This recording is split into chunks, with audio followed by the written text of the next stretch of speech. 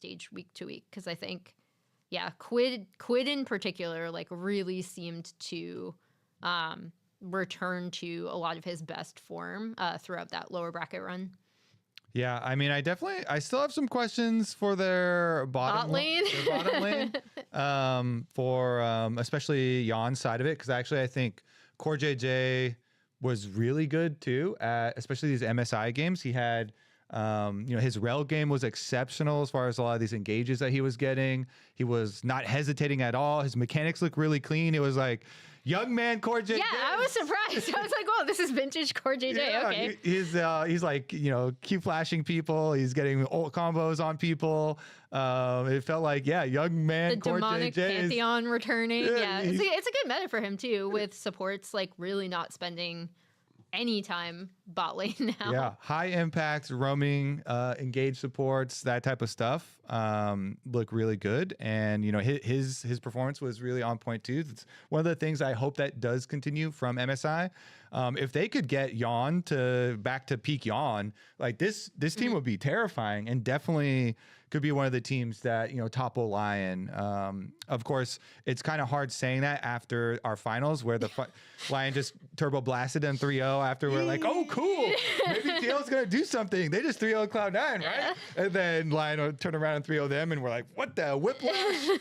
But the potential is definitely there, and especially after getting some good international practice and games in, and more time playing as a team.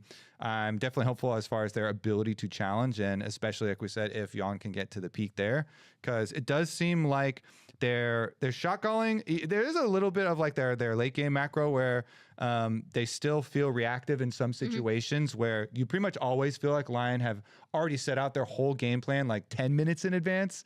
And there's a lot of situations where TL, it looks like they're reacting, to much slower, I guess, to some of their calls. But it did seem like a lot of their setups really improved. And so I definitely think it bodes well, especially if they can keep up some of the peak performances, and especially no one's gonna forget to ban Lee Sin from Jose. I think don't again, give Jose Lee Sin. It got nerfed a little bit. Yeah, but I think maybe not since MSI. Yeah, and I think he'll still play. G2 gave it to him, and with the nerfed version, and he slapped him up with it. Yeah, he's great on Lee Sin. I wouldn't give it to him if I was going to play against him. That's for sure. Not G2, no. KC, excuse me. Yeah. I really like your call, Emily, about the meta thing as well, because I remember when they first pulled out their Mel Pantheon bot, I thought it was kind of a troll pick. I thought it was one of these just like desperation, we're going to just pick some totally cheese stuff and win through the early game. And they did actually have a really good early game that game, but it didn't work out. But now we're kind of seeing that just be what people are playing. It happened a lot of MSI with these mages bottom, and then supports just, having the time of their lives, picking like Hillblade, Skarner, and Camille, and just running around everywhere. Thank you, On, for that one. And so I think that's something I could actually see that being really relevant for Summer Split, because I think supports are generally, it's the role, and it's kind of random for teams for what meta it is, because there's some players that are just really good at enchanter metas. They're good at playing safe and supporting their team. There's some players that are really good at engage metas. And so if it's like a roam heavy meta, I feel like Core JJ would love that. I think that's sort of always been his strength as a player, just just being annoying to play against, honestly, just showing up in places you don't expect or want him to be, and just playing Pantheon, playing Poppy, whatever it is, and just doing these like really aggressive roams. So if the meta stays like that for this split, I could see TL looking really good.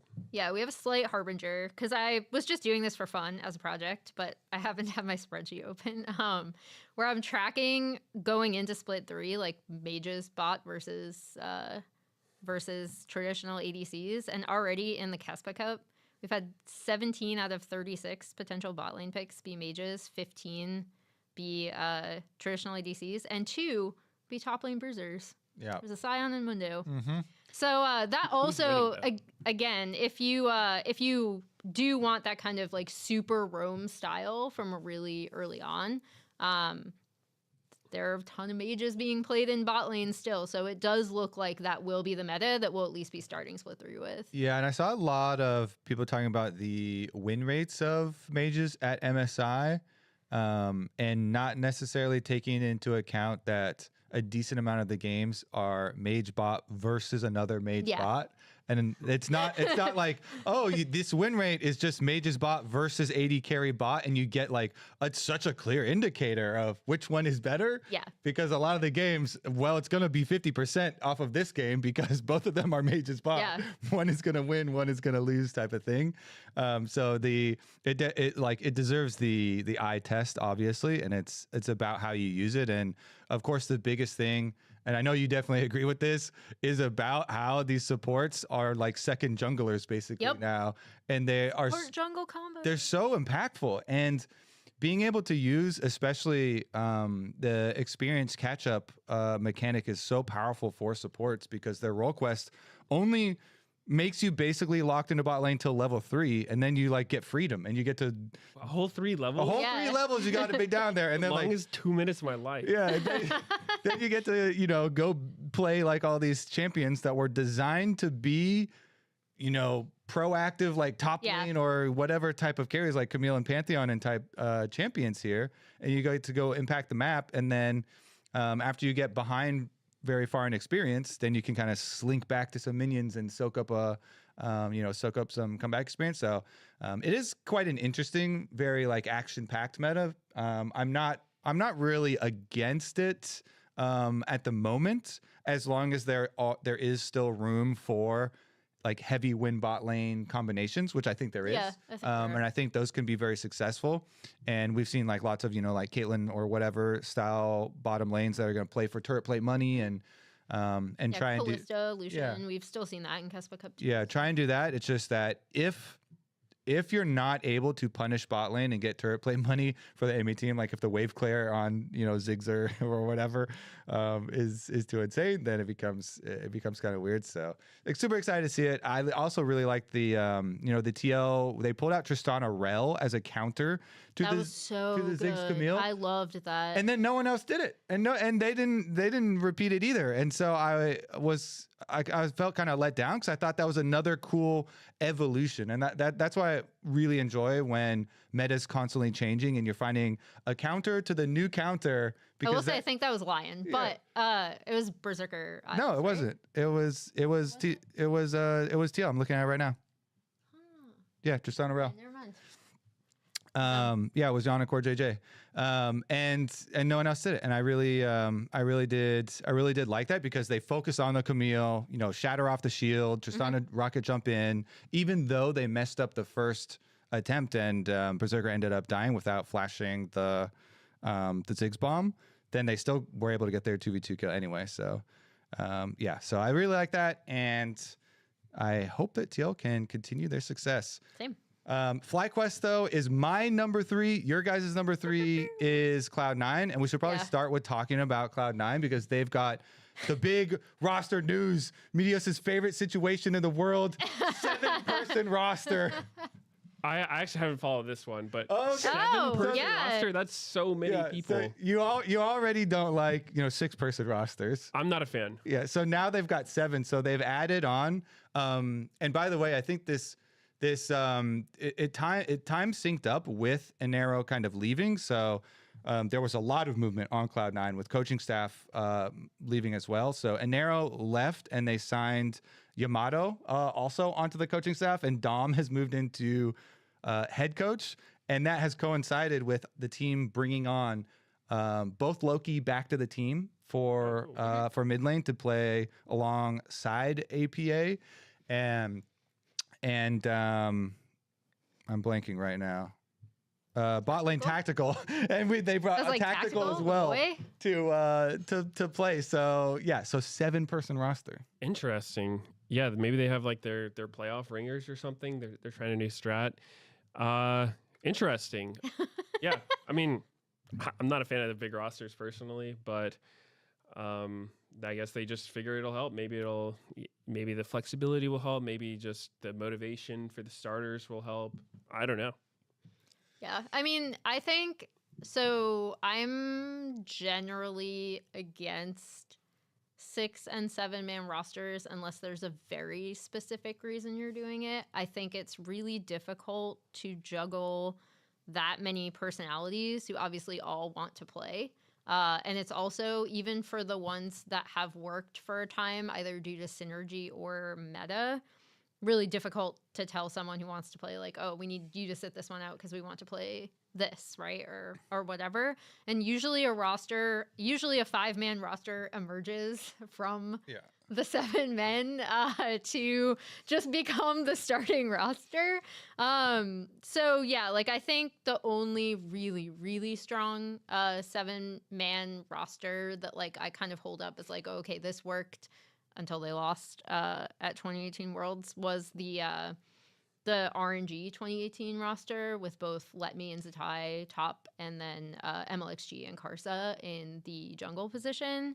C9 also pretty much the only NA team I'd say to actually have success with a 7-man lineup during the Swole Bros era, with Golden Glue and Jensen splitting time in mid lane, and Blabber and Svenskeren splitting time in jungle.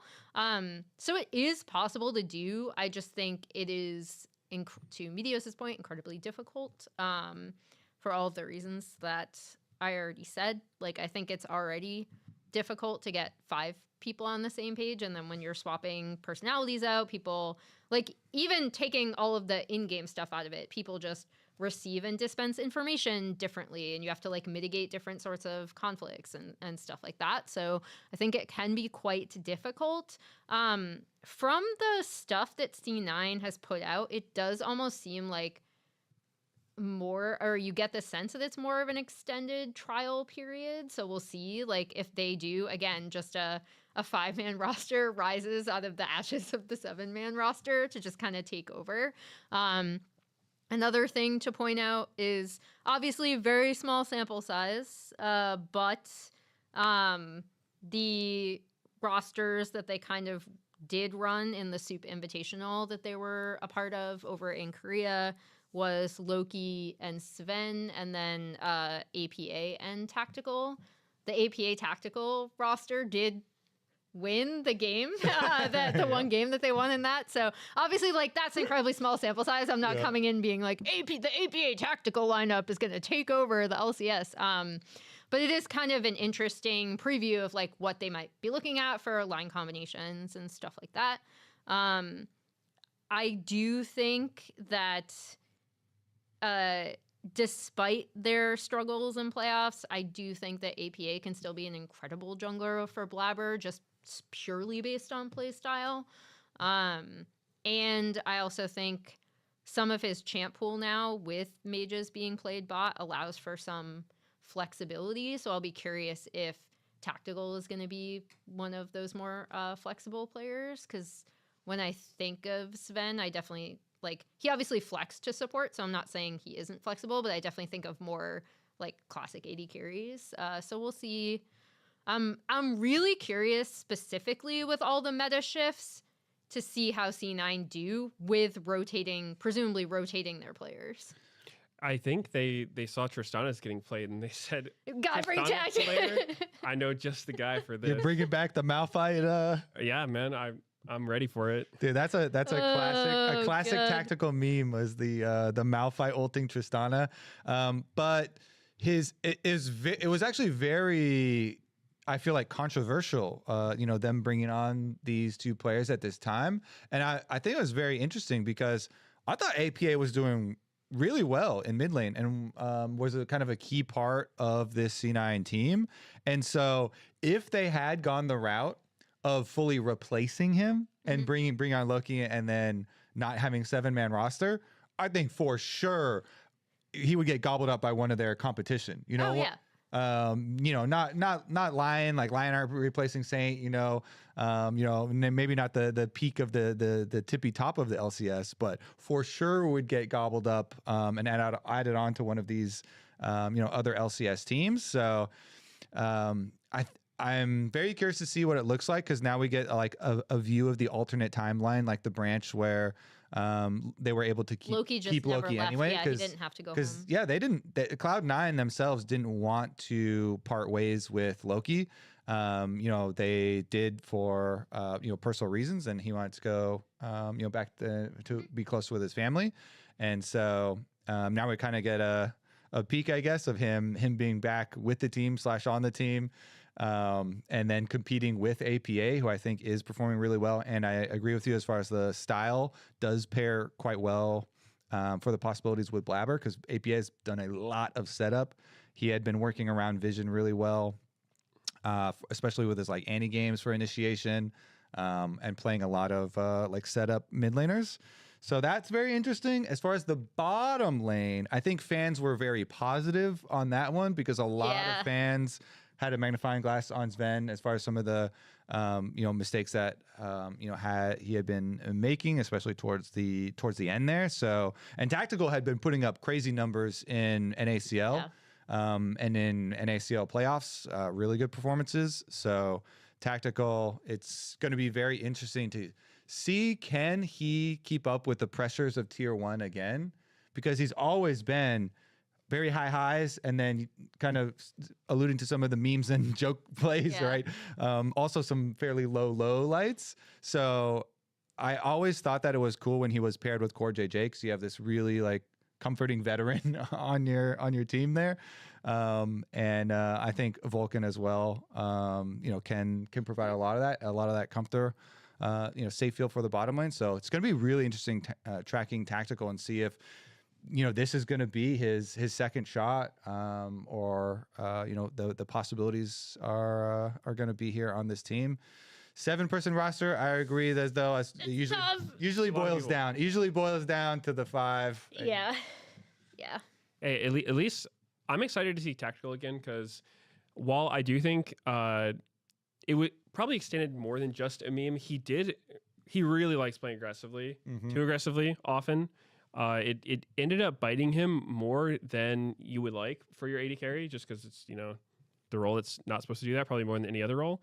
But it is fun to watch, and I think it's one of those things where, with more experience, I don't think it's a bad play style. Obviously, to an extent, but it's at least one of those things where you're losing on your own terms. If you're playing too aggressively, then you can just sort of chill out or measure it better and do it at the right time, which I think is better than someone who's just kind of like losing by like playing slow and just messing up things. So I don't know. I think it'll be fun to watch them. Yeah. I'm excited. We will see how Team Liquid or how Cloud9 do with that.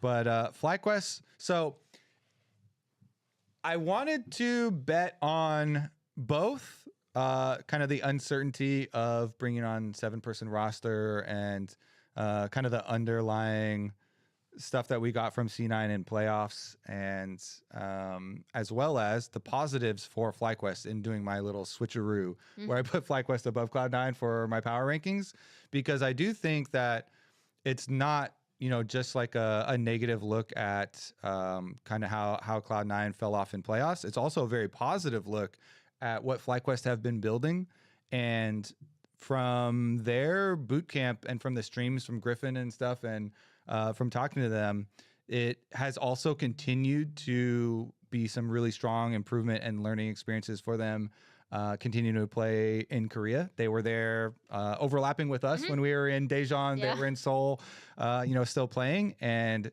I feel like everybody was on the same page as far as the peak for this team could still be really high. They're all very young, and so you're giving them a lot of kind of runway to improve over the course of the year. And we had Griffin himself literally saying, by summer, we're going to be top 3. We're going to get a world spot. And honestly, I think they're on track to do that. So I had to put them top 3. No, I mean, I like that. I like that bet, especially since like when I say when I tell people like, oh, you should watch the LCS, FlyQuest would be one of the teams that I would immediately point to and be like, this is such a creative team, right? Like Griffin was validated from spamming the Nasus and the Shyvana and solo queue, right? And I think they do have the potential to really pop off in the current meta as well because of that. Like, Masu doesn't have the biggest history of playing like mages specifically. Senna is his most fourth played. He's 5-3 on Ziggs. But I think he is flexible enough. If we've seen him bring out other answers, like they brought out the Cog Lulu lane, I think, into the Lucian Melio. I think he's someone who is willing to experiment, and I think the entire team is willing to experiment. Like, I remember that time that they were betting on Gakkos Quinn, for example. Yeah. And that's something that, like, most teams I'd be like, ooh, because, like, not that Quinn is bad and not that it was a bad matchup, but, like, she gets to a point where if you're not splitting up these, like, massive 5v5s that people are having around Drake, she's just going to be kind of useless and, like, soaring around trying to look for pick-off targets. And if you allow the other team to set up for a specific front to back, she's not going to be able to do anything. And the way they were able to set up and split up team fights so Gakkos could get into fights and pick off or damage priority targets, I thought was really smart. And kind of a window into, like, oh, okay, like, if they continue on this trajectory, that's really good because they understand how to pull off something here that's, like, actually really difficult, and not every team can do it. They're not that consistently, and I think that is because they're really young, and they themselves have said that, like, oh, we just kind of fell apart in this game, or, like, we lost our minds, like, afterwards, after some of their losses. They've also been just really honest about it, which I always appreciate from, like, hearing from their players as well. They're just a really fun team. But yeah, like, I think they have, like, even though I did put I put C9 third, and FlyQuest fourth, I do think FlyQuest have the potential to, like, really, really continue to punch up with steady improvement. Yeah, they're a team that I think, for me, because they're young, I am definitely going to be interested to see how they adapt to the meta stuff, because so far to me it feels like FlyQuest, when they're doing their thing, they're really good. I think they can rival any of the top teams, like can take games series off of any of the best teams when they're playing the stuff that they're good at, which is, I think, Gakkos on carries, Griffin on, like, non-meta weird picks. I think that's definitely his strength. A lot of times they lost, it was when he was on more meta stuff. Not to say he's horrible at it or anything like that, but I feel like it's just not really his strength. And then Quad likes his control mages. Masu's great on, like, scaling carries, and then Cryogen has played a lot of the ranged enchanters and, like, bard type champions. So I feel like that's not really the meta we were seeing most recently from MSI, with the super roaming Camille supports and melee mids, which, I mean, they're not, like, the only thing being played, but I think Silas is really strong right now, Akali, Yone, etc. And so we're going to have to see how they can adapt to that, because that is tough and it is fearless. So even if you're really strong at one certain thing, you're not guaranteed to get it. So I think they've been awesome to watch, though. I'm optimistic about them. I think they could easily get top 3. I think that I wouldn't even be surprised if they went to Worlds at all. So I think they got what it takes. Yeah, it's always fun to watch them play because they very often draft a lot more damage than most teams and a lot less tankiness. Yeah. So inherently, all the fights in the game are going to be quicker, more exciting because there's more damage. There's less kind of leeway to just tank damage. Positioning is very important. And side lane is really important too. And so I'm glad that a lot of the matchups, we get different looks than the teams having very similar ones. So yeah, it's going to be really interesting to see how they adapt, especially because, like you're saying, with Griffin being very flexible from jungle, it allows them to very often have whatever tankiness they're going to get usually does come from jungle. There's going to be some Griffin pick like Skarner or Shen or something like that.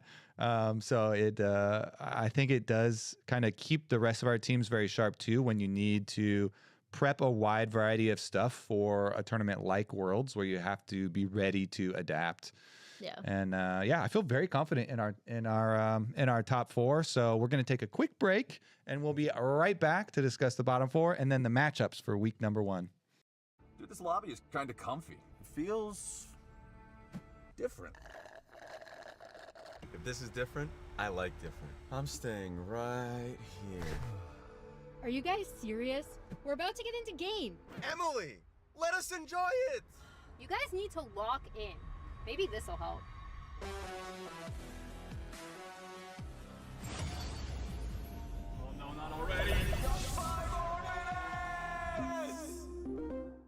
Welcome back to The Dive, driven by Kia. We have some LCS tickets that are live for our opening weekend. We still have some spots, especially for Sunday. You should definitely come join us. We've got a little tailgate party here in Los Angeles. So if you are around, then queue up into the ticket line and join us. And we'll continue here. So we are up to number 4 or number 5 now, as we just did the Cloud9 and FlyQuest very close in the standings, down to Sentinels. And we all had Sentinels still here. It feels correct that we still have Sentinels as basically what everyone kind of thought of them when you first saw this lineup, and then still throughout, all of the performances. And they just feel like you can count on them. They're solid in the middle. A lot of veterans here to make you feel comfortable. They do have a little bit of craziness, which comes from Hambach. He's had some big moments. He has some good mechanics. He has had a lot of Skarner wins, but this is the team I feel like that will surprise me the least. What are your guys' takes? Why do you have them right in the middle? So I have them in the middle just because I think they're wildly inconsistent from series to series and even game to game within a series in terms of how well and coordinated they can play. The thing I think that could allow them to punch up if it does happen is that I actually think Hambach and Huhi as a jungle support duo already, because jungle support, again, very important. I'm not going to let anyone forget that. But in this meta specifically, I can actually see them popping off a lot, where Huhi is just constantly leaving lane, and then it's kind of going to be on Rahel whether he can play these mage picks or like not traditional AD carries as well as traditional AD carries, because that's the wrench in where, like, we talked about Fly, and my question in that bot lane isn't Masu. It's okay, how well is Cryogen going to be able to adapt when, to Meteos' point, he was playing a lot more ranged enchanters and seemed to be a lot more comfortable with those. With this team, it's kind of the opposite with their bot lane, where I think Huhi will be, again, incredibly comfortable with impacting the map. I think that's one of his strongest suits when he's unlocked from bot lane, and is able to affect the rest of the map and essentially become a second jungler alongside Hambach. It gives them a lot of flexibility if they can pull it off. My question is whether Rahel will be able to kind of step in and be as flexible as they might need him to be. How Impact is going to be performing in top lane and kind of continuing to really, really test the limits of trying to widen out his champion pool to play more of these ranged matchups in top lane. And then Darkwings, I think, has had some, like, actually he's been surprisingly solid for me. Very He's good, like, I think, performed better than I expected. So I do think there are just so many question marks in terms of, like, individual and team performance from game to game, where, like, if you told me, like, oh, Sentinels upset Lion and beat them, like, 2-0, right? I'd be like with Inspired on team. I'd be like, okay, like, I can see a world where that happens. Like, I wouldn't be, like, on the floor being like, what? Like, that's crazy. It also wouldn't necessarily be my expectation. So I think that's where it is, where, like, I think their average performance is, like you said, exactly where we kind of put them. And I think they have potential to be both worse and better than that. Yeah, Sentinels to me is definitely one of those teams that's better than the worst teams by a lot, but I think also worse than the better teams by a good amount. I think that this past split, it seemed like they got a lot of wins playing their Skarner Caitlyn comp, where it just looked like Humbox was so much more effective on Skarner than other champions. And I think Rahel, to like a more higher extent, he was really good at Caitlyn. They won most of their Caitlyn games, but some of his games on other champions, like his MF game, I think final game of their season, was like super rough. I think he's had some of the, hardest feeds of any player. Some of the hardest feeds. Yeah, I mean, when he's off of Caitlyn and whatnot, he's had some pretty rough games and rough plays. So I think this team is definitely not bad, but I think, especially when it comes down to being super flexible, if people now know what their strengths are, they know what champions not to give Sentinels. Are they able to find success in other ways? I think they have really good teamwork. I think that their team plays good, their communication and whatnot, their vibes seem really good.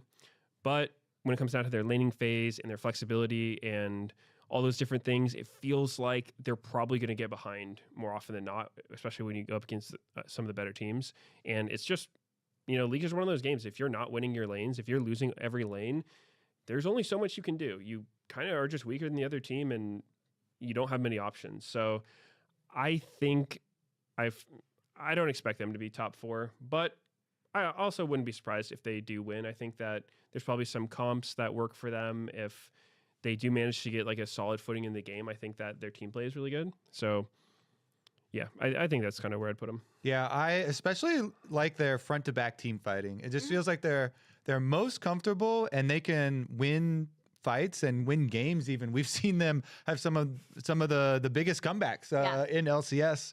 We had one of our best graphics of the Huhi Balboa, Huhi Balboa knocking the gold lead up, and his inspirational comms of it just takes one team fight to win, and then they actually win a team fight, and then they can actually win the game when they were down like 7,000 gold.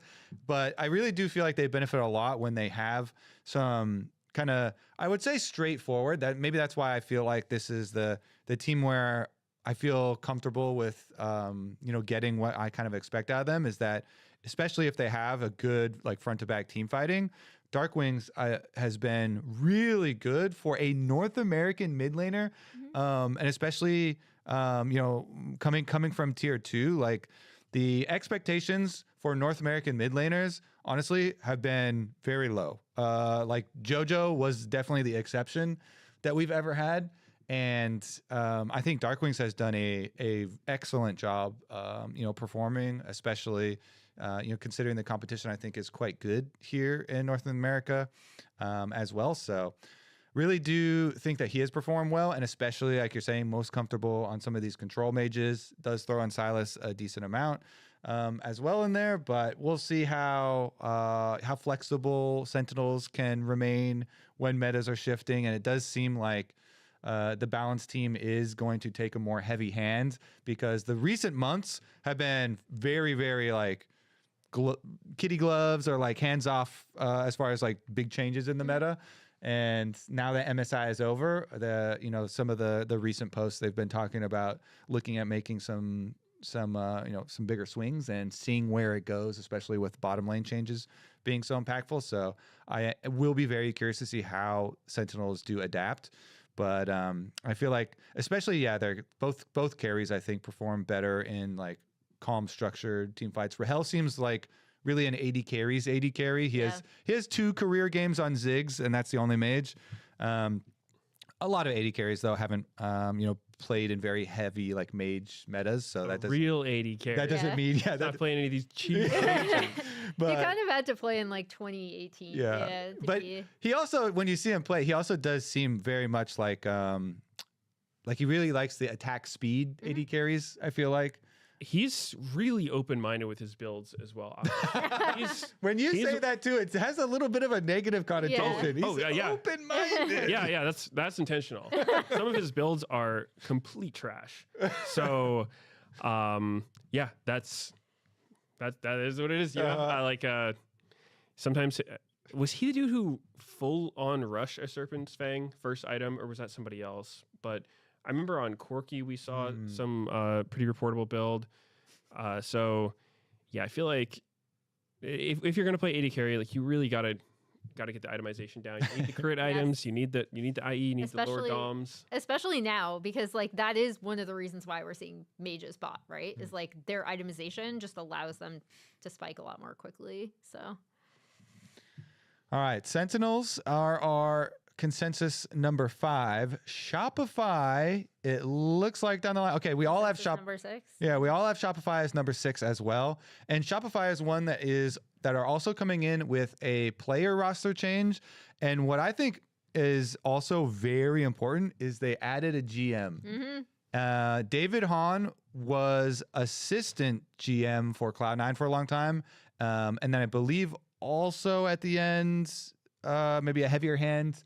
I don't know if he actually got the title of I think he was of United's GM. of Might need a GM. fact check, but He was I thought he was assistant GM for a very long time, and then obviously moved up the ranks and had some more power there too. And so he's moving from Cloud9 over to Shopify. I think this is very big because he gave an interview with David Shynock and had some, I think, very like hard-hitting headlines that he is positioning as what the changes are going to be for Shopify. And one of the biggest ones to me is he had this quote about when he joined Shopify, he approached the players and the staff and was like, "You have to prove to me that you deserve to be here." Yeah.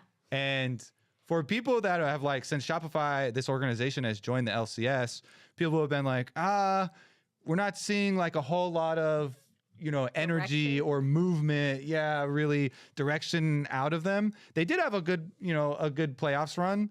And they have people get behind them when like Contracts has a really good game or pops off. But aside from that, it hasn't really brought out a lot of emotion in fans or, one way or the other. And so I think that this, like taking a hard line and being like, we're not going to be okay with mediocrity, and you have to prove to me that you deserve to be here to like every single position. I think this could be a huge, huge change for Shopify in general. And it also puts a lot more pressure on the players now for every stage game that they play.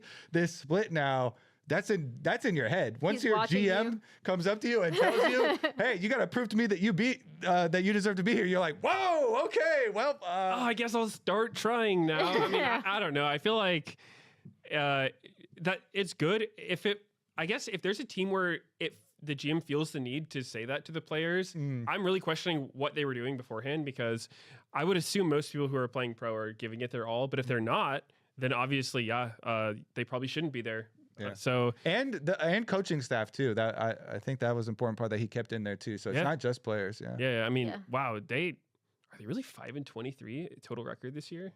That's crazy. Yeah, I mean, right. Yeah. Wow, and they're number 6, so we got teams below them. I think Wow. so. I think the thing, or like the missing piece in terms of like looking at Shopify as a team, because I think talking to their players, talking to coaching staff last split, it was kind of like, oh, if we can only get there, like we're still having some like internal communication issues. And in my head, I was thinking like, oh, okay, it's like Tini coming over and having to learn, how to operate in a different culture, learn a lot more English, be able to communicate with his teammates, be able to also just learn the game coming from like, still, yes, I know like LCK Challengers is a really good and going to produce some of the best players in the world. However, you still have to learn a lot more of the team game in any tier 1 environment, because it just matters a lot more. And then try to keep up your individual play. And I was thinking like, oh, okay, these are their problems, right? However, I don't know if either of you watched, Shopify put out a documentary that was actually like really interesting because it was so raw. Like nothing is ever going to top Breaking Point for me ever. Like that's just iconic. Like if anyone wants to watch like anything in esports, there's like a few things I would recommend them to watch, and Breaking Point is actually one of them. And this is kind of the closest I've seen to getting to just watching players in kind of a more raw environment. And it does not, like, they do not all come out looking good, like both players and coaching staff, right? And so I think if people want to know what's going on with Shopify, I recommend watching that. But like B, I think it showcased that their communication issues for this team were a lot more deep-seated than like, oh, their mid laner is coming from Korea and needs to like learn English, right? Yeah. So I think, to your point, having David Hong come in and having just at least a clear direction top down of being like, this is what I want the team to be, could end up helping in a situation where it seemed like, especially towards the end, like a lot of people were kind of at a loss of how to communicate with each other or like what the team direction even looked like.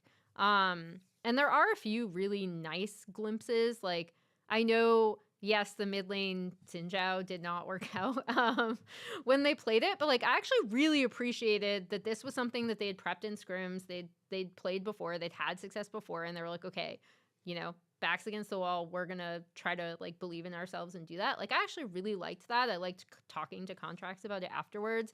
I thought he had some insane individual performances to even get them to a point where they could be you know, in playoffs. So I think again, like maybe having some sort of like firmer direction could end up helping, hopefully. Because that was like the missing piece of your point where like I would hope they'd be trying. And like I don't think it is that they're not trying. I think that they probably had this kind of continuous breakdown in like overall communication between the players, between coaching staff and players. Yeah, well, oh, sorry. No, and I think like maybe that could like help. I don't know. Yeah, I was just gonna say Shopify was, even though their record is super bad, they were ahead in a lot of their games. They were the team that when I would watch them, it was just one of those like, so how do they find a way to lose this one? Because I think they actually had good early games. I think Contracts is, you know, he's always been a really good early game jungler. He's somebody who's great at finding plays. He doesn't play like Inspired at all. He doesn't have the controlled, I'm gonna like be really efficient and choke you out play style. He's more just like the agent of chaos. He's like, you know, I'm going to like make a play that you didn't expect, and if it works out, it's gonna be really good, and if not, then it's gonna be really bad. So he's kind of like the wild card jungler. But to his credit, I think he does work out pretty often. But this team, for some reason or another, just finds a way to lose games that they would be up, you know, a few thousand gold, have some dragons, and then it's like, boom, third dragon fight. Oops, like somebody got caught, everybody died. And so, yeah, I mean, I'm still waiting for Zinni to wake up personally. I think this guy had so much hype around him. People were saying like, you know, he's like the biggest import from Korea in years, and he's not really done anything yet. He's looked pretty like not great. So I think it's possible. I could still see a world where it's like, okay, you know, now he's comfortable. Maybe there was something keeping him from playing at the level he's supposed to be at, and now he's fixed that, and he's owning now, which would be cool to see. But you know, definitely haven't seen it yet. He's looked pretty under par. Yeah. So Oh no, I was just gonna say it made me really sad as someone who watched him in Challengers, because he was on KT Challengers, so I did watch him over there. I think there are like glimpses of hope in terms of, I remember that, and I also, to your point, Medios, think they might have lost that game, the Azir Poppy game.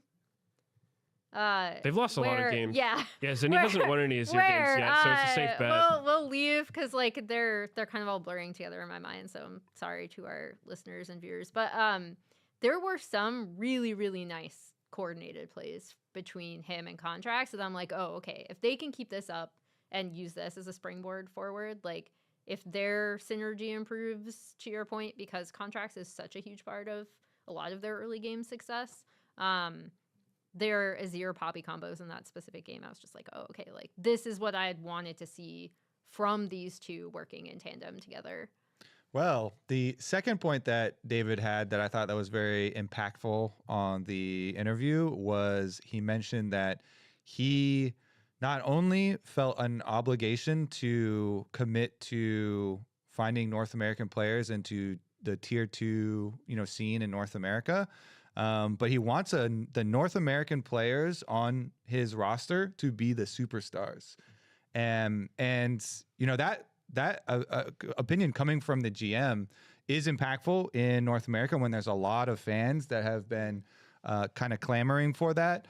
Now, I will say he is coming into a team where Contracts, the North American player, is already, I think, the best player on this team. People would maybe not say he's not a superstar, but I think he is the best player on the team, and certainly a star for the team, especially with some of these like hard carry Olaf games. And he certainly had his fair share of like 1v9 games, especially towards the end for Shopify.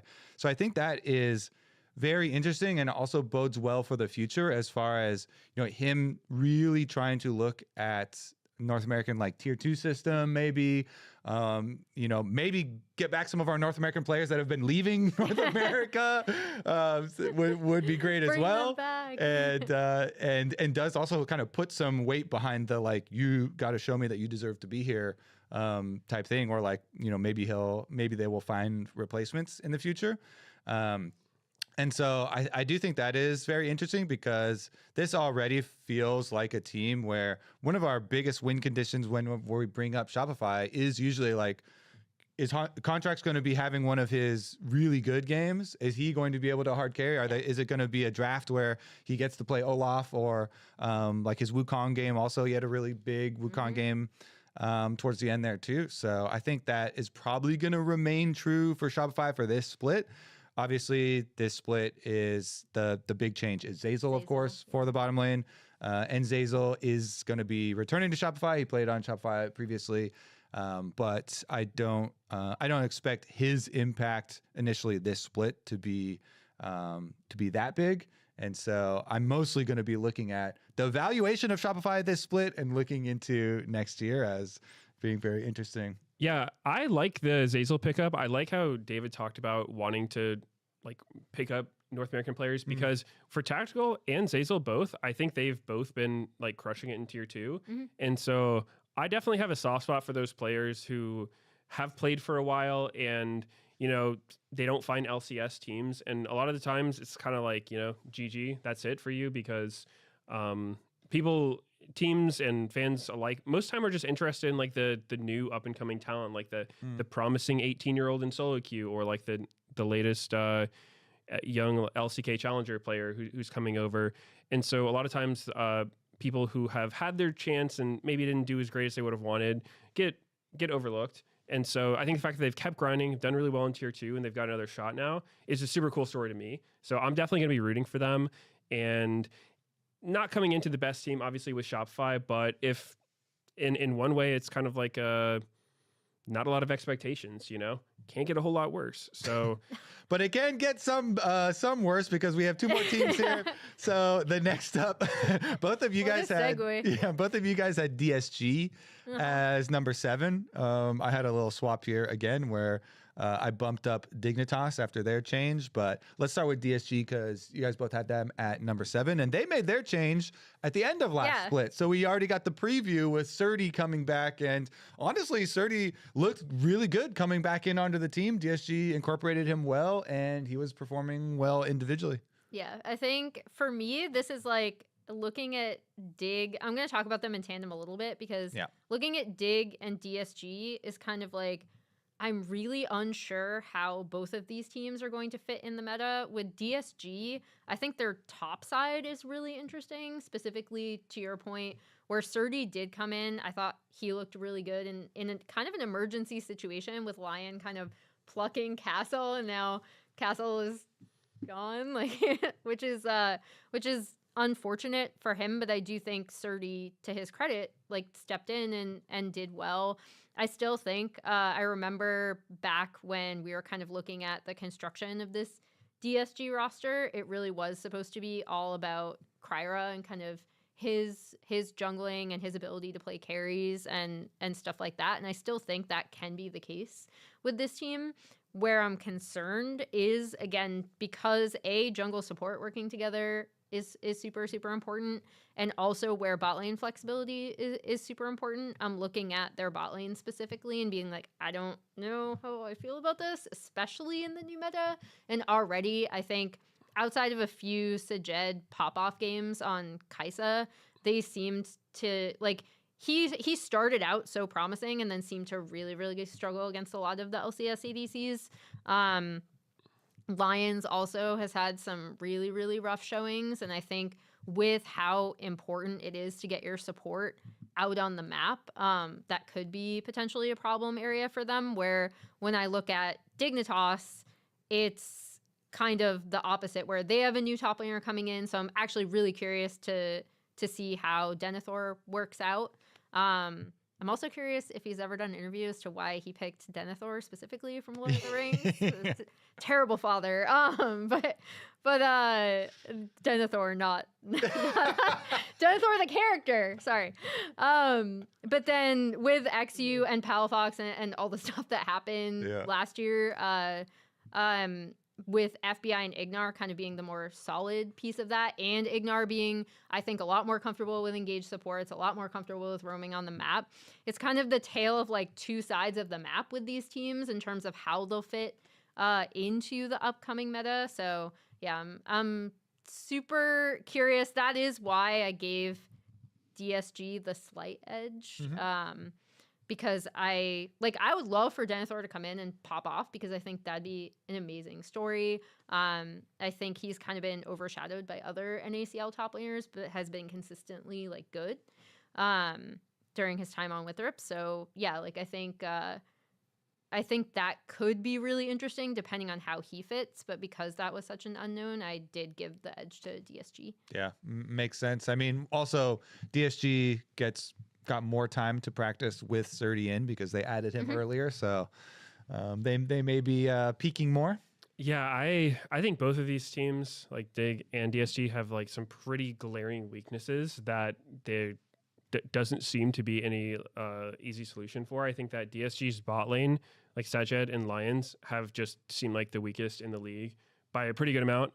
Just hard losing 2v2 a lot of the time, just making mistakes, getting caught out, just overall not performing as well as anybody else. So I think that's really hard with just how important the role is. It's like, if you have a losing bot lane, you're playing an uphill battle just from the very beginning. It's like your best scaling person on the team, and you're the most control for your map, and they're just getting blasted. So what can you do? I think that's tough, honestly. True jungler right there, baby. I feel you. You're just like, you know what? top. You guys are on your own. I'm pathing top, and they're getting dove. Yeah, I claim support diff all the time as the enemy support comes to foil my jungle plans. But I 100% agree, and that's kind of why I don't know.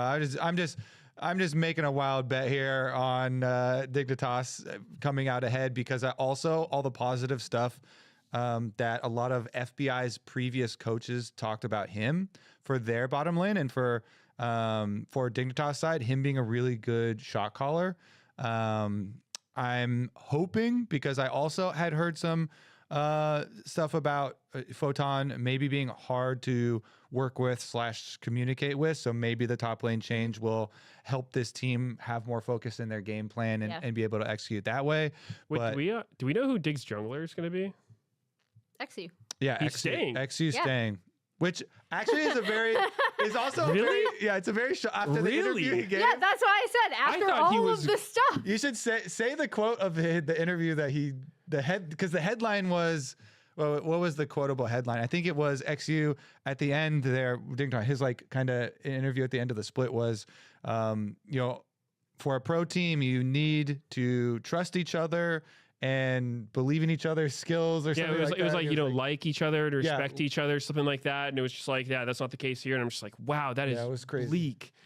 And then that was before even their last game. And I don't know, man, it was actually hard to watch Dignitas play in some of their later games, a lot of their games, but especially their later games. I think that Palafox and XU were in the same way that DSG's bot lane was kind of like at the bottom. I think that Dig's mid jungle combo was just absolutely getting rolled by everybody. I think they every once in a while would have a decent game, but then the next one they just go right back to just feeding their brains out. And bot lane's important, but mid jungle also pretty important. I think that if you just have zero control over the map, then your side lanes can't play. And so, to some extent, every role matters, right? And so if you just have this huge weakness where you're consistently getting deficits, then you're just having an uphill battle. Yeah. Like, there's just not that much you can do if you have this like huge hole in your ship or whatever, and you're just like, everyone's trying to just bail you out immediately when the game starts. It's not like you're playing to push your advantage. It's just like, oh God, like we're super behind. We're just getting gapped everywhere. Like, what can we do to not have this mistake happen and this mistake happen. Like, how can we avoid losing in these different ways? And so that's oftentimes what happens with these bottom teams. And yeah, man, it was so hard to watch Dig in their last few matches. It looks so lifeless. And I will say, as much as maybe it was hard to coordinate with Photon, individually, I think in the majority of games, he was the best individual player on Dignitas that we saw in these games. There were definitely some moments where FBI and Ignar, especially FBI's Senna game, I remember, absolutely popping off, and then Ignar had a vintage All-Star game as well. So like there's definitely their bottom lane also had some bright spots, but individually it felt like Photon performed well. So that's why also the top lane change is very risky. Although, you know, maybe you know, they can work better as a team with new top laner. But you also reminded me, like XU in that interview, he said he was considering retiring because of the previous split they playing on Dignitas. And so that certainly is something that is very difficult Are to we salvage. sure he's staying? I have never seen a more I'm out post than that. That is so wild. So maybe they've been able to rebuild the mental and rebuild the internal team dynamics. That would be the rally of the century. That would be the biggest kind of awesome rally ever. Honestly, Yeah. I will say, do think again to reiterate, this meta is really nice for Ignar and FBI. I think FBI can be incredibly flexible. I think he can take care of himself well in a 2v1 as Ignar kind of just roams around, does his thing. And then the other question is how Denethor is going to come onto the team and how well he's going to be able to like coordinate with the rest of the team as well. So all right, it's time for predictions for our first matches of the summer split here for LCS. Let's start with FlyQuest versus Lion. What's your prediction and what's the biggest difference maker? FlyQuest versus Lion. The banger opener. I'll pick Fly, you know? Yeah. I'll pick Fly just for fun mostly. I don't even necessarily believe it, but I think just Lion without Inspired, that's super tough. That is every single team Inspired's been on. He is just like the absolute leader. He is just like the driving force. And now they're playing without him. I think the rest of the team's good, but maybe it'll be hard to, because on one hand, every player, I know this from personal experience, when you have that burden of leadership, it's like you're not only worried about what you're doing, now you have to be worried about what other people are doing and getting them to do what you want. That takes a huge toll on your own personal play. So I think that is actually going to be really hard for Lion. And FlyQuest, I don't know, man. They can surprise you. I think they're fun to watch, and they look pretty good at the end of last split. So, you know, I think they can do it. I think they can beat Lion with a sub. Yeah. I mean, honestly, I was picking FlyQuest also, and my biggest difference maker was going to be jungle, because with Lion, Big G, or at least it being on the front page that Armeo is going to be the fill-in for Lion, I think that Griffin will be set up to be the big carry. And if you have a jungle carry that likes to play, you know, Shyvana and Nasus and stuff, Emily, I feel like if this is the time to upset Lion and take down Lion right at the very beginning. So yeah, I think that's my prediction, and that's my biggest difference maker. What about you? Yeah, same. I mean, the last time they faced, we saw the like newest edition of like Jugger something with the Lulu Nasus, like the Jugger dog performance. I think some of that was instead of a jungle substitution, they were played Castle in the 2 games they lost, and then Dokla played in the 1 game that Lion won during that series. However, I do think with Inspired out, this is kind of perfect time for FlyQuest to come in, make a really big statement about the fact that they do want to contend to like really win the LCS, and they are very dangerous. And we've already seen flashes of how dangerous this team can be. Like I already said, I think it's a really good meta for them, saved some worries about Cryogen that you'd already brought up, Medios. But yeah, like I actually think it's a perfect time for FlyQuest to just come in and like make a really strong statement. All right, what about Dignitas versus Sentinels? Back-to-back predictions. Yeah, I mean, I stand by what I said about both of these teams. I think the jungle support duo specifically of Hanbok and Huki can be so dangerous and just really difficult for opposing teams to deal with because of how aggressive they can both be on the map, both in terms of just invades and like invading for camps, but also Huki randomly showing up in top lane, like randomly showing up in mid lane very early. I think he specifically sees the map so intelligently, and he's able to help lanes outside of bot really well. My only concern for Sentinels is again, like I said, how well, if they are pinched in terms of bot lane specifically, how well Rahel might be able to operate on something outside of standard ADCs, because I think he's already, had some struggles there. But yeah, I think I'm going Sentinels. Yeah, I also am going Sentinels. I think biggest difference is gonna be mid jungle, Darkwings and Hanbok over XU and Palafox. I think mid jungle is gonna control the map. I agree with your assessment. I am also going to pick Sentinels. I mentioned before, but I think they're better than the worst teams. And I think Dig is probably the best team. All right. What about TL Damn. versus C9 then? Ooh, this Off the back of that. This is a really tough one. I feel like I go either way, but I'll pick C9 for this one for the reason that I think C9 typically, historically, I feel like they win a lot of these first game of the splits, especially when they're going up against the team that finished better than them in playoffs. In the sense of, I think their off-season motivation's a lot higher than TL. like unironically, because TL's, they went to MSI, they put up like some good fights, they looked pretty decent. They're coming back feeling pretty good, right? But C9, they are just in true despair the whole offseason. They are feeling like absolute failures. They're putting everything into practicing. They're not slacking off at all. And then we've seen this every single time. It's like regular season C9. They treat that shit like world finals. And I think they just are gonna be able to take TL. I think it could go either way, but I just think it's more likely C9. And it's 7 versus 5. Yeah, exactly. That's two more men. How can That's true. How can you beat those odds? I want to know if they're going to use all 7 players in the series. In the same time. Swap them out line changes and hockey. You have to make a deal with the enemy team or something. Just 2v3 bot, 1v2 mid. What the hell? Yeah, but I want to know if they're going to swap, between individual games here within the series. But as far as my prediction, I'm going to stick with the same logic I had for the power rankings with TL. I think they're coming in super hot off of their improvements, and I think their motivation is going to be how they were able to look competitive versus T1, but still not win the game. So you still are pissed, but you're not in despair. Maybe. so they'll be able to keep up that performance. Oh my gosh. Emily. I also picked Team Liquid. I agree. This is the closest, I think, match that we have actually. Well, also Shopify and DSG could be pretty close. Actually, no. Yeah, they're all pretty close. Never mind.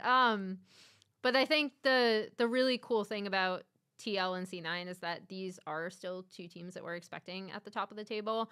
The reason why I'm giving TL the edge is because I think even with not making it to the MSI main stage, they will be able to carry the momentum specifically around their top side, with both of their solo laners having stepped up massively, both in playoffs and on the MSI stage.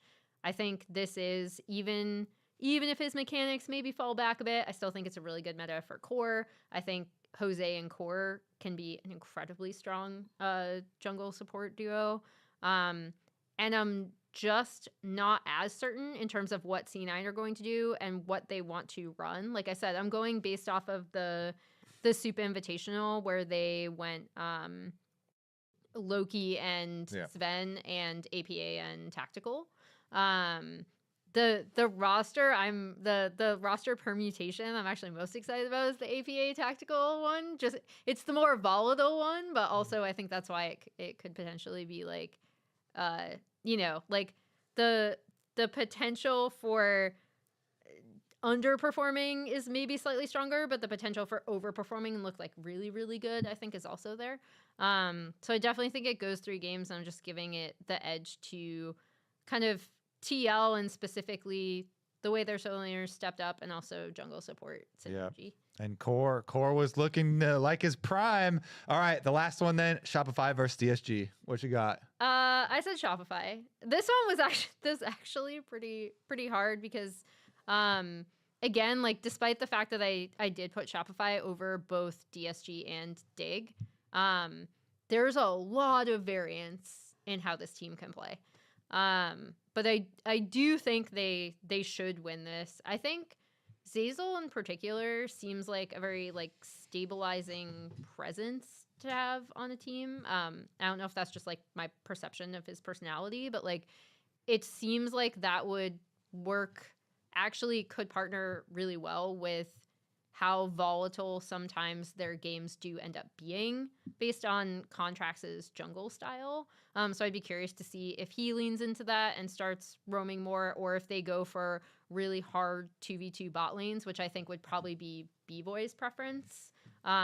Because when we've seen him pop off, it has been on stuff like the Ezreal, which is like, I think the most played AD carry, like traditional AD carry right now in Kespa Cup, and still really strong on the patch. The Lucian, obviously. So I'll be curious to see where Zeyzal ends up fitting in there. But yeah, that I am giving them the edge over DSG, I think, just because I do believe a little bit more in not only their bot lane, but also just Contrax's ability to really control the early game. And I believe less in DSG's ability to necessarily set up those kind of comeback fights that they would need to have against a Shopify lead, like early to mid lead. I also am going Shopify, but I'm very hesitant because I see this as which one's going to be stronger. You know, DSG, I think their bottom lane is a real weakness, but Shopify, I think both solo lanes have shown real weakness. In their games, you know, in their games where, and you think back to the ones where Contracts is hard carrying at the end of the split, the Olaf, and he's like 10-0, and you look up at the gold, and the gold is almost even. You're like, what the hell? Where's that coming from? And then both solo lanes are down like 3,000 gold each, and you're like, whoa, you got like a 10-0 Olaf on your team. Like, play the jungle, guys, or you know what's going on here? But on the other side, then I'm like, well, their bottom lane, I think, is gonna be have a big advantage over Disguise bottom lane. So maybe their solo lanes, might have issue, or but their bottom lane might have an advantage. And if your bottom lane has an advantage, then Zeyzal does get more like roam time and get to have an effect. And people have always talked about, who have played with Zeyzal, that he does communicate a lot and very effectively, and so maybe he has this calming effect on the team, and his large beard and his very just has the aura. calm demeanor really brings the focus. So I think I am going to go Shopify, and I'll be very curious to see, especially as far as the solo lane matchups, how the Surdy versus Fudge one goes, because I think Fudge was really underperforming, and I do believe that he has the capability to perform much better than we just saw from him last split. And so I feel like this is a matchup where versus Surdy, you gotta do it now, or else you're gonna continue to like lose ground over the split. Yep. I think I will also go with Shopify for similar reasons. I think the new motivation they have from having David come in and just say like, hey, prove you need to be here. Because to me, Fudge is a player he's really streaky in the sense that like he goes in and out of form more than most players. And I think when he's in form, he looks pretty solid, but then there will be other periods, sometimes it's a match, sometimes it's like a few matches in a row where it's just like, wow, like he looks so bad. So I think with proper motivation, he could look pretty solid.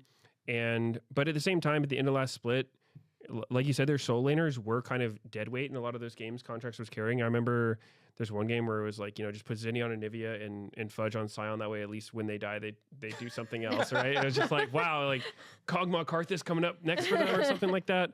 So, yeah, I don't know. I think DSG's bot lane, they would have to level up so much in this offseason for me to feel like they could win. I think that's just such a hard thing to overcome. They really looked like they were getting gapped last time we saw them. So I would still correct Shopify. All right. Well, I think that's going to wrap it up for us here on The Dive, driven by Kia. Emily, thank you for joining us so much. Be sure to subscribe to us on Spotify, Apple Podcasts, and YouTube so you don't miss an episode of The Dive. Also, leave a comment. The LCS returns this Saturday, July 25th at 1 p.m. Pacific, as FlyQuest takes on Lion. As well, we've got a show match, TSM versus COG, Friday. Before then, we've got some special guests.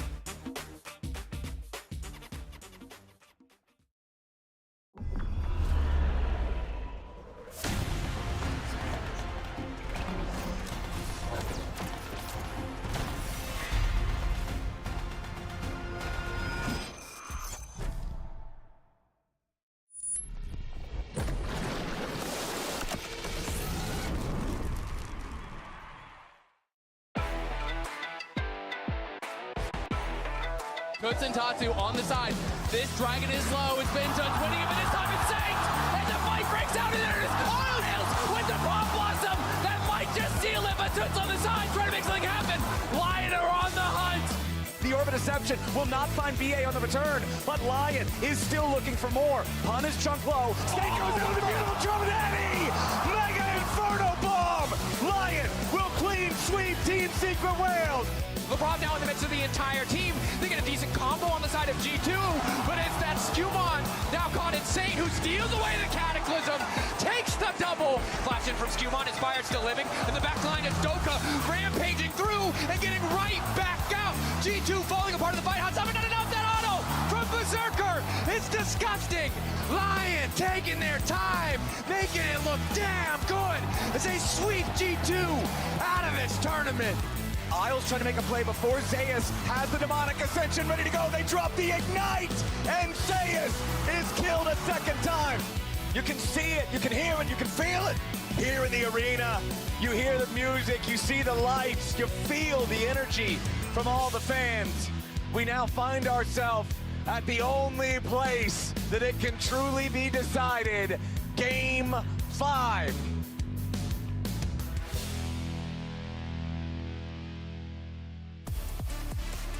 Hello everybody and welcome to the opening week of Summer Split presented by MasterCard as I present you the podium top 3 finish for North America! Let's go! Top 3! top three, top three, top three, top three, top yeah! We let you win. We let you win. You were in day job. Guess what? You guys can have Let's go. I've also realized I don't know if we thought through all the symmetry on Rad. Yes. We'll figure that out. It's fine. That's wardrobe Beautiful. problem later. We're in top 3 region of the world! Yeah! Do we want to talk about it? I was too weak to open. Nobody can take it away from us. Wait. Let's see if I I can do know. I'm so sad. it. Twist it. actually. Woo! Emily's weak! Who are these guys? I don't even know. Top 3 is all we need. Let's go, guys. That's all we need. Let's go to the after party. Wait, let's get some of this Let's out go to of the here. after party. Saving this You know for what? later. Before we go, you guys did your part. You guys did your part. Handshake. Handshake. Well played, Zeus. Okay, Well they're played, shaking Knight. each other's hands, but it's about us. It's about us. I don't know if they have It's definitely great about vision us. right now. They may not be able to see. I mean, Yeah, you are covered, brother. Let's go. yeah. This is the aftermath of Oh being my a top 3 team God. in the world. This is Yep. what success Wow. looks like. Yeah. Raz, how does Honestly, it feel to be yeah. a top 3 region? You look like you've partied. This is a sobering experience. I didn't get to hear from you. What did you think of us 3-0ing G2 mercilessly? Oh, I expected it. Yeah. Well, I think there were so many people that were chirping, yapping about Europe being incredible. Yep. I was like, I feel like every time we faced them, we destroyed them. And we got a little bit of a taste tester with KC versus TL. So I was looking forward to it. The most incredible thing was the day after when they were like, this was such a big ass whooping. We had to change our coach out. The drafts were too bad. Frame one. But under 6-0. You also mentioned KC losing to TL 6-0 at MSI. That's awesome. Yeah. Top 3, definitively. Let's go. The lose streak against LCK and LPL continues, though. I'm going to keep my eye on that one. I'm watching. Eventually, we'll be. Yeah, well, all we got to After do, that, moving on. we just got to change everything except the grand finals to best of 3, and then Inspire's just cleaning up wins. Yeah. He would have beaten BLG and Gen G and HLE, would have been able to do it. Okay, let's take a look at the LCS schedule, though, because we're here in Summer Split, week 1, Go. and Inspired isn't here. So a substitute jungler. He's still Bringing the energy down a bit there, Jet. I love FlyQuest's tweet that has him as, I think, Odysseus in the Odyssey. Yeah. But yeah, he is not here. Briefly, Armeo will be subbing in the jungle position. But we had a whole bunch of other roster changes. Yeah. Oh, yeah. Let's talk about that it. happened We have going in. a roster change grid. So this is essentially, we don't have the Inspired one on here just because, for those of you who don't know, he did mention on his own Twitter that he's in Poland for a few weeks. He said nothing bad, family matter, so I hope everything is actually okay. But here for C9, the big thing is they signed an additional mid laner, brought Loki back, and then also signed Tactical. And we don't know who their starters are going to be week to week or game to game, which is interesting. And then the teams towards the bottom of the standings also made some changes. So Shopify Rebellion brought in a new GM, previously with C9, David, and then they also brought in Zazel for Seos.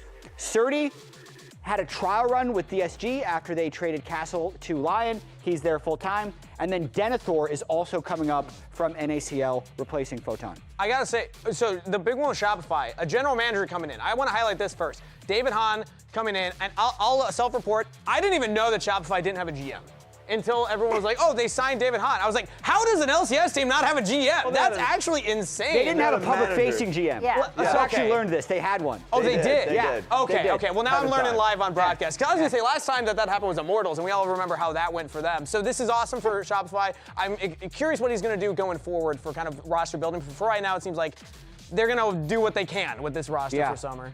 I mean, I think it's tricky whenever you're a team towards the bottom of the standings. You can see everyone did try and make their little tweak to get things going for summer. Yeah. Raz? I mean, it's like everything is like much bits and pieces, right? Remaining the same course. This makes sense. This is just calamity from Solid side. It is. Like the fact that we've It's just something. credit to the graphics folks. The fact that they put in like 4 portraits in this like small event, and it is a trial run. It's interesting to see because another note that hasn't been mentioned is the fact that also Dom's coming in as the head coach. True. Whereas Inero was initially the head coach. Dom, of course, was the assistant coach. They also put in some like supplementary Yamato's also and Arrow as the assistant coaches for the team too. I think they have a pretty big task ahead of them since they need to solidify what best roster looks like for them.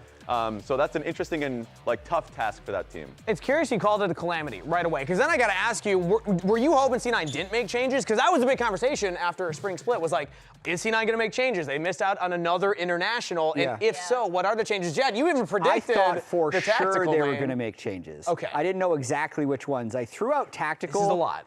Wildly. Yeah. Apparently, this is a fun story. As I made the tactical proclamation, they had already contacted him as if they were going through it. So for sure, they thought someone leaked. They definitely did not leak, which is hilarious, but then it ended up happening. Well, a lot of roster changes, but there's one I want to highlight in particular, because there's one rookie joining us in here. There we go.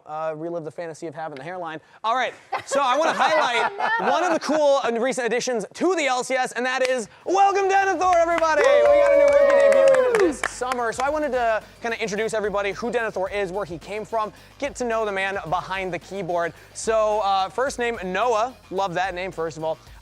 From South Carolina, so hometown North American player, known for carry champions. Coming up on solo queue, he was a Camille one trick, and then he's expanded the champ pool in NACL. He's played collegiate. He's been on a couple of different kind of tier 3 teams throughout the NACL open qualifier circuits. And CLOL 3rd place in 2025, 2nd place just this year in CLOL. So he's already had a few accolades, a few things that he's accomplished at the tier 2 level.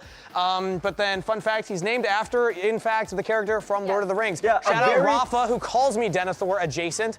Unearned. Wow, wait, what? Unearned. It's a long story. And corrupt king? Yeah, I was gonna say, like, have we asked him why he chose this name specifically? Oh, why he chose this name? I don't know, actually. Also, terrible father. Yeah, it's his father that decided to have a long-standing prank with him on that one as a name. But he hit Challenger at 14 years old. I feel like a lot of the rookies coming in, we've had the story with like Sniper, with Tenacity, with like a lot of these players, Griffin as well, where they hit Challenger such young age, but then you remember, this was season 8. That was not even that long ago. Crazy to think about. So yeah, I mean, he's an exciting player. I'm excited to see what he can do, but here's Denethor. He's going to be on Dignitas as a rookie top laner joining us in the LCS. Yeah, and I got to talk briefly with their GM, Jonathan, as well about him, and he's saying, at least in scrims, they like how connected he can be with the team, whereas Photon sometimes wasn't as connected with them, whether it was sacrificing when needed, when they're behind, or being able to call strongly for things when you actually do need them. So I think they're trying to just enhance their communication in lieu of anything else, if he's going to be nervous on stage. So they have, you know, high hopes so far, even though they're in a tough situation. Well, let's see if that roster change or any of the other roster changes affected our general perception of the league right now. Because we redid our roster power rankings. Yeah. For regular season only, right? This is just for regular season. What am I looking at? Regular season only. Oh! Yeah. Whoa! Regular season only. Regular season End of only. regular season. In bold letters. Because I will say my dive power rankings have Lion, like, in terms of winning the split, I have Lion first. Agreed, yeah. But I stuck a C9 there because it's regular season C9. Yes, it is. True. And they're probably going to do well. And then I thought Lion, spoilers for my predictions, I think they might drop the series to FlyQuest today. But then I also think TL, you know, they were looking on an upward trajectory. I really loved their lower bracket run. Yeah. But yeah, I also didn't know I had the exact same power rankings as Azale, like down to the, I'm very That's close to kinda mine crazy. also. We had a couple moved around, especially down at the bottom, but I want to highlight Giga Chad, Captain Flowers. I brought up in the meeting earlier today that if I had time to change my power rankings, I actually wanted to, because I had a vision. I had a premonition last night. Because I sent my power rankings in yesterday. Just last night. Wait, yeah, you did I want to slept change on it, and yours I was this like, wait, morning. I was wrong. There's no way Team Liquid's taking first place in the regular season when FlyQuest were right on the heels of C9 and TL just in spring, and they're only going to get better. I would have swapped FlyQuest and Team Liquid. I actually think do the you want to FlyQuest. swap them right now? I want to Yeah, you swap them. can. Can we just like move those around? can't do it I don't now, want this but- to be Yeah, they- official. they In can't the do record that. books, the official Yeah. one, are you is TL going third? Or Yes, TL's going third. C9 is regular season C9, so they're still going to be So second. not They're still only gonna be- Okay. do you think FlyQuest is better now, you also your premonition included Team Liquid getting worse than C9. Yes. Exactly. Well, again, That's who's a going to very bet against detailed- C9 in regular this is a season? You're very crazy. interesting Who has C9 lowest? premonition. That's a very Rez? detailed premonition. Yeah. What is this? Guys, they had a lot of Wait, in changes. the regular That's crazy. season? They literally don't even know what their main 5 looks like. They have a new head coach. This team should not do well in the regular season. If anything, they're going to scale up. Okay. I suppose that is a weirdly sound argument from Raz. Actually, Jet, now you that I think about it. have Lion as 4th. Okay, they're playing with Armeo, who I think is a great guy. Yeah. But he last played in LCS in 2024 Immortals, and he's been playing top lane in Collegiate. Oh yeah, This is not even the still- Armeo that we're used to. Yeah. This is something different. Other players. They do.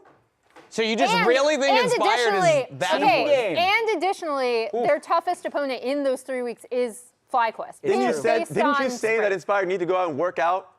Yeah, you said Inspired needs to take a break. Is that what he's doing? That's Is that what he's doing? true. We have That time. was Jen. No, we gotta move on. We gotta move on. Because we also Apparently had a little bet that we made as analysts. We felt like we weren't being spicy enough on the broadcast. So we're making way too early summer split predictions. Okay. And these, I wanted us to do this, and I said, let's throw them out there. Let's make these as crazy as possible. So I'm going to go last, but I'm curious what everybody else went. So you're setting the rest of us up. We're going to set everybody else up. Emily, you're up first. So I'm up first. Okay, Yeah. This is a What's your targeted take? attack.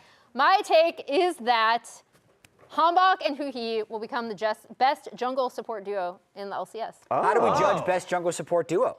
I mean, they just work together really well around the map. Subjectivity, They like set KDA? their all of the above. I guess, yeah. I'm actually not really sure. All of the above. You guys can call me out because like this doesn't necessarily mean that they'll be able to win game. You know what I mean? But they could be the best duo on a team. I do think they work so well together, and I think they could be the top jungle support duo in the LCS. Okay. You're failing this bet. I'm Wow. gonna. A lot of these will be a little subjective. Look, We're gonna have to you figure guys out how yell to at actually me that rank I'm them. too boring, that I have lukewarm takes. I mean, come that's out with okay. a hot take, That's a hot take. and, I yeah. just need to be able to judge whether or not it's right.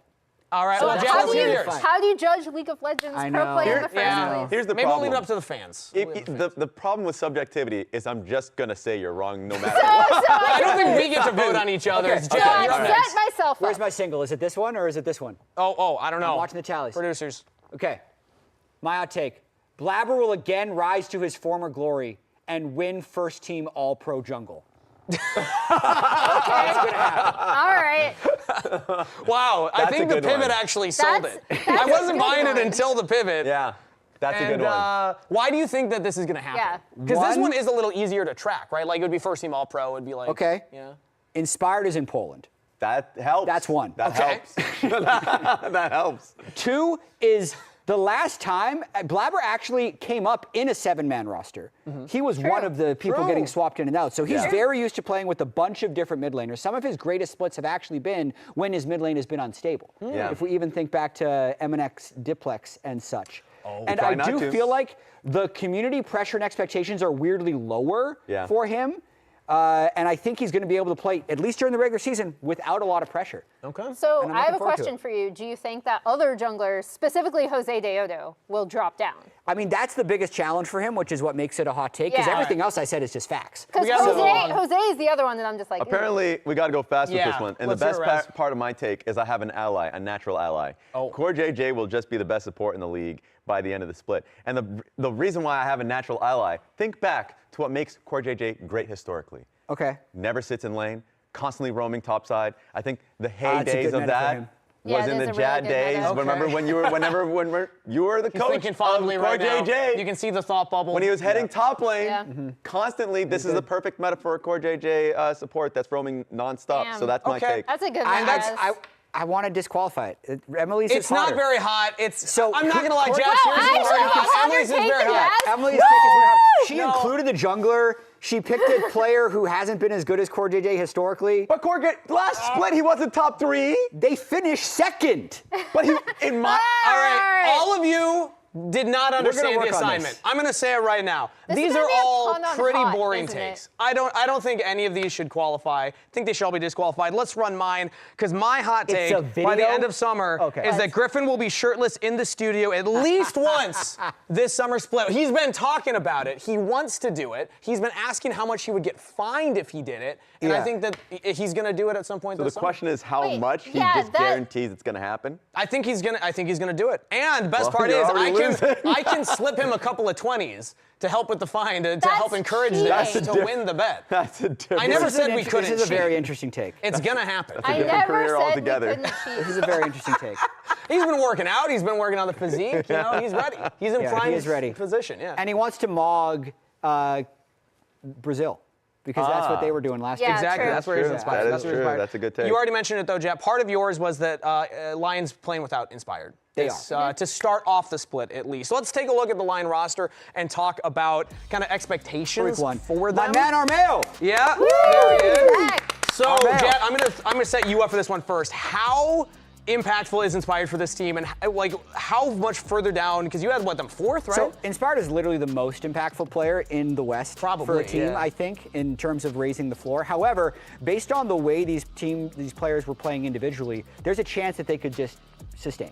Right? If Saint and Berserker and Niles continue to dominate laning phase and they just let Armeo chill, full clear, and show up to team fights, I think they're actually going to be fine in the short term. But I think if things start going wrong is when things are going to be hurting a bit. And I also do wonder, like, how serious are the rest of the team going to be taking it? Like, when the general isn't there, are they now all just kind of goofing off? Saint is already goofing. Yeah, Saint I know, he's already saying he wanted to play jungle. But for me, I would want to prove that my worth is not necessarily tied to this person. Like, it would make me want to work harder. That's a good point. I think now it's because everyone's talking about, Inspired is Lion, right? Like, you look at how they did before Inspired versus post-Inspired, and I think that at this point you can say he is the most impactful player. Okay, that's it lights a fire under the top lane, It's mid lane, a bot lane. roster. That's pre-Berserker. Saint was there. Saint was there for all of it. That's pre-Dokla. Yeah. That's an entire team has just changed. So does that mean that it's the biggest fire under Saint's butt to prove that he can do it without Inspired? I think so. Maybe I mean, that could be it. He should be going to take over here. Yeah. All right. Well, we're not going to hear from Saint, but we're going to hear from Dokla because we have Kobe standing by with an interview. Welcome back from MSI and EWC. You guys did very well at MSI. We were celebrating your success for North America. So first question is going to be, how have you guys recovered after your successful tournaments? That's a really good question, Kobe. I just want to say it has been a long journey. I feel like we went our own like Odysseus journey here. You know, Daejeon to Paris to back here. But it's been a lot of travel, and I mean, I wasn't necessarily jet lagged since we arrived at like 7, and I was able to just sleep in right away. So I'm good to go, but it's definitely been a long schedule for sure. You have picked up some new teammates along the way here too on your Odyssey journey that you went on. You've dropped off Inspired in Poland for a little while. How has it been, picking up Armeo? And was this like really last second? And how rusty is he? Another great question, Kobe. Yeah, we did drop him off in Poland, and funny enough, I did play with Armeo on Team Liquid Academy, and we did win Academy back in the day, so there's a little bit of synergy there, but he has been playing top lane lately, and he's been playing more top than jungle as of late, so we're warming up in that department. How are you going to fill in as a team for the shot calling hole that Inspired leaves? Everybody is always talking about that, and our comms listening has definitely been forefront. Yeah, so we're doing a little bit of a money ball scheme. We're trying to make up for Inspired in the aggregate, so everyone has a responsibility. It's like, I have to tell people to shut up. Isle's going to be like, we're fighting every crab. Nice. Saint's just going to argue with people. So we're trying to make up for them and take on those responsibilities that Inspired has. All right, you've got it covered. My last question is going to be about your actual opponents today, FlyQuest, fearsome team. Yeah. How would you rank Gakkos among all of the LCS top laners? I actually think he's top 2, probably. Last play, I thought he was really good. Unfortunate that they didn't really make it more in playoffs, but I thought he was really good. So it's going to be a hard opponent for sure today. Nice, strong praise for the enemy there. We'll get back to the analysts. Fix it in the aggregate. That's what they're going to do. I love that answer. That was perfect. Replacing Inspired in the aggregate, 2 of the 4 questions from Kobe were great questions. All great questions, yeah. So great job, Kobe, as well. Of course. And then the compliment to Gakkos as well, because we were generally hearing Thanatos Morgan is the top 2 for most players. So that's really high praise there at the Toklas for Gakkos. Yeah, I think Gakkos is also a super young player, and we saw his development. He got, 3 games on stage last year? Or maybe it was only 2, I'm trying to remember. It was a sweep. Yeah. And it was like a couple of rally games. Yeah, and already this year kind of having a kind of good improvement trajectory right there. So I love that. Let's talk more about FlyQuest, though, because that is the opponent that Lion's facing today. And they're in a prime position, Raz. They could get a big win here against Lion without Inspired and get some momentum going early in the They Summer beat Split. them in the regular season last split, and they had Inspired. So there's a lot there to be had. So I mean, it's a good point of questioning there because we're going to be hearing from Griffin. So, Kobe, take it away. We are here with Griffin. Now, Griffin, you guys also went to Korea. You guys, how was the practice there? I mean, how has it been? No, I think I can hold her. I mean, you'll hold it. Yeah, Okay. I'll keep it. Okay. But no, Korea, like our first trip, when we went there, we were kind of NPCs. Okay. So like we had like kind of worse scrim quality. We were scrimming mostly like tier 2 LCK teams.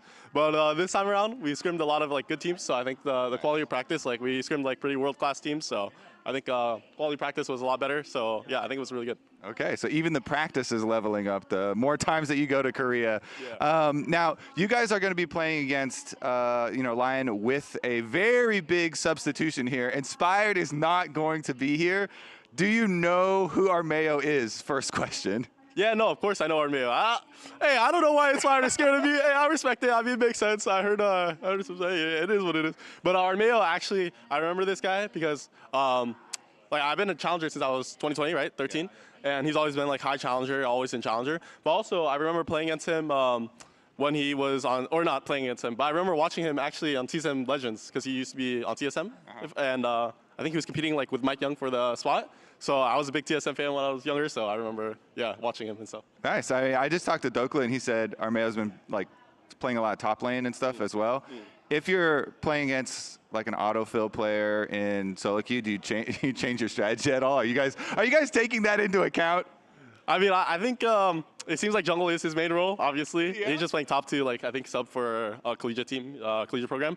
But I think Armeo's actually not bad. So I think Lion is actually like not bad. So I'm still gonna respect them. Yeah. All right. Well, good luck in the match. We'll send it back to the desk. Does Not know bad. who Armeo is. Knows who Armeo is more from TSM Legends, though. Yeah, people are wondering if Griffin was going to know Armeo. Of course he knows Armeo. They both play solo queue. Yeah. I'm glad that Griffin brought up their opponents in Korea, though, because they were in the Soup Invitational, and they had some pretty fun performances to watch. This was a tournament that was put together by Soup, and I really appreciated that they got some of this practice. I thought they had some really, really good plays. This one, I pulled a few in particular where I thought they were either playing the map well or using their comps particularly well and still testing out some of the innovative stuff that we've really gotten to know that we know they'll pull out in the LCS. So I love that Griffin brought that up because it sounds like they got such great practice when they were over there, especially since they were able to play in this invitational and they were able to scrim a lot better opponents. Yeah.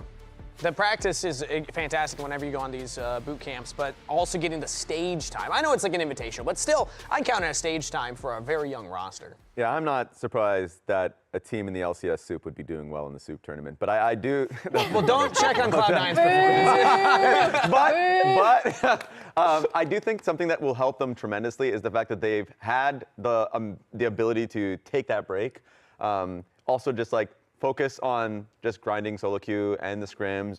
Meanwhile, Lion just non-stop performing, which is the plague of tier 1 teams, but there is also the additional tournament afterwards. So you have to pop between North America to Daejeon to France to here, and then you don't have your jungler, you dropped them off in Poland, so you're like, how focused are you really? Because for a lot of teams, whenever you come back into the next split, you're questioning when are you going to take that break? Or a little bit off the pedal, maybe less solo queue and all this time. Usually right now is the best time for them to do that. So I wonder if they're still grinding and if they can sustain that throughout the split. Well, and you already brought up the last time these two teams met, they actually did win, right? I know some of that was they were subbing out Dokla for Castle, but FlyQuest have been an innovative team, and I think anyone who is looking at Lion and being like, oh, okay, North America has a lot to offer, here are some picks they brought out. Obviously, the Nasus, the Shen, and the Shyvana, he was kind of proven right. I also brought up the Quinn. This is a Gatghost pick. I was really, really hesitant to give this comp any credit because I think it's really difficult to play Quinn in comps. But the way they set up their neutral objective setups, especially around Drake, I thought was so smart, and it allowed Gatghost to A, play a carry he's super comfortable on, and B, have these really, really great flanks to pick off targets. So FlyQuest is a team that I think people worldwide should just be looking at because they can Yeah. be very innovative. And I think they're also well conditioned to succeed in this current meta with a lot of mage bot lanes, because one thing that I feel like I want to see when you're running like a mage bot and a mage mid is a lot of physical damage from your top laner and your jungler. And that does require a certain type of player. And to me, Gakos was very effective on carry picks. Yeah. So I feel like if they want to slot Masu down into just like a lane neutralizer, I think that's actually going to work very well for them. So they should have a lot of versatility going into the year. True, and I give a lot of credit to ThinkCard and Apollo because they just basically give this team the green light. If they can defend the idea of their picks, they just they will play them. There are so many picks that Gakos plays that makes a lot of sense. Even going to the bot lane, which I think has been heavily impacted with a lot of the meta changes, like when it was an Enchanter meta, the one team that played Sona was Cryogen's FlyQuest. So Yeah, it's they like, take the next step. yes, of what everyone they else go is to doing. the extreme. Yeah. They may have seen Viper playing, and Jackie Love playing Xerath bot lane. Yeah. Perhaps Masu's engines are rolling on what he can play there. So that brings up Cryogen, though, Yeah. because when I think of like the mage bot lanes, we're seeing Camille, like the boogeyman of support as well. Yeah. Things like Pike, Isles was pulling out at MSI, maybe even like Pantheon, Core GJ plays sometimes. Yeah. When I think about the mage bot lane, I immediately think maybe you go for these more aggressive like AD supports alongside them. Do we think that Cryogen's going to be able to play the Camille's and like that type of style with Masu on mages? I do think so. Okay. I think the biggest question is not so much like if he can use the picks, it's like if he's going to be at the right place at the right times with those picks. Where like veteran supports like Core JJ, Ignar, Kuhi will know The timing the of it, timings of where they need to be. Whereas like at the end of last split, the conclusion between him and Griffin were like, when we're challenging for Raptors, we got to do that together, which is like, yes, a basic, but for like new players, like knowing that timing with your jungler is going to take time. And now you're just thrusted in literally the most polar opposite of a meta where you just were last off. I feel like he's still got that champion pool pliability. Yeah. Like he's still young enough that he can add to his pool. You know, if you're like 35 and you're like Camille support, you're like, oh, slow down. Yeah, still You know, you're 19. Yeah, I can put the games in and get good at Camille support. No worries. I can handle it's that. Beginner gains in lifting, you know. Yeah. It's easier to adapt your muscle growth. Yeah. Well, let's talk about predictions and what do we it. expect for this series, because I think power rankings might have spoiled some of them here. But let's get them up on screen. FlyQuest across Very the board. vanilla predictions, y'all. How did Very production vanilla. not let us know that all of us were having the same prediction? Raz, do you want to change it just for variety's sake? Are you This is always worth flip-flopping? it, Raz. Armeo, you're leading line to a championship. Another championship. I'm swapping.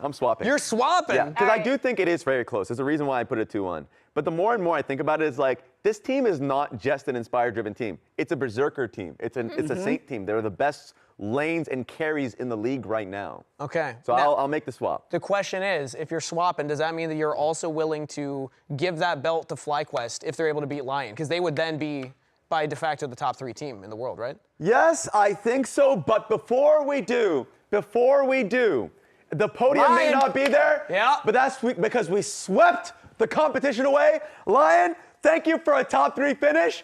Let's start the games. Thank you. Yeah. Thank you. Mwah. Mwah.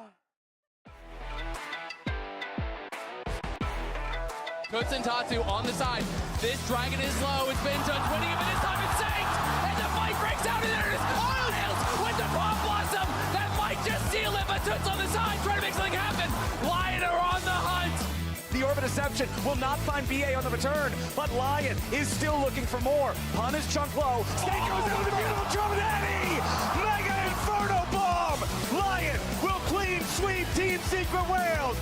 LeBron now in the midst of the entire team. They get a decent combo on the side of G2, but it's that Skewmon now caught in Saint who steals away the Cataclysm, takes the double. Flash in from Skewmon, Inspired still living. In the back line is Doka rampaging through and getting right back out. G2 falling apart in the fight. Hot not enough. That auto from Berserker. It's disgusting.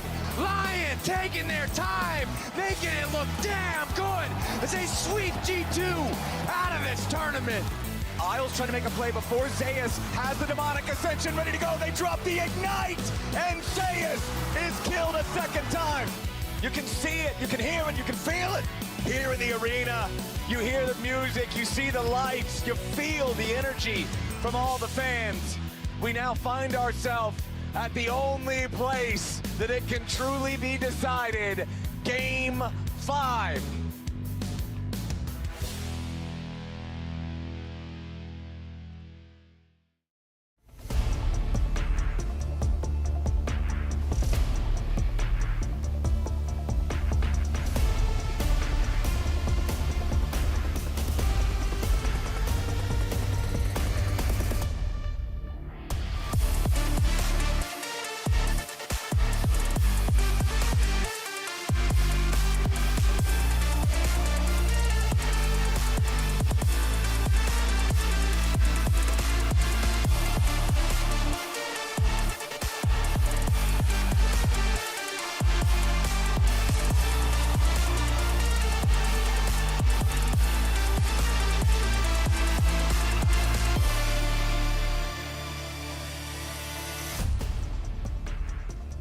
Ladies and gentlemen, welcome back to the Riot Games Arena here for LCS opening weekend presented by MasterCard. The Summer Split is finally upon us, so let's waste no time and meet the teams. First up today, it's FlyQuest, the young guns of the LCS making their way out to the stage. They've been building up throughout this year.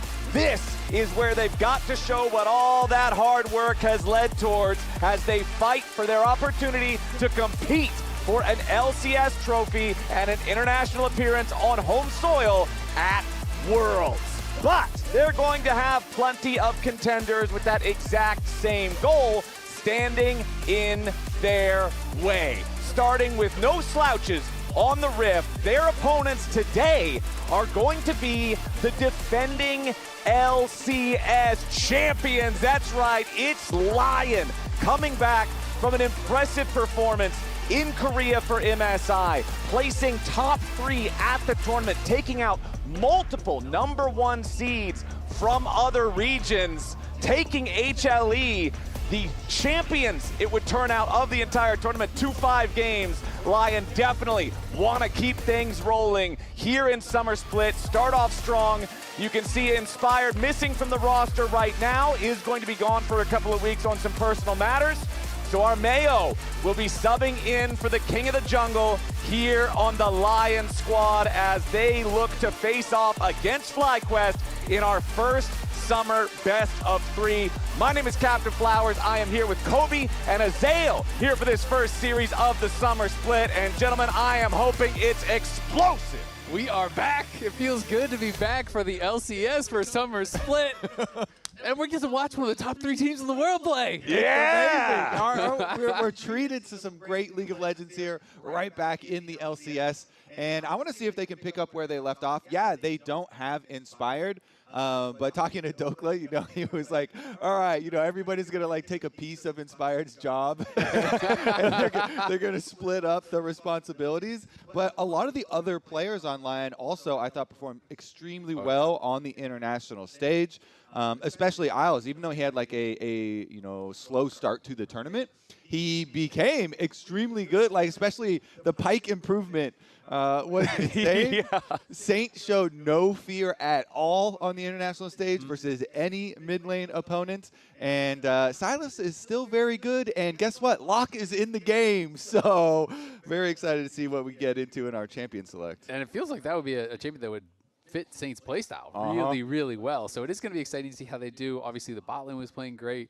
I think Isles is one of the biggest stories coming out of MSI, where people are actually standing up and taking notice, especially people from other regions who hadn't been watching him as much during the regular season. So many people were talking to me and be like, I didn't realize he was that good, right? And he really impressed me. I thought he was going to show up on his standard picks.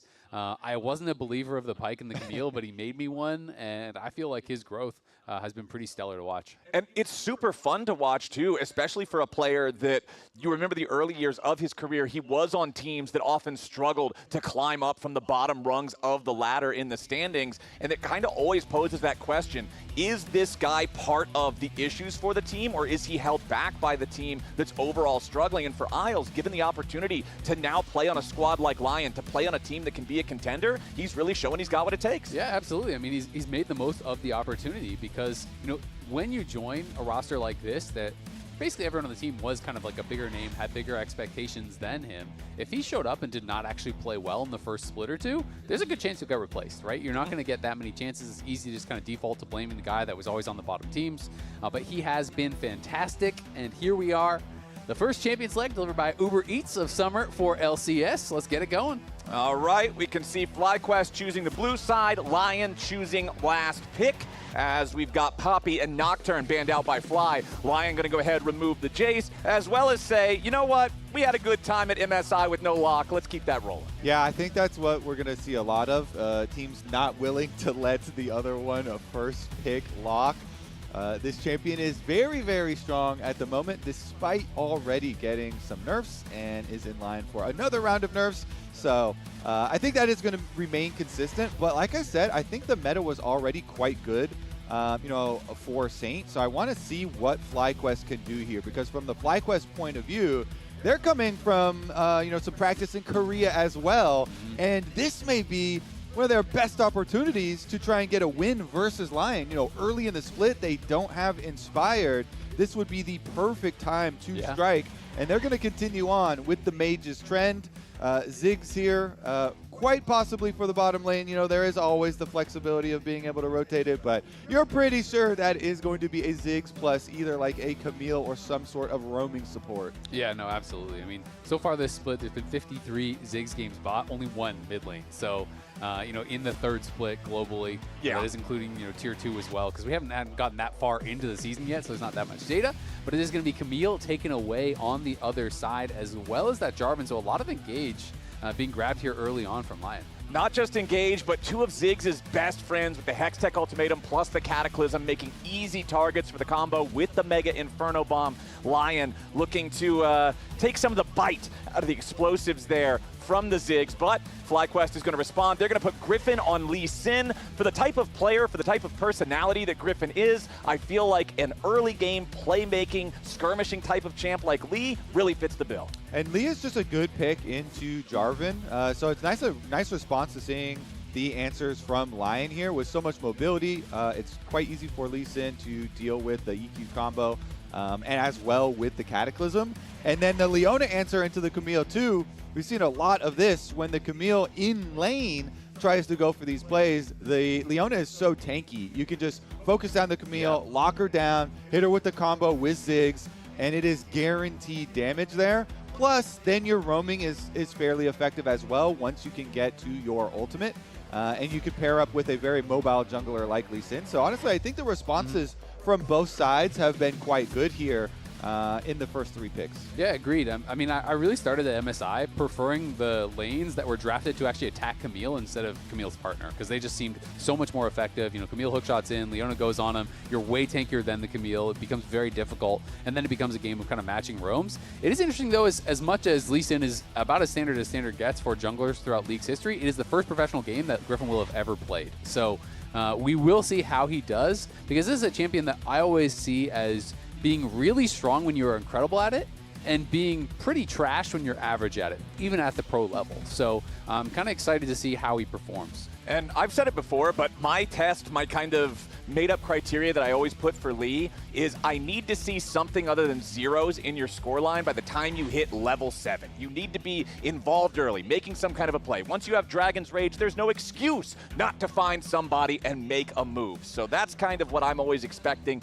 to see players get involved once they have all of the kit unlocked. Second half of the draft, though, coming around, and Lion is targeting some of those annoying solo lane picks in the Vayne and the Twisted Fate being banned out. Meanwhile, FlyQuest has their eyes dead set on mid. Silas and Syndra both banned away from Saint. Yeah, Syndra becoming pretty popular bot lane as well in this split, so that's something that they're a bit worried about there.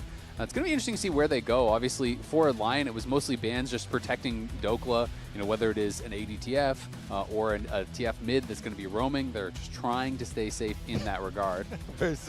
Berserker going over all of these bot lane possible champions here, too. And we're going to end up with the Cassio.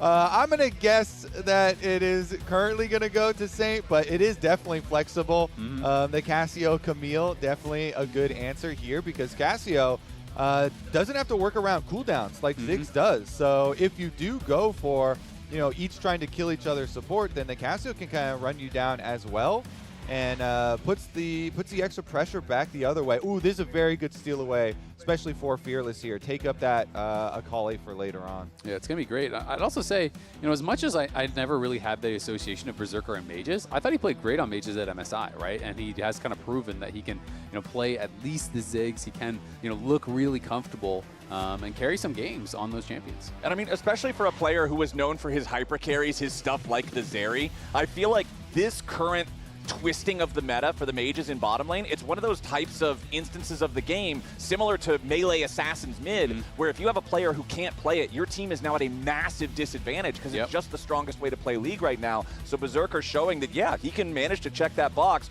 Great news for Lion. It is the Akali and Ambessa, two powerful divers here on the FlyQuest side with Lee, Akali, and Mbessa. The carries on Lion are going to have to be very careful here in this one, as the final pick of the draft on the Lion side will be LeBlanc for Saint. So it is going to be Cassio bot, and yeah, the chains there, you know, with LeBlanc, you can reveal the Akali in the Shroud, try to lock him down, try to burst them down. Obviously, a good ganking jungler alongside that Jarvan. You know, you have that power of the LeBlanc and the Jarvan.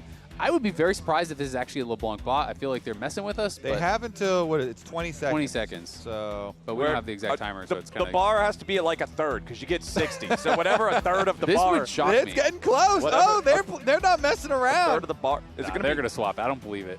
Let's see. Hold on, I don't know where the bar has to be. Yeah, where's the like 20 seconds? It got down to the last 2 champions, man. I feel like this is the end of the bar. Okay. You want the LeBlanc into the Akali. FlyQuest are also having a little fun with it there too. You see them swapping. All right, fine. What about Akali bottom? Nah, everybody puts the guns down. Everybody calm down. The coaches pulled out the guns. that's what happened. You better trade that champion. They're like, trade that champion right now. We have had some issues with the cutoff for trading. Yes, so no messing around with that 20-second rule. And we'll get into our first game here. Back for summer in the LCS feels good. I am so ready for this. FlyQuest going up against Lion. Lion, of course, going to be down some of that special sauce that has made them such a powerful contender because they don't have Inspired. But Kobe, you already mentioned how Doak was saying, no, everybody else is ready to take up some of that Inspired mantle, work together as a team, despite the fact that they're running a substitute jungler. But man, they're up against a FlyQuest team that is hungry. This is a squad that's been building up throughout the whole year, talking about how, yeah, we've got a young roster. We got to work to get where we want to be. We want to get a spot at Worlds. Well, now you have an opportunity to play against one of your top contenders for one of those World spots when they are in a weakened state, not having their star player. For FlyQuest, this is as good as it's going to get, and they need to strike true. Let's get onto the rift for the first time here in Summer Split for LCS 2026. Okay, so Saint here with the counter pick, with the LeBlanc in mid lane. With the chain and with the ignite, have some really good answers to Akali. Bottom side, though, is going to be our first bit of damage. All right, 1 auto attack plus a hook shot. It doesn't do a whole lot. Okay, there, a couple more auto attacks. Count them all. Traded. Yeah, like 3 like for 4. Isles, Yeah, one and a Q for Crouching. Well, technically, the spells still count as autos for both of them, right? Because they just enchant the foot or the shield, whichever one makes the contact. All right, so just looking across the board, everything looks pretty standard here. Teleport advantage, though, decidedly in the favor of FlyQuest, as both Quad and Masu are running the TPs, while Saint has Ignite and Berserker has Cleanse. Yeah, Berserker going to be taking Cleanse, obviously a lot of CC there. Also just interesting that he's going to be playing Conqueror, he's not playing Deathfire Touch, so he is going to be playing more for that sustain, stacking that up. So if they do have any extended fights, that can be quite powerful. And you know, you're looking over at the other side as a Cassio, and you're seeing 4 melee champs. You're seeing a lot of ability to potentially kite back and try to, you know, deal with them in an extended fight. Yeah, I actually like this a lot for a bottom lane, especially because with the 2v2, you have you know, multiple targets and the double melee supports.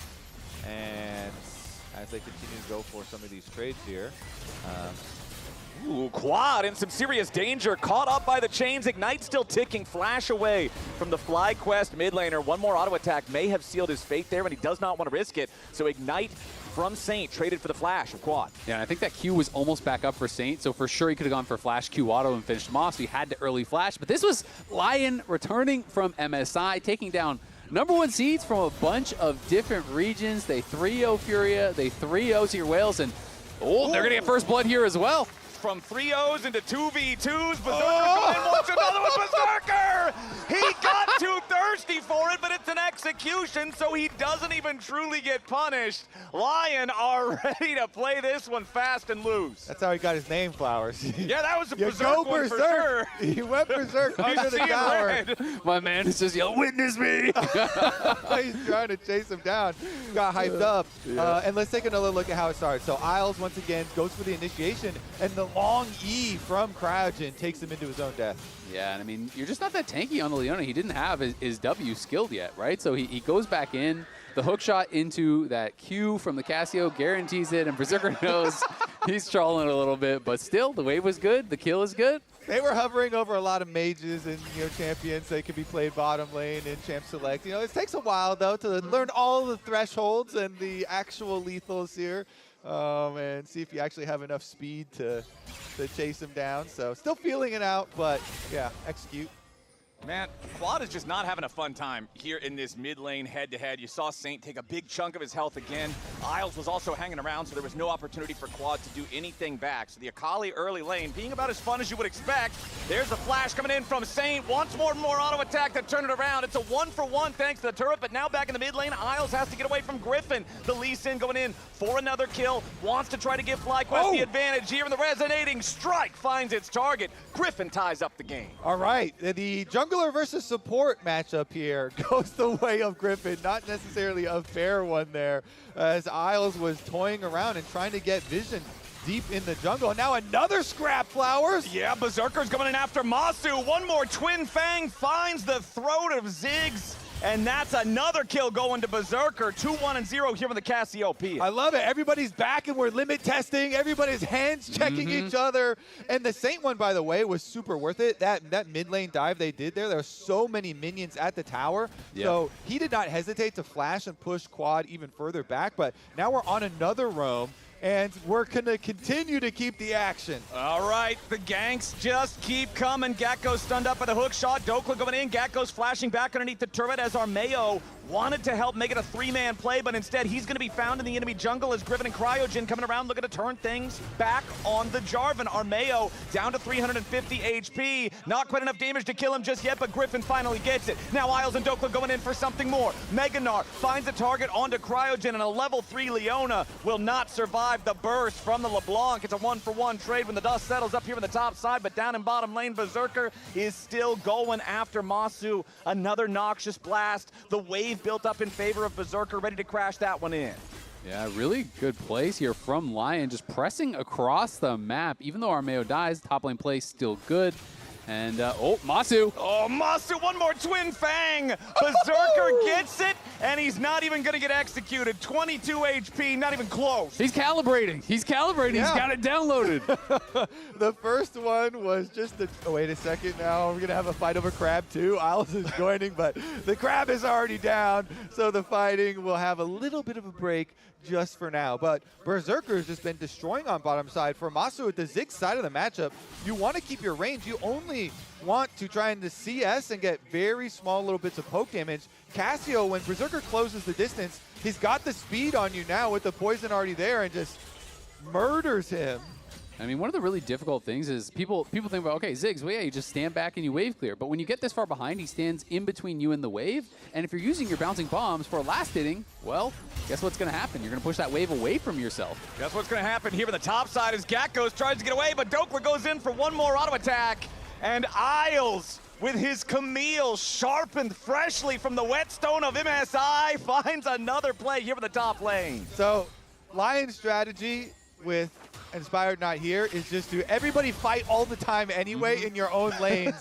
And then we won't really notice the jungle because everybody's going for skirmishes and they're pressing it. And look at the CS advantage that opened up. It was actually pretty close before that, but the wave was so bad for Gakkos, and he died with no TP, and that is the nightmare scenario for top lane. When you get ganked, wave pushing away, then it gets crashed, and the wave is just going to reset and push towards Dokla again. You're down 20 CS plus the kill. I mean, we've got 9 kills in 7 minutes. It's about to be 10, almost. Berserker, one more Twin Fang would have done it. Mega Inferno Bomb flying out just to try to thin the wave out a little bit here. But it is bad news for FlyQuest in the bottom lane, and honestly, across the whole Rift, it's a 2,000 gold lead 8 minutes into the game for Lion. Yeah, I mean, we know Berserker so much for hyper carries as AD carries, you know, the Zeri-style champions.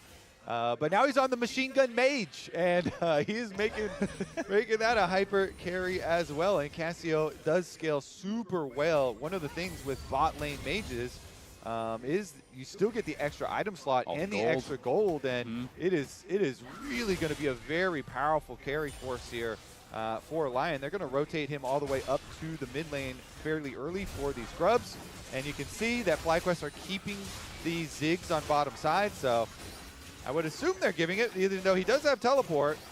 Okay, you do have a lot of FlyQuest players hanging around here. They're certainly thinking about it at the very least, but they took too long to think because Lion's already got the grubs. Yeah, and now you have all these losing lanes, and now you gave over 3 grubs to Lion, who's already getting pushed in all these lanes. That is going to make things even harder. And Berserker being this fed, Cassio is so strong into melee-heavy compositions like this. If you can't one-shot the Cassio, you're playing 4 melee champions into Miasma, into Petrifying Gaze, into all of these difficult abilities to deal with. So Berserker's in a great position to just take over a game like this. Yeah, he can nullify the movement of so many of these champions on the side of FlyQuest.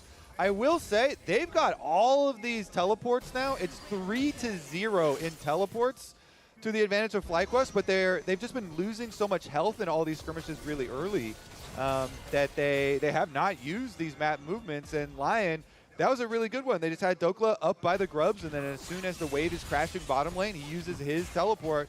They only have the one on their team, but they made it very, very successful.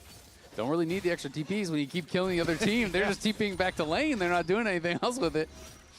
All right, well, we've got to find some sort of a way for FlyQuest to come back in here. 1,000 gold lead for Dokla, 1,000 gold lead for Berserker. Yeah, Griffin's got his own little bit of a gold lead, but it's just because he's the beneficiary of 2 out of 3 of the kills here for the team. This Lee Sin is going to have to get to work making some plays and stopping Lion from continuing to just play this so aggressively. Yeah, I mean, we talked a lot about, the jungle matchup, and people are obviously very focused on the fact that Inspired's going to be here. Armeo's just kind of been chilling, farming. He's got 1 assist, hasn't really been involved in anything. His team is just running over the game across the map here, winning all 3 lanes. That is the jungler's dream. You're just chilling. Yep, it's like, wow, I've done a great job. Look at how good all my lanes are doing. You ask your laners, okay, who doesn't have flashes now? Unfortunately, now with this little cooldown in the fighting, everybody does have their flashes, and so that's going to put some more pressure on this dragon as we're going to see the rotation over. Isles here going to be able to sweep out the vision, and they're so mobile here. Saint getting a good chunk very early. If you're Leona's already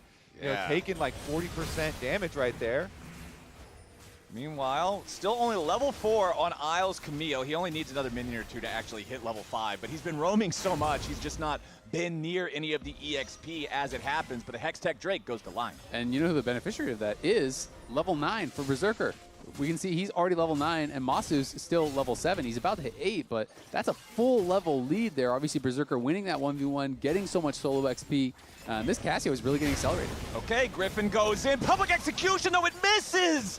Gakos doesn't line up the ulti where Griffin found the Dragon's Rage, so Dokla's able to get away for now. Big Dokes fighting underneath the turret, nearly kills them both off. A blunder from FlyQuest as Dokla's about to transform into Mega Gnar, and Lion wants to try to find a counterplay now. They immediately send it in. Armeo's grabbing the kill on Gakos. Griffin trying to get away, flashes out of the Cataclysm, but Cryogen is trapped. Isles still looking, seeing maybe if there's something else they can do. Meanwhile, it's Saint jumping in over the wall with the distortion, and Griffin's out of the picture. FlyQuest tried, FlyQuest died, and it's Lion counting up the bodies. And Big Dokes can stand up and say, if you come at the king, you best not miss. But Gakos missed. It was not the exact distance that you get kicked there with Lee Sin. It was a little bit to the side on the Ambessa ult. Dokla gives him the emote and then deals out like a couple thousand damage as he's kiting them back into the turret. So here's the kick.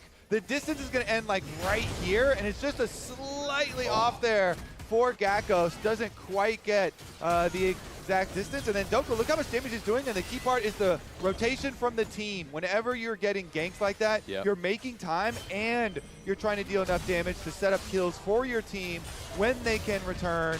And it's not just these two either. Saint there through the jungle. You can see the LeBlanc coming to pick up another one. Yeah, and Griffin looking a little bit frustrated there. It is definitely slipping away from them pretty quickly here in this first game. And again, this was kind of an expected FlyQuest win because Lion has had this brutal schedule, because Lion is missing their big star in Inspired, who is not only the best jungler in the league, but is also shot calling everything. So it's definitely a tough start here for FlyQuest. I hope we get some listen-ins on the Lions comms because, Lion themselves put out a lot on their YouTube. And I always like when we hear, Saint and Dokla and stuff yelling and bantering back and forth. So now that there's a little bit more room, I want to see what this game is like too. Since it's also been so action-packed, you know it's going to be a funny one. Yeah, no, absolutely. It was also fun. Saint tweeted out that he actually wanted to jungle for Inspired, but they couldn't find a mid laner, so he wanted to be the jungler. He wanted to be Inspired. They're looking for Gakos though. And this is tough. I mean, they're just getting pushed in every single lane, trying to get something down here. Meanwhile, down to the bottom side, Armeo working with Dokla yet again. They're going to find the instant kill on Griffin's Lee Sin. Now Quad has to try to escape, pop the smoke screen, getting away to the left, while Cryogen wards away Isles here on the top side. Quad making his way back underneath the tier 1 turret in the bottom lane at the same time.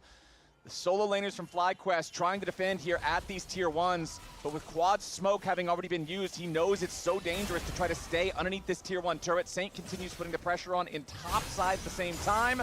As Gakos jumps in, just clears out the waves. Saint staying safe, has Isles right beside him. Dokla's gonna get everything but the last plate here on that top side turret.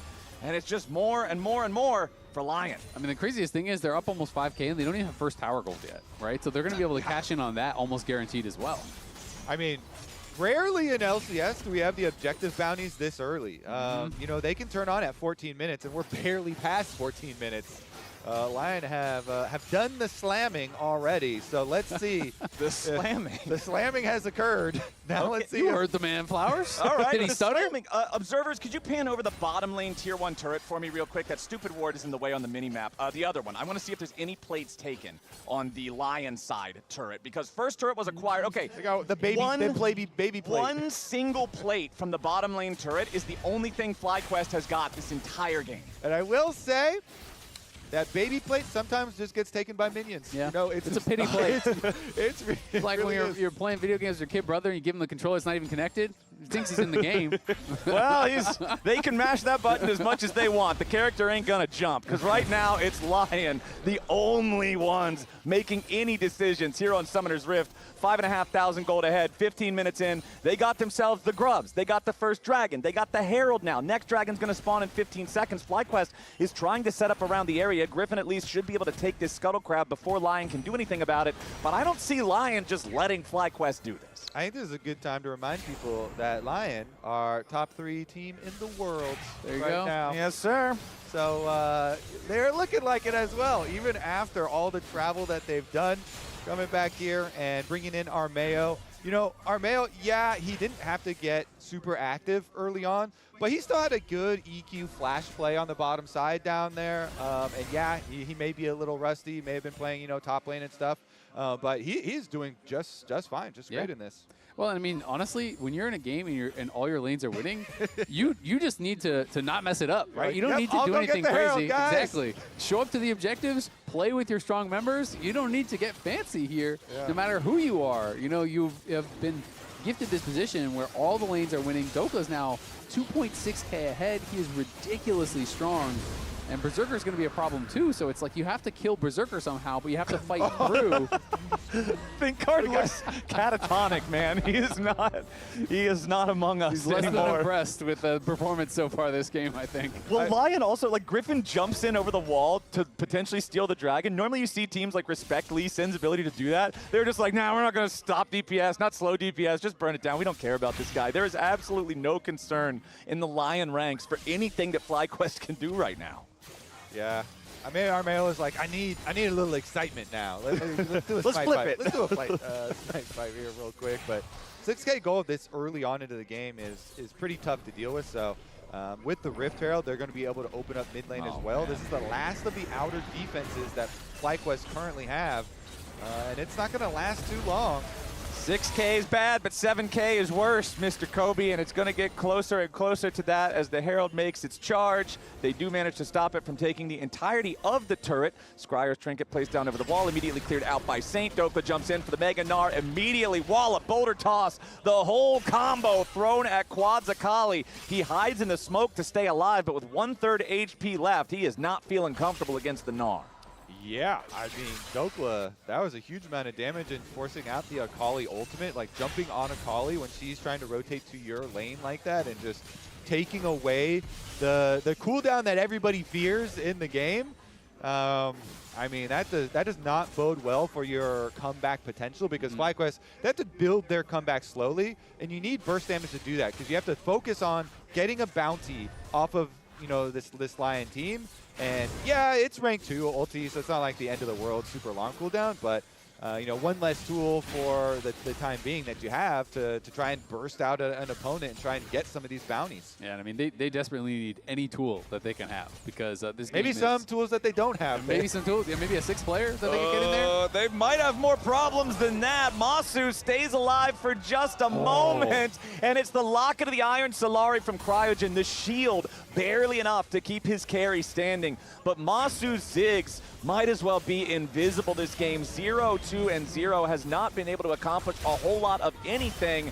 Isles immediately popping the hook shot right back into Gakgos as the FlyQuest top laner is nearly instantly killed from Saint's burst. Nobody dies on either side, but for FlyQuest, man, this is so scary. I mean, I like Saint's movement, but here we go. Nice play. There we go. That's what you guys are talking about. If you want to get back into the game, it's a long road, and it comes from picks. That kind of a pick right there. Cryogen with the Solar Flare, followed up with a public execution.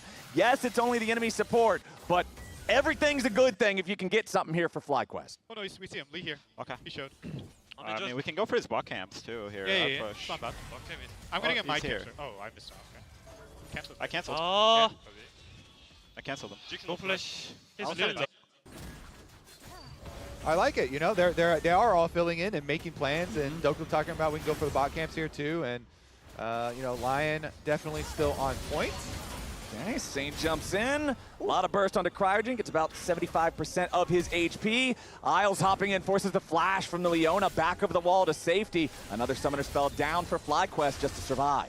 Yeah, it's very interesting as well that Saint is actually going Cosmic Drive. Not something that I really ever see. It's almost always, you know, from fed positions like this, going in for Shadow Flame and more flat pen. But it does give him, you know, a little bit more survivability, a little bit more mobility to kind of dodge in and out against all these melees. And I have been very impressed with his range and with his movement so far in the game. It does seem like he's making the most of it. He's sticking in range for a lot of these tethers as we have Dokla. Oh boy, yep, Masu immediately in some danger, tries to get on the right angle here for his satchel, wants to jump over the wall into the safety of the chickens. But no chickens will be found. It's Lion, the ones eating good. The Zig's dead again.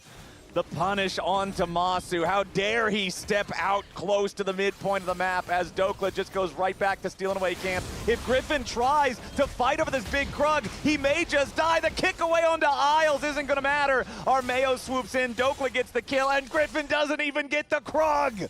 Dude. Dokla is an absolute monster, man. This guy is a beast. He's taking your Krug, he's taking your life, he's 2v1ing people. He's not done. It's Berserker and Dokla getting another kill. The jungle is not even safe. He was 5 yards away from his base walls, and Cryogen just died. Yeah, those are Dokla's base walls. He's taking that too. My man's up almost 4K at this point. And I thought this was going to be a game about Berserker after the early stages. I thought it was going to be about the Cassio, how you can't solve that problem. But Dokla is just running around, killing everyone. No one can threaten him. Ooh, and right there, Saint grabs another one, killing spree onto Gakgos. Quad tries to catch up to LeBlanc, but it just ain't gonna happen because here comes a TP. Big Dokes making his way back down into the bottom lane, and Quad has got to be careful. Dokla has the shield from the empowered teleport. He's got his Sterix plus a Negatron cloak. Quad has no chance of being able to kill this Gnar, mini-form or not. Certainly not. Yeah, I would run the other way. They're gonna run away from the dragon. Armeo is on objective duty. Good job. Keep collecting those. Big Dokes also, I interviewed him before this match, and he was very respectful, ranked Gakko's top 2 top laners in the LCS. I guess now we know who the top 1 top laner Dokla might rate in the LCS is.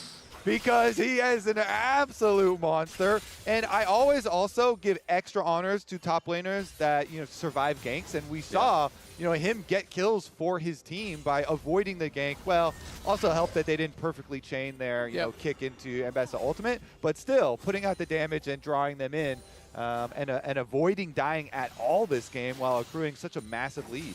That's why I always like playing games with Azael, because Azael will get ganked by 4 people all game long, won't die to it except every now and then. I won't help him at all. I was about to say, Brother, I like you gassing me up, but you are lying. I die to every jungler. No, you die. To be fair, you're getting 4v1. Your jungler don't help you. That's okay. I'm the jungler. I know. He doesn't complain about it that much. Yeah. No, it's great. Yeah. I don't die that often, and I don't complain that much. Yeah, Now exactly. we're back in the realm of reality. We're having a great time. It's fantastic. It's a Baron at 23 minutes for Lion, be though. honest with the people, you know? Yeah, that's. This is a 10,000 gold lead, right? This is totally comebackable. Yeah, I mean, compared to the average top laner, they do complain a lot. So there you go. With just Exactly. a single game. I'm on the right side of history, you know? Yeah, you've got like another 9,000 complaints before you hit top laner average. Like, you're fine, man. Oh, man. You could definitely crash out a couple of flex queue games and we'll be like, yeah, it's all good, bro. It's all cool. Yeah. You've earned those. Understandable. You built that up, you know? It's like you save it up. Like Yeah, re-rolls in area. Yeah, You yeah. crash outs for top lane. You get one every once in a while. You've got them banked at this Now point. Every 3 times you play against a Vayne, you are obligated to crash out at least once. Now I'm looking forward to Azale's next crash out now. It's going to be epic. He's building it up. Yeah. They made the announcement that the classic Go for Lols are happening soon. So there you go. You could play some classic Go for Lols, crash out a little bit, have a top lane experience. Masu's having a mid lane experience right now. Saint just continues jumping forward, being as aggressive as possible on this LeBlanc. You guys mentioned the Cosmic Drive earlier, and it just means it's that much more frequent with all the ability haste that he can constantly go in for these plays. Gakkos' public executions have not been good this game, and Berserker ought to just be able to outplay him and slay him here as Dokla's going to be under pressure from 3 down in the enemy jungle, tries to flash away, keeps himself alive, getting away from Sonic Wave. Dokla still hanging on down here. Everything FlyQuest tries, it's just not enough. They're too far behind in the game. Gakkos dies up in the top lane. Dokla survives down in the bot side jungle, and the Lion pressure continues. They've still got this Baron for another minute and a half. Yeah, I mean, Berserker just chases him down so easily. As soon as the ult misses, the Rylai's slows are just never going to end. Every Noxious Blast he hits, he gets the move speed, you get slowed down, and it's an easy chase down there as Lion. This one is just not even close. It doesn't feel like FlyQuest have been able to even find plays to attempt because Lion are constantly in their jungle on both sides of the map. They see everything that they are doing, and it feels like it is only a matter of time before Lion take this first game. I'm feeling pretty good about our power rankings because at the beginning of the day, the producers were like, oh, just so you know, these are going to be regular season, so we're taking into account that our Mayo is going to be sub for Lion, and I was like, I'll leave Lion at first place. You know, we'll see how it goes, and it looks like they are staying there. It's looking good. It does. Yours is looking a lot better than mine. I have FlyQuest above them. That's I'm currently in the It's sinking just ship. one game. One game. Okay. You know. Yeah. Okay, we'll see. But we've got a lot of time to overreact. Yeah, we do. There's not there's not a whole lot in the game. Yeah. It's definitely React content now. Okay, well, let's see if FlyQuest can react to the push from Lion, because honestly, if Lion gets a clean engage here, they should just be able to end this game very, very soon. 13,000 gold lead. They're at Soul Point. Saint jumps in, flashes back away. The Solar Flare aimed at the Distortion return point would have potentially given FlyQuest an angle to try to engage on the fed Lion mid laner, but Saint avoiding that, feeling good for now. Quad trying to wrap around through this left side flank, but the mid lane tier 3 turret still eating a lot of damage. As Cryogen loses half HP, not going to find a target. There with the E, over the wall comes Gakkos, public execution. It's not going to do a whole lot here just yet, but Saint is finally going to get shut down by Masu, but FlyQuest health bars are just melting. Even when they finally get something, Lion gets more. Quad gets a shutdown. Berserker finally dies, but Dokla's ready with a mop and bucket to clean him up. FlyQuest finally finds a couple of kills, but they lose 4 in the process. Gakkos teleporting to the Nexus turrets just for the shield to try to defend, but he's here in a 1v3. Isles goes in for the hook shot. Armeo's ready to follow up with the EQ combo. Isles still staying alive. Dokla needs a little bit more damage, and he should be able to find it. One more boulder toss ain't gonna get the mark, but the crunch does. Ace for Dokla. That is a dominating game 1 from Lion, maintaining their form from MSI and trashing FlyQuest here in this first one. Lion are picking up right where they left off in the LCS, and that is in first place. They're the only undefeated single game victory team in summer. You love to see it. It's a hell of a stat, sir. Go ahead and let us know who is your player of the game. Spam the chat right now. Let us know who you think popped off. Honestly, this is a tougher one than a lot of the games might be because Berserker had really good performance, Saint had really good performance, Dokla obviously had a really good performance, Isles was all over the map, and Armeo, for a guy who's subbing in, who hasn't played for a while, who's been playing top lane, there were no big weaknesses there. He did what he needed to do. Lounge, how do you feel about that one? Big dose! Yeah! Are we really surprised? Top 3 team in the world is able to do this to FlyQuest. That was... Raz is probably pretty glad he flip-flopped. Yeah. I am very glad. Let me further flip-flop into a 2-0. We're doing backflips now. We're doing leapfrogging over it. There's a lot of flips. There is something Bouncing. incredible about Inspired always telling them to play slow and go towards their win conditions, and then as soon as the substitute teacher is there, who like doesn't have a full teaching degree and is just kind of there to put on a video. Paper airplanes, spitballs. Everyone goes crazy. They're just turret diving them in every lane. It was amazing. That early play from Berserker where he just dies to turret to try to get the second kill onto Masu. Yeah, it was very clear that the entirety. This was ridiculous. It was a non-stop, and so they were testing Armeo as a substitute teacher. Oh, you have a soft voice. You're not authoritative. We're going in. No one's there to tell us no. Before this one, Berserker actually executed himself on the enemy turret. It ended up being a really good play because the minions he denied, but look, turret dives in every single lane. Yeah, and one thing I did really like is because Berserker didn't clean up that kill on Tommasu, as you already mentioned. Jat did die to turret, but if the wave was still in a good spot, he was in such a great position. Isles then immediately spread his influence top. They're diving every tier 1. I asked the stats team to look up because I wanted to see how bloody they were in this specific game compared to all of last season. So I'll see it. As you see, it's insane markup on the combined. It went from 2 to 9. 4.5 times increase. Yeah, and then 5.14 to 14. The biggest surprise there is Yeah, the to at 8 minutes one. Because like you was talk about crazy. Inspired always saying let's slow it down. So the 14 minutes, 5.14 kills per minute at that part. Like man, that early game, that is the difference. That is how aggressive this Lion decided to pull up. And it was every single lane. It was Isles all over the map, like we already highlighted. And that support performance. I know I voted for Dokla Player of the Game. So did I. Yeah, I think a lot of us did. But shout out to Isles for helping everybody else out. Isles was everywhere. Dokla, I think, well-deserved Player of the Game, but Isles definitely helped him out. Go top, what was it, Emily, like 3 times in the first 7 minutes? Yeah, something like that. Crazy. It was crazy. He still hit level 6 a minute ahead of Cryogen. I went back and checked the tape. Isles got it at like 12 minutes 30. Cryogen got it at 13:30. And Cryogen was just trying to catch up to Isles the whole game. So shout out Isles, but Dokla, very insane Gnar performance. Yeah, they're big chilling. Something to me has changed about Dokla's Gnar because he had a couple insane Gnar games at MSI as well. They blind pick it here against Gakkos, who is a very good laner. Second best in the league, according to Dokla. Massive gaps he's creating in lane, but then more so once he has a small advantage, how well he's transitioning it to the rest of the game has been really impressive. I've never seen him play Gnar as well as he's played in the last month, but he's had like a handful of amazing performances now on Gnar. So my theory is something has changed with that, and he's not going to tell us what it is, but I want to shout him out. He's been insane on Gnar. So our producer Manny actually just asked a question of does this, because Dokla said that Gakkos was the top 2 top laner, and since he just gapped him, does that make Dokla the number 1 top laner? I mean, we never asked him who number 1 was. We never asked him who number 1 was. Never did. The Didn't follow subtext. up on that, unfortunate. Subtext.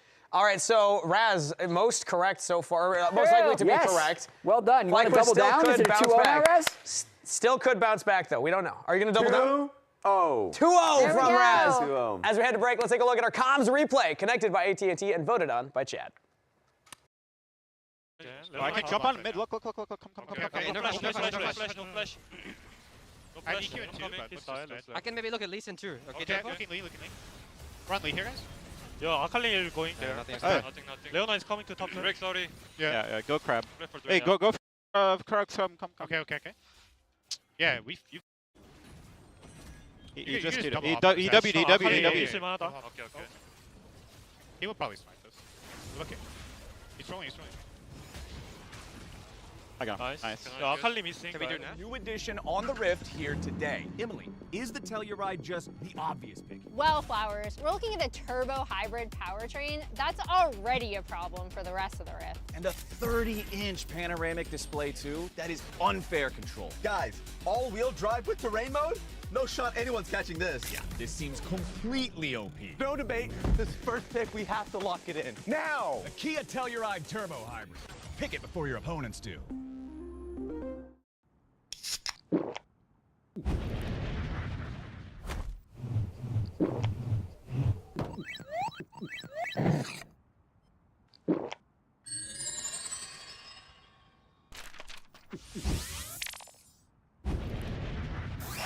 Red Bull gives you wings. Rich in the ground before Dub can even get there. In time to try to knock out as Impact gets bursted. Don't feed.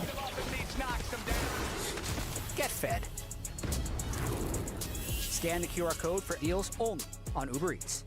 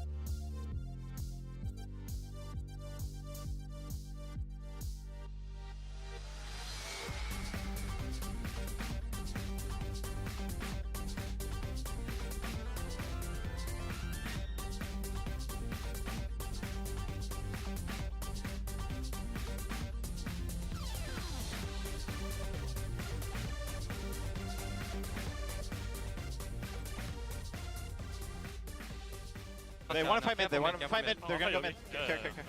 They chip it. They chip it. I think it's okay. Six flash. Look front. Akali's here. Look me. Yeah, I will. 아니 걸로공을 써버리면. 이거 된. 고반. That is a dominating game one from Lion, maintaining their form from MSI and trashing FlyQuest here in this first one.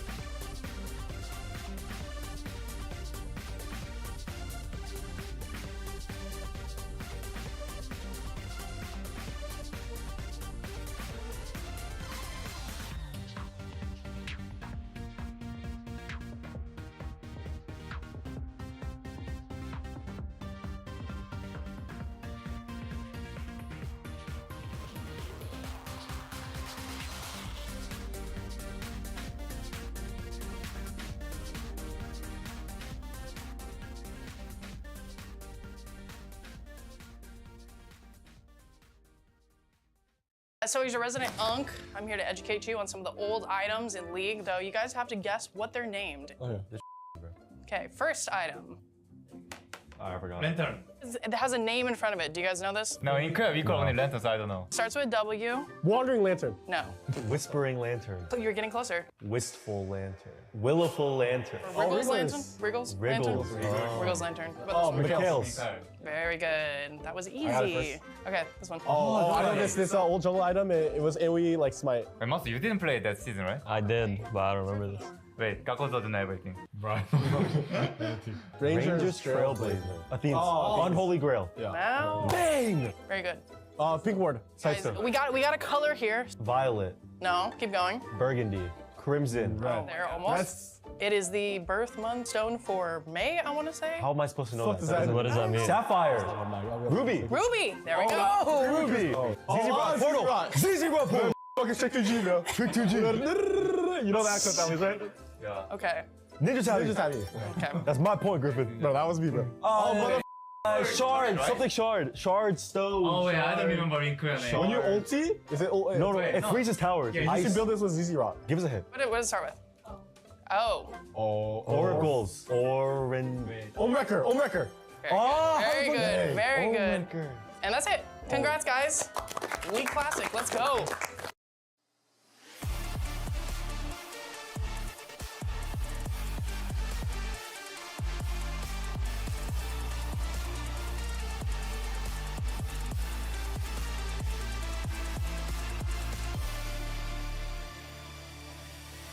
Welcome back to LCS Opening Week presented by MasterCard. It's best of threes, it's single round robin for our regular season. So this is the showdown between FlyQuest and Lion to get it all kicked off. But this showdown, well, it wasn't much of a show in game number 1. It was more of a beating. Lion owning everything across the map, winning in all their lanes, constantly hands checking their opponents and coming out on top.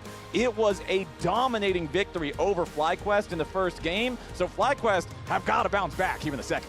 Yeah, every single lane is going to have to bounce back. So, I mean, they're definitely going to switch up the champion select, but it's going to come down to play better. Yeah, straight up. I mean, you can't have 3 losing lanes and expect to win against a team of this caliber. It's just not going to happen. All of their laners were losing, and the plays that Lion made just worked out so much better. This game snowballed out of control very, very quickly. So we'll see if FlyQuest can just shrug it off, mentally reset, and lock back in here for this second game. All right, FlyQuest choosing last pick, Lion choosing blue side. So let's go ahead and see how it shakes out. Important to note that even though FlyQuest chose last pick, Lion is still choosing to ban the lockout for themselves, which means they do not want to prioritize it as a first pick option. They will also ban out the Galio, while Nocturne and Ezreal are banned by Fly. Yeah, I mean, they were playing tournaments, traveling around a lot, so maybe not invest too much They probably time. don't even know what he does. I have his Time. abilities pulled up here on this monitor just in case somebody picks him. I don't know what they are. He throws nails, and then he autos you for all of your life. Yeah. Okay, fair enough. The grenade is just for style. Yeah, that's for the executing It style. auto attacks you and you're dead. You can pick that up later too if you want. And anyways, we'll wait until we actually get him into the game. But let's focus right back down here because the Ezreal banned here as well, and the Ziggs and the Ezreal are kind of the two most safe and most played, over the last basically month of bot lane champions here. So we're gonna follow it up with the Seraphine ban as well to kind of block Ashe Seraphine. So Jace and Ori are the two kind of conspicuously absent from the ban list in my mind, with the addition of the Galio and the Seraphine. So we'll see, is it just going to be a first pick Jace here for Dokla? And what angle do they want to go with this? Because it feels like I was trying to kind of think through, what the Galio ban would be setting up for, which that was the one that I wasn't as sure about, because normally you see that as an answer to things like Rumble, sometimes, but more recently like Akali and melee champions that are kind of evasive, but some of the best champions that you want to play into were already played last game, so that one threw me off a little bit. But Jay seems pretty standard. I think we are probably going to see like Vi Orianna or something along those lines as an answer, because I don't think you're going to want to give over both the Jace and the Ori. Nerf lock again. Get him. He's probably going to need a couple of those couple taps to knock him down. Couple more of his own nails to seal the coffin. Yeah. Well, we will have the buy locked in, but instead of the Orianna, it will be that Syndra that you mentioned in the previous champion select. Azale has been becoming more popular as a bottom laner, too. Yeah, exactly. It has been getting played bottom lane quite a bit, mid lane quite a bit. So it does have a lot of plays, globally around the world, 40 mid lane and 19 bot lane so far this split. So okay, so 2/3 split. Exactly. But definitely could be going either way. And both teams looking like they are going to pass up on that Orianna for now. I thought it would have been the Orianna alongside that Vi, really get that engaged. But of course, you can do similar things with the Syndra, setting up with the Scout of the Week or following up on that Vi ult with Scout of the Week and trying to burst someone down.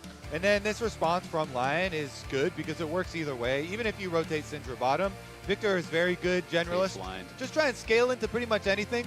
You can scale. You'll have pretty good range, pretty good wave clear. Look to scale up and get some stacks yourself. And then they're getting Armeo onto Xin, which is a very good matchup into Vi, especially early on, and does allow your jungler a lot more authority too. So if they've got some solid lanes to play around again, then the Xin does get to kind of dictate some of the early objectives. Yeah, absolutely does. And I always feel like Xin works well into champions like Syndra, where the Syndra wants to try to move in and follow up, and it's difficult to get past him with that crescent guard. Olaf gonna get grabbed though. So this is Olaf top. We saw this at MSI a few times. Yep. You know, being picked as an answer into the Jace. Can be pretty hit or miss. If you can get ahead, if you can get those kills early, it really can look good. But if the Jace is able to, you know, just play Storm Raiders and avoid some of those deaths early, it can become pretty difficult, I think. And I also like, considering Lion is playing with a substitute jungler, with someone who has been playing more top lane recently compared to his traditional jungle main role, I like the fact that they're putting him on these simple, staple jungle champions like the Jarvan, like the Xin Zhao. We're not getting flashy, we're not getting crazy, we're not having you play anything that you've really got to be like dialed in to know how it works. These are just very reliable champions. I like that there for Armeo. The Olaf into the Jace matchup is very interesting. Second half of the draft coming up, though, as Vayne is the first ban from Fly. To me, the Vayne ban shows that they still think that the top lane might not actually be picked, because there is possibilities of flexing things really around. Victor has been getting played bot, so Victor could go bot and Jace could go mid, and you could try to do a cheesy counter pick into this Olaf. So I think that is their concern with this Vayne ban. I don't think you're worried about, you know, blind Vayne bot lane, that type of situation. So usually not feared. Exactly. So it is interesting that they are still concerned about the fact that, you know, even with Jace Victor, that top lane might not be actually picked, and that the Olaf could still get counterpicked. And that is some of the power that I think Lion has, because they have a lot of flexible players. You have to be worried about all of these scenarios. Okay, we've got the Bard banned out by Lion. They do not want to have that extra pressure onto the side lane when you're going to be playing something like a Jace. Meanwhile, on the other side, the Pyke ban from FlyQuest shows that they respect the Isles Pyke. He has earned the ban status here in this first series of Summer Split. Yeah, I mean, he was popping off at MSI. Really big performance on the champion. So let's see, though, because this does put a little bit more question on the reveal for the bottom laners. And I want to see if we're going to continue and have 2 of 2 games have mages again, if they're actually going to rotate or not. All right, we'll see here. FlyQuest, they know that if they lock in the AD carry or the bot laner, then that's going to give it away. Okay. But if they lock in the support, it still keeps their opponents guessing on where Syndra is going to go. So although support is normally saved for last to get the support counter matchup, since they dictate so much in lane, because of the current state of Mage's bot, they instead want to keep Lion scratching their heads on where Syndra's going. Yeah, exactly. And I mean, if you let them know for sure where things are going, then Lion has full info to flex things around on their 4-5 here, right? So they could put a different top laner top. They could move things around, but they don't know what the matchup is still. So that makes it a lot more difficult. It's going to be Volibear. How do you feel about Volibear versus Olaf? I mean, I feel like that's a one where whoever flinches first loses. Just got to click the other guy and stay Close your eyes and start right-clicking. And I would say, that's how I like to play. if I'm the Volibear and I have Xin on my side, I'd never flinch. So if my jungler is the Xin for early, I feel like that should be Lion positive. Zin's like your hype man. He's keeping you confident. Yeah, exactly. That's your boy. This, bro. Take that all in. Because as long as I don't get hit with a full charge, or my Xin doesn't get hit with a full charge Vault Breaker, you know, we're going to win that. And post level 6, support Shen, that's going to make you feel pretty comfy too. Yeah, there you go. Xin for the early, and then Shen ultimate for the later. I like that. And even early on in MSI, when Isles is Camille and Pyke, we're having a lot of fans feeling a little hesitant. His Shen was showing up from the start. I feel like Isles on the Shen, very, very powerful, especially when you consider champions like Olaf, who need a lot of auto attacks. The Spirit's Refuge can do a lot, but the final pick of the draft for FlyQuest is Sylas for quad. How are we feeling about the value that he gets from the ultis he can steal? Because I feel like Shen and Xin Zhao are both huge value ultimates. Yeah, they are really, really big. I always hate to see Sylas when I'm playing Shen, because I just feel like he's just getting more out of this ultimate, which can be really, really powerful to steal. Volibear's whatever, Victor's kind of whatever, but I do think there's a couple good ones. Crescent Guard can be really powerful. The Stolen Stand United can be very, very powerful. And it is going to be that expected Victor bot, the Jace mid, and that Volley top. And the question becomes, you know, how much are they going to flex around in bot? Are we actually locking in with this? Because now it's down to 20 seconds. So all right, looks like it is going to be... Basu's going to take the Sylas. Sylas versus Jace as well. So the Jace went bot too. So that was actually pretty unexpected for me. I thought it was going to be This is kind of Jace crazy. This is really crazy. I think they're both kind of trying to guess where each other are going, looking for specific matchups. And at the end of the day, I don't even know if they're like, which team is happy with this? Because we're in this weird world. Is anyone happy with it? So I presume that Lion are probably happy with how it turned out because they get their Victor into Syndra just kind of scaling there, and then they also get the Jace on bottom side to with a Shen. I feel like you're threatening some good kill pressure onto the Silas down there. So the guess here, for me at least, is that Lion are decently happy with it. That's kind of my feeling too, but I can't say I've ever watched Shen Jace versus Silas. You telling me you don't know this matchup, bro? Come on. I mean, in my head, it's like Jace is poking you and getting push, and then if you all in, you get taunted potentially by Isles, and then things get really, really hard with Spirit's Refuge. Dokla is playing Ignite, Isles is playing Ignite, Cryogen's playing Ignite. It's double combat summoners across the top lane. This is going to be spicy. I think that Lion are going to win both sides then, because if you have Ignite for Volibear, then you for sure are going to have the confidence, to bully top, and your junglers are going to get pulled everywhere. Everywhere, like both sides should be volatile. Top lane as well as bottom lane should be opportunities, because Silas is going to have to use up health to be able to get minions. Yeah, the ghost on Olaf feels great when you're running after carry targets in team fights. Volibear's not going to run away from you. Yeah. He's just going to stand there and smack you right in the face with his big old bear claw, and then you're going to have a problem with it. Yeah, but bear claw and bite you too. Yeah, bear teeth too. Down here in the bottom lane, scrapping back and forth a little bit, trading blows, but honestly, nobody's doing anything wild just yet. Both junglers are starting on their respective bottom side quadrants, so they'll be pathing towards that top lane that we expect to be very explosive. We expect to be a game of chicken between these bruisers. I like how in chat as well, we got Masu saying tactics, and then they're like season 16. There's definitely a wild world out there now, as we're kind of just in this crazy mode of mages are going bot, then people are like, well, what were the counter of those mages in mid lane? But I want to talk a little bit about FlyQuest, and this quote, I was talking to ThinkCard yesterday, and he was telling me at the start of the year, that it was going to be a process, developing this roster, a lot of young players. They have looked at it as preparation for Summer Split, for this split. And that is where the expectations start to change for this roster. He told me point blank, they're going to Worlds. They're going to qualify. He believes that. The team is confident in it. But that does put a different level of pressure, I think, on this team. We can see they've been getting better split over split. Lock-in was pretty rough. Last split, they were very competitive. They did end up getting knocked out earlier than they would have hoped in playoffs, but still very, very competitive. And so if they can continue that improvement, they can definitely make it to Worlds, but it's going to be interesting now that they actually have pressure on them. The expectation is you must succeed now, whereas the other splits were looked at, just get better.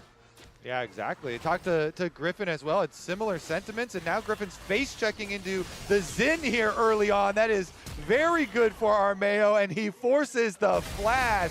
Yeah, that was dire news. Meanwhile, down here in the bottom lane, Berserker under a lot of pressure, flashing away, trying to survive. Masu chasing him underneath the turret. It's first blood back over to the Silas, making a 1-for-1 as Isles and the turret get revenge. Isles continuing to march forward, but he does not have the cooldowns to get a second kill. So an even trade in bottom side, but first blood belongs to FlyQuest in game 2. Yeah, the minions are pushing away from them, but they do have teleport. Both of them have teleported. Isles cancels his recall, as does Cryogen. We're going again, round 2. They immediately try to go in for the taunt onto Masu, but instead it's a mistake, a blunder from Lion. Isles wanted to hang around and see if they could spring a trap, but they're the ones who end up in danger as Masu and Cryogen triumph in the 2v2. Yeah, I mean, that is crazy. Isles obviously cancels his recall because he thinks Cryogen base, and he's like, ha, we're surprising you, but Cryogen canceled his recall too. Let's take a look, guys. They don't have, well, let's see as it plays out. So this is the first one. Yeah. Cryogen trying to force it. And they are going to get the full combo here onto Berserker, forcing his flash, even though he does a good knockback flash. Yeah, not the easiest thing, but Isles needs to block the Absconded Duck follow-up. I think if he flashes in front of that or taunts in front of that and actually blocks that, I think Berserker lives, and it's a very different 2v2. But did get taken down, and then Masu gets another kill off that re-engage they attempted on the TP, and that turns a little bit rough because now Silas is in this position where we've seen Silas in mid lane. It's the same principle, range versus melee. You're surviving, but once you get ahead, you can start threatening all-ins over and over and over. Ooh, nice scat of the week from Quad as Cryogen makes the rotation over to mid lane to follow it up, provide a little bit more damage. Saint not going to use the flash, calm under the pressure. Okay, meanwhile, without all the cameras on top side, because all the action is bottom side too, the Ignite Volley Bear here is being able to get the push out, did get the bounce back, and we've got another wraparound gank. Yup, this is trouble for the Lion bot side duo. Remember, there's no flash available on Berserker. They are immediately going to go right in after the Jace. It's all too easy once Griffin shows up. Berserker is dead for the second time, as Isles can do nothing to try to save him in the 2v3 FlyQuest, having a much better early game. Tactics. It's just bot lane tactics here, baby. You got a bot lane Silas Rel combo. Go gank. Keep the action going. Not looking for CS, looking for kills, and now they're starting up the Dragon. Yeah, you can tell they're having some laughs about it too. Quad when Berserker died is just spam pinging Jace dead again. Well, the Dragon is not going to be a legal maneuver here as Dokla jumps in after Gak Ghost, doesn't commit his own ult, but forces out the Ragnarok. And now that Olaf, who's been on the back foot in this matchup, well, he's on his butt at this point. There is no way for him to try to stand and fight no ulti against Volley Bear ready to go. Yeah, and I believe that wave was pushing away from him too. That is a rough spot versus Volley Bear that has Ignite. I mean, this is why it's so popular to go for these matchups. And so you got to send reinforcements. They are sending reinforcements instantly here because Gakko's just kind of watching. Yeah, I mean, that is always such a tough spot to be in when you're just watching minions die, but they're moving up here, lying around. Yep, it's Armeo and Ios immediately coming in, looking to start up this fight. Armeo dropping the Crescent Guard as Dokla swoops in from the side, and Griffin's already going to be killed down in the bottom lane here at the same time. Berserker down to 100 HP, flash over the wall coming out from Gakko's. Berserker triumphs here in the 1v1 as Quad flashes over the wall to get away from Saints. It's Lion popping off in two different places at once. Berserker with the outplay. Lion with the better skirmish in the topside river. Isles is not done yet. He's going to find the potential recall. Auto attack, shadow dash, auto attack. Isles buries Quad. Beautiful there. He had plenty of time. Calls in the Q. He can wait for the Q to come through. Instant taunt, so there's no escape there either. And hey, let's just get Berserker more 1v1 time. I think that's the name of the game. Him versus Masu in the 1v1s have been incredibly, well, and the first game was very one-sided. This one was very close and very exciting. Honestly, I thought Berserker was dead. He had, I want to say 5% or less HP, but Masu is still level 5. He hit level 6. He had that level up, had the experience advantage. Obviously, Jace not getting some crazy ult, but you still are getting stats. You're getting additional damage from that. And he just went hammer for him and just smacked down Masu before Masu had another spell back up that would have given him the kill for sure. And now, even with those early kills that Masu got, he's down 14 CS, and he's down an entire level again. All right, back to the Dragon Pit. 1,000 gold lead for Lion, but neither side wants to do anything audacious around this objective. And Masu, with his first Silas steal here, goes for the Shen ultimate, which could be very interesting considering he also has teleport. So they have double teleports plus a stolen Shen ultimate. And Isles doesn't have his yet, and he's under attack in the pit. Yep, that's only a level 4 Shen trying to get away here as Griffin uses the ulti. He was thinking if Isles tries the shadow dash over the wall, I can follow him here with a cease and desist. Isles waits though, and now he's going very far behind enemy lines. No help is coming. Quad should be able to take this kill, no problem. Goes ahead and commits the unleashed power. I don't really think the ultimate was entirely necessary there, but Quad wanted to make sure that he got the kill and got back to lane. Exactly. The minions were coming close to tower, so he's like, I'm not chasing you around, buddy. I mean, that was really nicely done. This is that 1v1 back earlier, and I thought, when I looked down at that point, I thought that Masu had it for sure. Right? That looked so close. That was one auto attack away or, you know, a W coming back up, anything, and he got it. But Berserker just has the confidence to go for the kill, makes the play happen, and that is big for Berserker. Yeah, and it's, again, Berserker here, you know, on one of these non-traditional bottom laners where he's checking the damage, and he's like, all right, I think I go back in right now. I have the burst damage. Topside, though, Dokla. Yeah, Dokla looking to get away. Commits his ulti defensively. Fine with that trade because Gak Ghost already used the Ragnarok here on his Olaf, so now both top laners just going to equalize back out to a no ulti state for the next minute and a half, somewhere thereabouts, and Dokla loses essentially no HP for the time of the enemy support. Yeah, I mean, that looked very, very non-threatening, shall we say, on that all-in. But Cryogen is back, and now he doesn't have it all this time. Let's see. Yep, the first one didn't work, so let's try it a second time. Dokla, the focus of not only Cryogen and Gakkos, but Griffin now also ready to join the party. Dokla has no flash. There's no way out here for the Volley Bear. They give the kill over to Gakkos, and FlyQuest takes the lead in kills yet again. Yeah, Dokla realizes he's dead, so he just focuses down the wave. He's able to finish that off here, but Lion are looking for a potential play. They TP'd Berserker up. They've got 3 top. Yeah, Armeo clearing out the control ward here in the tri-brush. They shouldn't be aware of Isles' positioning, I don't believe. W to stop recalls. Yeah, Armeo steps up when becomes lightning, stopping that recall exactly as you're saying. Cryogen and Griffin making their way up. Berserker looking to put the damage into Gakkos, kill off the Olaf, trying to get back away from the turret aggro. As now it's a finish kill from Griffin. Berserker dies. Armeo, the weak are scattered, and the Xin Zhao falls. It's a big overcommit coming in from Lion. FlyQuest sends the whole team and crushes the attack. Yeah, they try to pull off this dive, but Berserker pulled tower aggro. I'm not sure exactly how that happened, but it looked like the tower went straight onto him. As they back out, yeah, it swaps onto him, and Cryogen is CCing him up. He flashes out over the wall, but the ulti was already buffered from the Vine, just turns it into a disaster. Yeah, I mean, and it was, Isles had the aggro, and then he just walks out of range, and he's still attacking for Berserker, so he grabs it, and the collapse for FlyQuest, yeah, he's laughing about it as the Vine came to find him afterwards, but FlyQuest with a huge move. This is big for the series. This is big for them because they already had the Dragon. Now with 1,000 gold lead after this topside play, are going to be feeling much more confident. So this is actually also the first bot Sylas in LCS history. It's only the second in Tier 1 I'm not history. surprised at all. Yeah, I believe that stat. I believe that too, but second in all of Tier 1, that's pretty crazy. The only time it was actually played before this was Mir in the 2019 OPL, and hilariously enough, Isles was his support. So Isles is the common denominator of these shenanigans. Isles is the Sylas bot guy. Isles is like, I've seen this before. Don't worry, Berserker. Ooh, I've seen that before too. Griffin making another trip up here to the top lane. They get another kill on the Dokla's Volley Bear. Gakkos on the Olaf, closing that gold gap as Quad flashes over the wall to escape a potential play there from Lion. And we heard from the analysts at the top of the day when they were giving their thoughts about the matchup. Jat was saying that, you know, Gakkos has looked good on carries. This is a player who can perform on something that's not just a meatball here in the top side. So Griffin really enabling this Olaf to be a terror in the team fights. I like the strategy.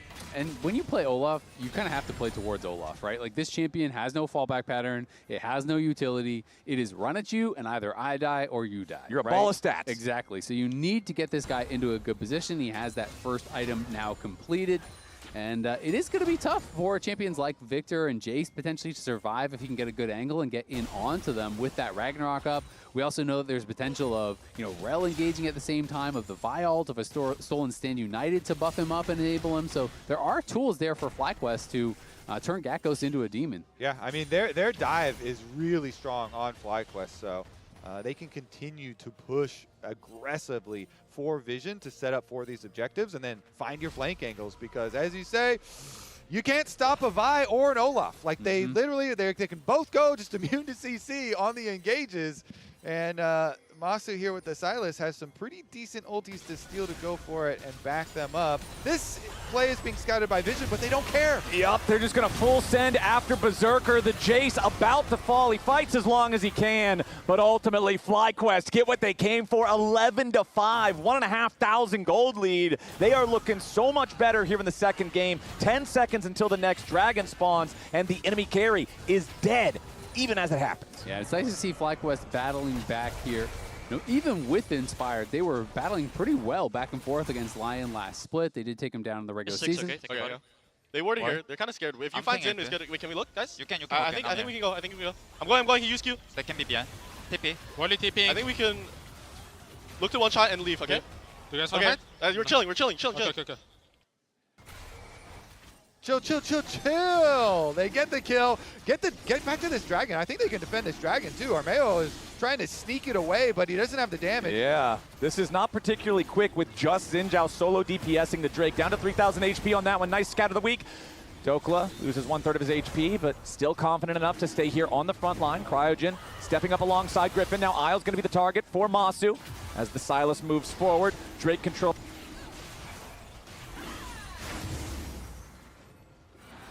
forced away, and FlyQuest will take Drake number 2. Meanwhile, top side, they're just going to push the wave out and collect the other one. So FlyQuest here really building us towards the comeback in this series. And again, their dive is so strong that there's not a lot you can do to stop about this if you don't have the damage. Because otherwise, the Vi and the Olaf are kind of guaranteed in there. And since you've got a Rel plus a Sylas as well from your bottom lane, you have even more engaged from a double melee bottom lane that is so rare in competitive League. And this is one of the upsides of this FlyQuest young roster that people love watching, is how aggressive they can be when they have tools like this at their disposal. And just the unique picks that they have the confidence to bring out. You know, Emily talked about it on the pre-show. You know, we saw Griffin obviously bringing out the Jungle Shen, the Jungle Nasus. We saw, you know, Quinn. We've seen a lot of different picks bring out that other people weren't really playing that much. And they had the confidence to bring it out. They feel like, hey, this is the spot for it. This is the right pick. Let's go for it. And it's cool to see them continuing that in summer. Okay, let's see who's going to be first to the Rift Herald pit. It looks like Armeo is already in there, starting that one up. Meanwhile, Dokla in some trouble up here on the top side. Unleashed Power forces the defensive ulti out of Big Dokes. The bear nearly dead, forced to back off, and that means that Armeo can also no longer maintain the confidence to take the Herald. Meanwhile, down here in the bottom lane, it's another play coming out from FlyQuest. They find the kill onto the enemy mid laner. Back up in the top side, Armeo trying to re-engage after quad. Cryogen following up behind him, trying to protect his own mid laner. Cryogen gets through, throws back a stun to keep himself and his mid laner alive. Gakko still putting in work in the bottom lane, tier 1, as FlyQuest disengages up here in the top side river at the same time. 2,500 gold lead for FlyQuest. The Rift Herald restarted now by Lion, and it looks like they will be able to claim that one. FlyQuest backs away, but they'll take first turret in the bottom lane in trade. Yeah, great moves from FlyQuest. Again, the bot side, you saw that dive, the double unstoppable Vi and the Olaf. You kind of feel bad for Victor, maybe you don't if you don't like the champion, but there's not a lot he could do about it. Now they're going for Isles a little bit here as well. They don't know who else is behind, and they do get the shock blast, but FlyQuest, they make the dive on the side lane bot to get the kill and then get the tower afterwards, and then they can still cover with a stolen Shen ultimate from Masu the other side of the map, so they don't even lose anything on the other side of the map. Really nicely done. All right, we're not done top side. This time, Dokla has to use his flash to get away. The ulti not available here yet again. That is the second unleashed power coming out from the Syndra, trying to get the kill here onto this volley bear. One more orb should be able to do it, but Dokla with a nice heal there stays alive. Holy. Big Dokes at 11 HP manages to survive another attempt from FlyQuest, but he's in no position to continue defending. No way. They're still not done. Griffin wants to commit. He goes in and he smites him down like a minion. Griffin claims the bear camp, and FlyQuest get themselves their 13th kill. We got some posters on the top lane. They're chasing after this bear, taking him down. It was pretty well played by Dokla. Got that second hit of his W for that big heal. You can see Cryogen was trying to like kind of dance around on the range of it, but ended up giving it to him. You know what's super funny? I was thinking when he casted his E and he was waiting Volleybear for it to come down and give him the shield. I was like, just keep running, get out of there. Like, there's no like Ezreal ult that's gonna come kill you. But then because he waited for his E to fall there, the Vi got in range, and the Vi was able to chase him down at tier 2 and ends up getting the kill. I mean, that's not going to break the whole game, but it definitely is going to be an added bit of extra money to lend to the second item here for Griffin and continue the snowballing for FlyQuest. Yeah, I mean, that might not break the whole game, but this might on the top side, as they are massively ahead on these two unstoppable champions, right? We have the Vial, we have the Olaf ult. They're going to be flying in, and they are super fed. Yep, and you're talking about breaking the game in the top side. I feel like the moment that really broke this game was that blundered attempted dive from Lion that FlyQuest were able to get a 4-for-1 for. That game has been FlyQuest's ever since, and it's not stopping. Dokla's still trying to escape. He gets another nice heal with a volley bear, but no way. Griffin and Gakkos have more than enough damage to burn through that drain tanking. While the Rift Herald is summoned up in the mid lane, that's going to take the tier 1 turret. So at least Lion's going to get something back there, but it's still FlyQuest with that 3,500 gold lead, with the first 2 Drakes. It's 10 seconds until the next one spawns. They would love to be able to move to Soul Point as Armeo, Isles, and Saint all have to try to get away. Saint is going to be the target here for Cryogen as he jumps over the gravity field, continues chasing after Lion mid laner. Gakgos throws the axe out, but it's not going to find the target here just yet. It will not matter. There goes Saint. His prayers go unanswered, and FlyQuest are heading straight over to the Drake. They'll grab Soul Point 20 minutes into the game. Exactly. Soul Point here now, so a massive win condition. They're already really in control of this one and just continuously putting the pressure onto Lion. And so much of the story is we're maybe going to see a little bit of a fight here. Maybe. Cryogen continuing to walk away. Armeo and Isles, between the two of them, don't have a ton of damage, so Cryogen's fine. A lot of the story between Lock-In and Second Split was about the fact that... Or what do you guys think? I can go top. Yeah, I think it's best. And I want to just keep killing Victor on side, or make it really hard, at least so he can't get prio. Victor is the line. Victor is Tuna. Victor is Tuna. Yeah, look Victor. He's that. Wait. Keep looking, and then you can start maybe Drake. I'll start Drake. I'll cancel CPV TPs. You guys got it. Use 1 CC. Okay, that. Bill probably. And nice comms there from FlyQuest, but yeah, Griffin obviously really struggled when he went up against some of the big junglers in Lock-In, but Second Split, he was able to actually get a series win here against Inspired, and now this split, we're looking to see, what is his ceiling? And I like that he was the one calling to keep pressuring Victor too there in the comms, because that is a big way that they're going to be able to push this game forward, is make sure that this mage that is hobbling around in the side lanes with his cane and has no... You got to kick his ass. Yeah, no jumps of his own. You take the Vi, you take the Olaf, and you make sure that they are not able to have a good side lane presence there. And you make it hard for Saint to play the game. That opens up these neutral objectives for you if you can keep Lion pushed back. But we'll see if Lion can actually get that vision control for themselves. And Saint's under attack again. Yup, he steps up, but Quad is waiting in the brush. Scatter the Weak collides, but here comes Isles trying to help Saint survive. It's a massive counter engage from Cryogen, but there's no damage ready to follow it up, so Cryo falls. Lion keeps Saint going. They get a kill of their own in return. Now Gakgos is split pushing on the other side of the map here at the same time. Looks like FlyQuest won't get anything back. Yeah, they were both setting up plays, but Lion were setting up a bigger play. You saw them all 5 into the river going to get Baron Vision. And so now the play continues, though. Dokla's going to be your target, but it's Griffin who's killed off first. Shut down over to Armeo as FlyQuest will also lose Masu. That's another 2 kills going the way of Lion. And this FlyQuest lead, this 3,500 gold advantage, has disappeared like magic. Lion have the enemy jungler dead for the next 30 seconds, and Baron is right there ready for the taking. Quad is not just going to let this happen, though. This Syndra sweeping around, wants to make some kind of a big play. He's got Cryogen coming up behind him. The Baron's at about 5,000 HP. Cryogen here in the pit. Gakgos also has arrived into the fight. The Baron's going to be your target. Gakgos makes his way in. The Baron going to be secured by Lion as Quad is about to die. Berserker grabbing the kill on that one as Armeo is taken low. Gakgos still looking to find something. Over the wall goes Isles. Cryogen's going to die here next. It is a slaughter, and it's FlyQuest blood staining the river. Never count Lion out, man. Those 2 consecutive plays, the domino effect. Flowers, the comeback is real here, and it all started because they made a 5-man play up to the Baron to get vision, and Saint's original Zonias kept him alive to set up for this Baron play, Azale. Yeah, and Quad, I just felt like kind of overcommitted. He just walked right into melee range, practically. A Berserker let him get the hammer form Q onto him. Berserker knocks him down, and even though Gakgos was strong, he is not strong enough to do it all on his own. The lead is gone completely. They were down 5K. They now took Baron, wiped him off the map. They're up over 2,000 gold. Just like that, the game got flipped on its head.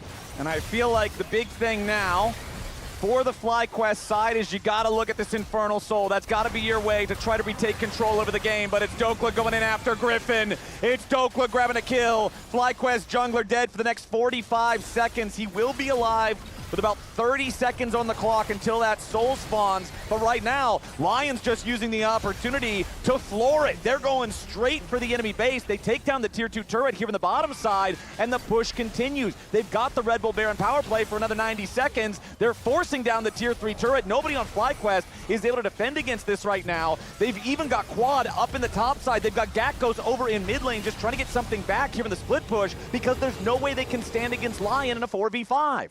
Oh, that was actually really close to interrupting Dokla. Yeah, they're trying to get as much as they can, but The swap in this game for like the dominance that FlyQuest have been showing, it is just crazy how quickly this turned around. And Armeo just harassing Gakkos. They have a TP coming in. They're going to try to chase him down. Yeah, you go after him here, and even if he pops the Ragnarok to get away, he will not have Ragnarok for the dragon fight. That's the value there. So instead, you can see Gakkos decides to spin his flash instead of his Ragnarok because FlyQuest knows they really have to fight for this upcoming Infernal Soul.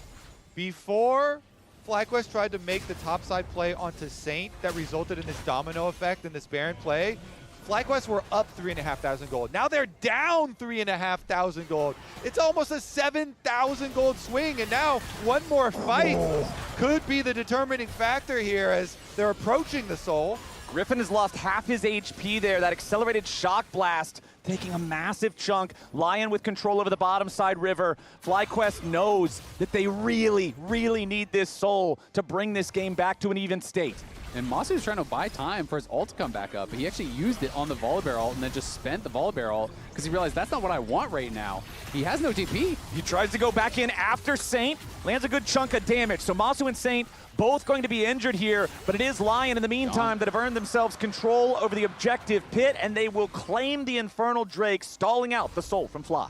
Just really well done here from Lion, being able to find a way to bring this game back.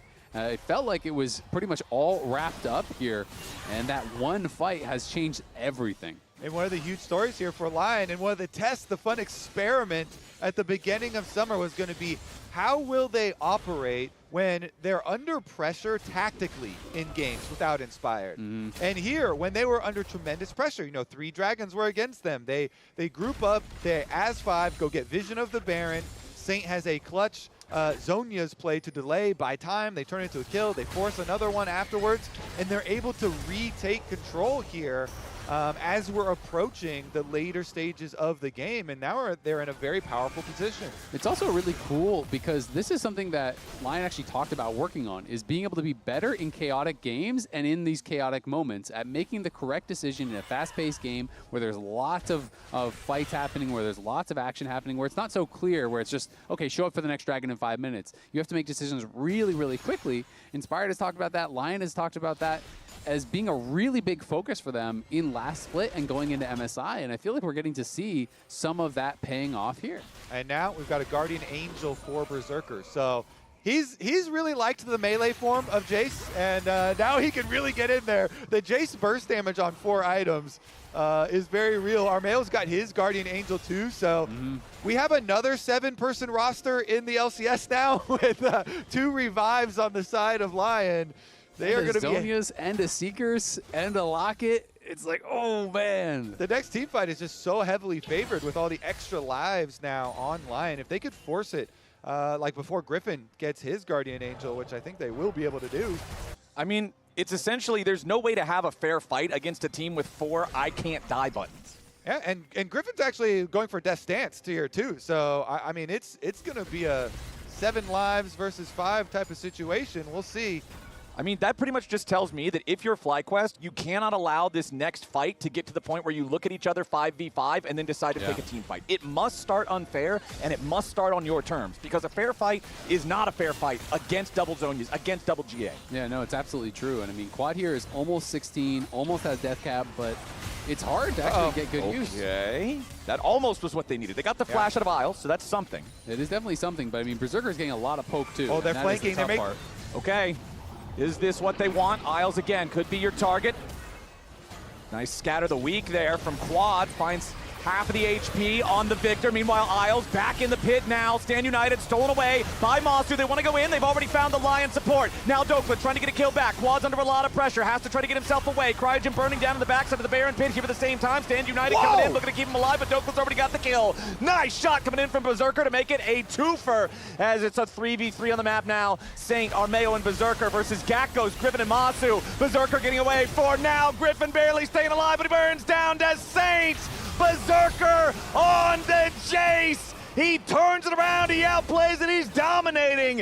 Gakgos, nothing but a corpse on the floor as Masu has to run. A bloodbath in the topside river is a 4-for-3 favoring Lion. That was a wild fight that starts out with everyone chasing Isles into the pit. Yeah, Isles did a really good job of holding his Shadow Dash for so long, buying a ton of time, made them commit a lot of resources to go onto him, and then Dokla here, I didn't think there was any way he was killing Quad when he had to use the stasis early. Look at this stolen Stand United. That's like 2,000 damage that he burst through from Masu's ult, and Lion are on the Baron here. Masu's back trying to keep him off. Yeah, Masu stealing away the Xin Zhao ulti, tries to jump in, make some sort of a play. Big abduct, hits Berserker, but where's the rest of the follow-up? The Baron already secured by Armeo. Cryogen makes his way into the pit. They're going to find Guardian Angel #1. Isles is already down. Armeo trying to fight here for the 1v3, but Berserker resurrects. Now going to be knocked down for real this time. Masu and Cryogen in the 2v1 against Armeo. They're going to have to take the Guardian Angel, then the Xin Zhao himself, but they've got to get away because Big Dokes has arrived. He's got Saint right behind him, and Cryogen falls, but now Griffin is showed up. Masu wants to jump right back in, and the fight's not over.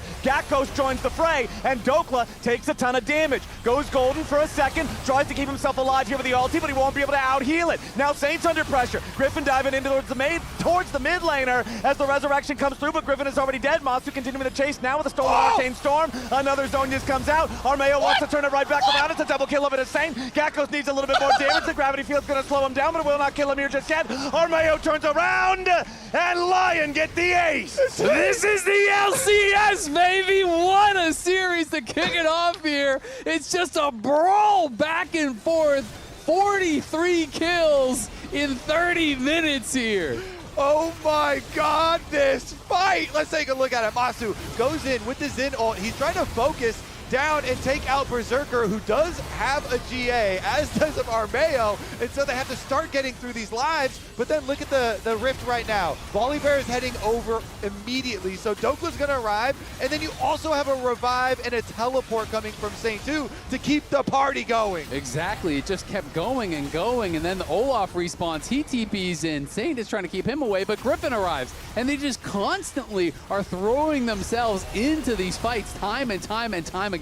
And then look at the body blocking. We're not done. Hold on. Saint's going to get dove now by Griffin. Going in after the enemy mid laner, but he can't find the kill. Cryogen's flank should now just turn into a grave for the Rel. He has no damage to back him up, but he can make enough distance to use the blast cone for the extra escape. Accelerated shock blast continuing to chip away at the health bars of FlyQuest. Lion, now again, they have stopped the potential Infernal Soul from FlyQuest. They have an 8,000 gold lead. They're barreling through the tier 3 turret here in the mid lane while the inhibitor is already exposed in the bottom side. It's a 5v3 here for the next 25 seconds. Lion wants to end this game and make it a clean 2-0 series to kick off Summer against FlyQuest. And they're poised to do just that. Bottom lane inhibitor about to crumble, and the full 5-man press comes out from Lion. First Nexus turret already down. Cryogen tries to go in and mount the defense, but it will not do a thing. Gakgos shot through the heart as he tries to dive towards the carries. Masu's the last man standing, and he too will fall. It was a back and forth bloodbath here in the second game,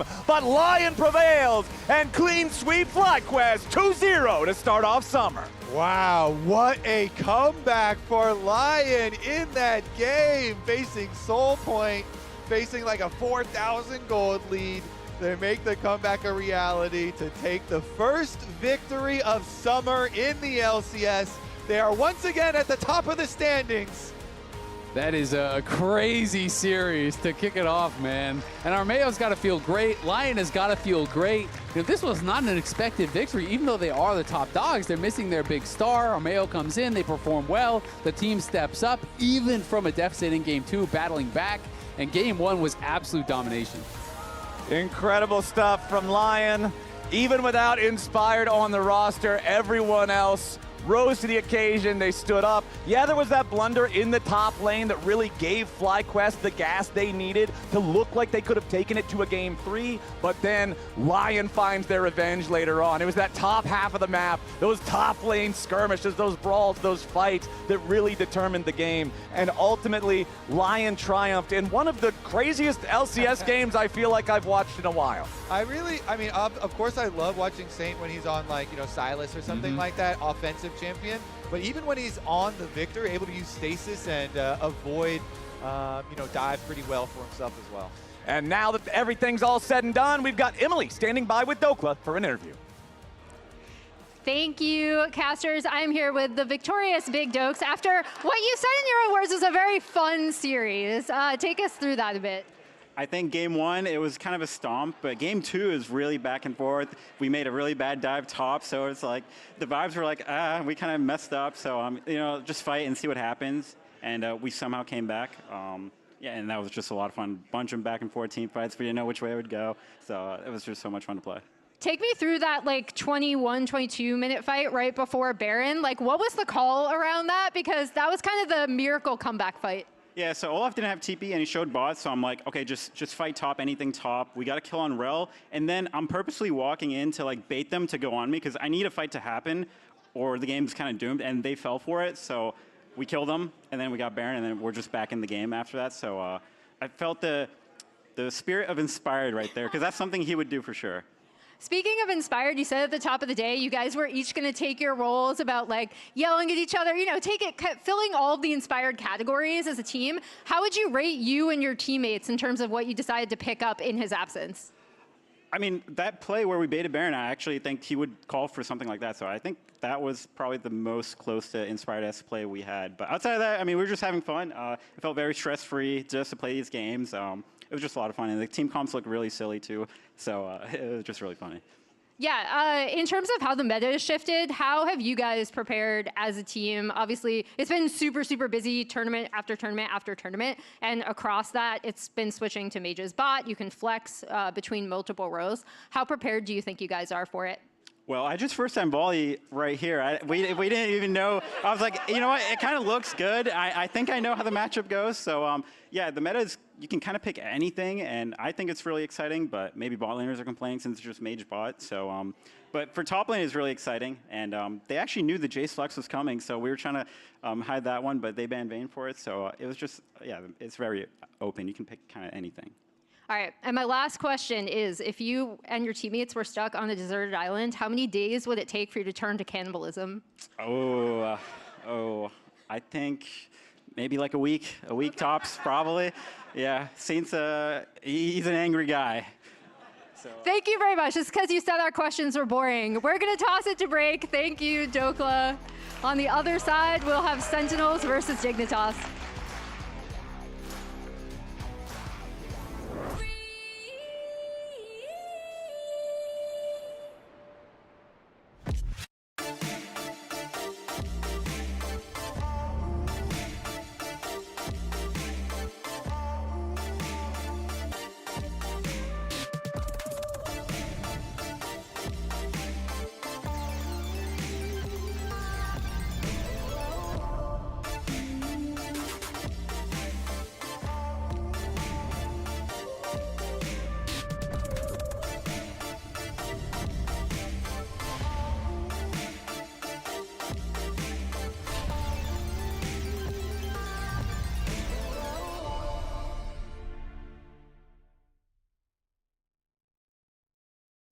Hello?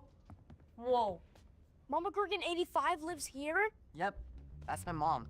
The absolute legend who went from gaming on her phone to ruthless online streaming slayer with no mercy for any living thing is your mom? Hey guys. Apples with peanut butter? How is this possible? With AT&T Wireless and Home Internet. Hey, text me if you need anything. Level up your connection with AT&T Wireless and Home Internet, now available across the nation. No, she's so nice in real life.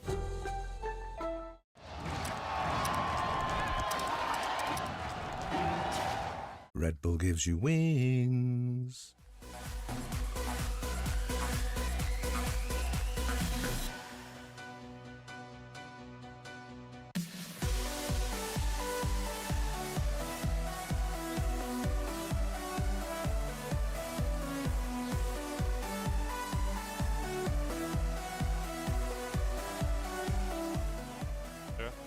But I think we're okay.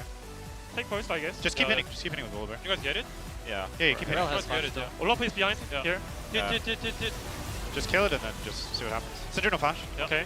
Do Olaf Hector. Yeah. Try to win. I think Ace can win. Okay.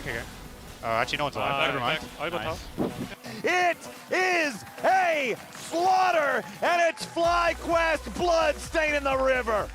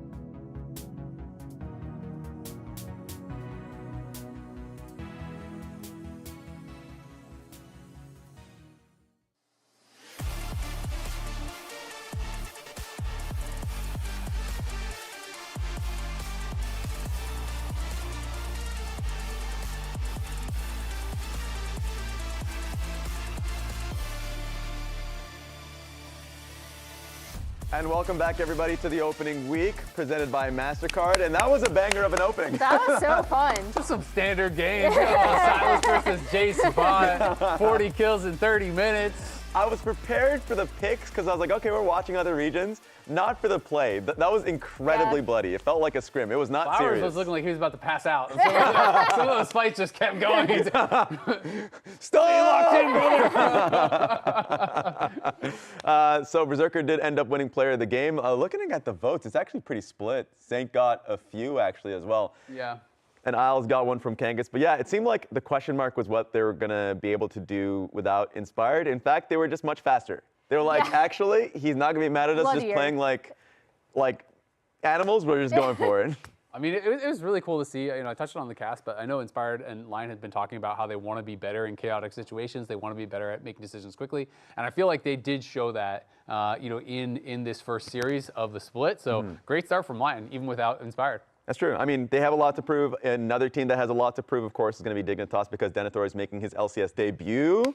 So congratulations to him.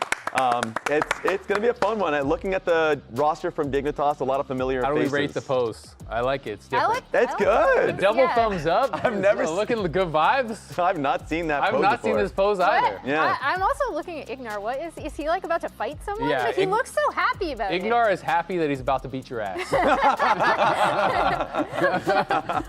But yeah, as we see, there's Denethor on screen. We've seen him a bit. I've mainly seen him on Winthrop, I believe, in for CLOL.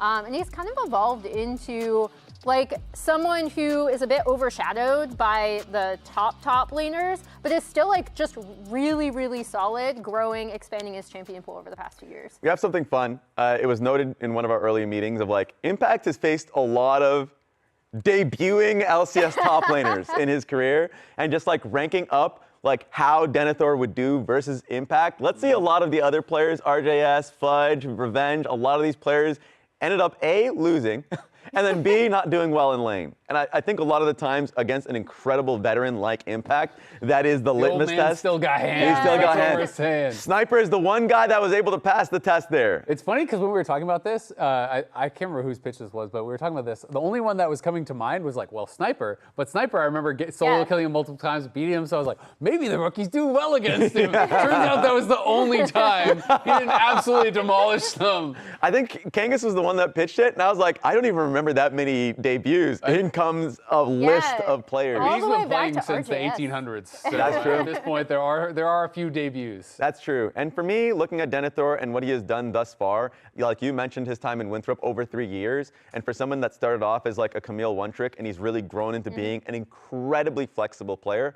Even hearing, it was the Shopify podcast, like Revan was talking about hearing comms from them when they were making their picks for support. And he's like, Denethor sounded like a veteran, and he agreed with a lot of the comms and takes that he was saying. So I'm really interested to see how he plays against some of the best, because if I'm thinking about his best champions, yes, the Camille, but his Gnar for sure has had a lot of highlight plays in team fights, and his Gwen. So I think he is really set up for success. The only question is going to be, Dignitas had a lot of problems, and you're going up against one of the better teams in the league. Yep.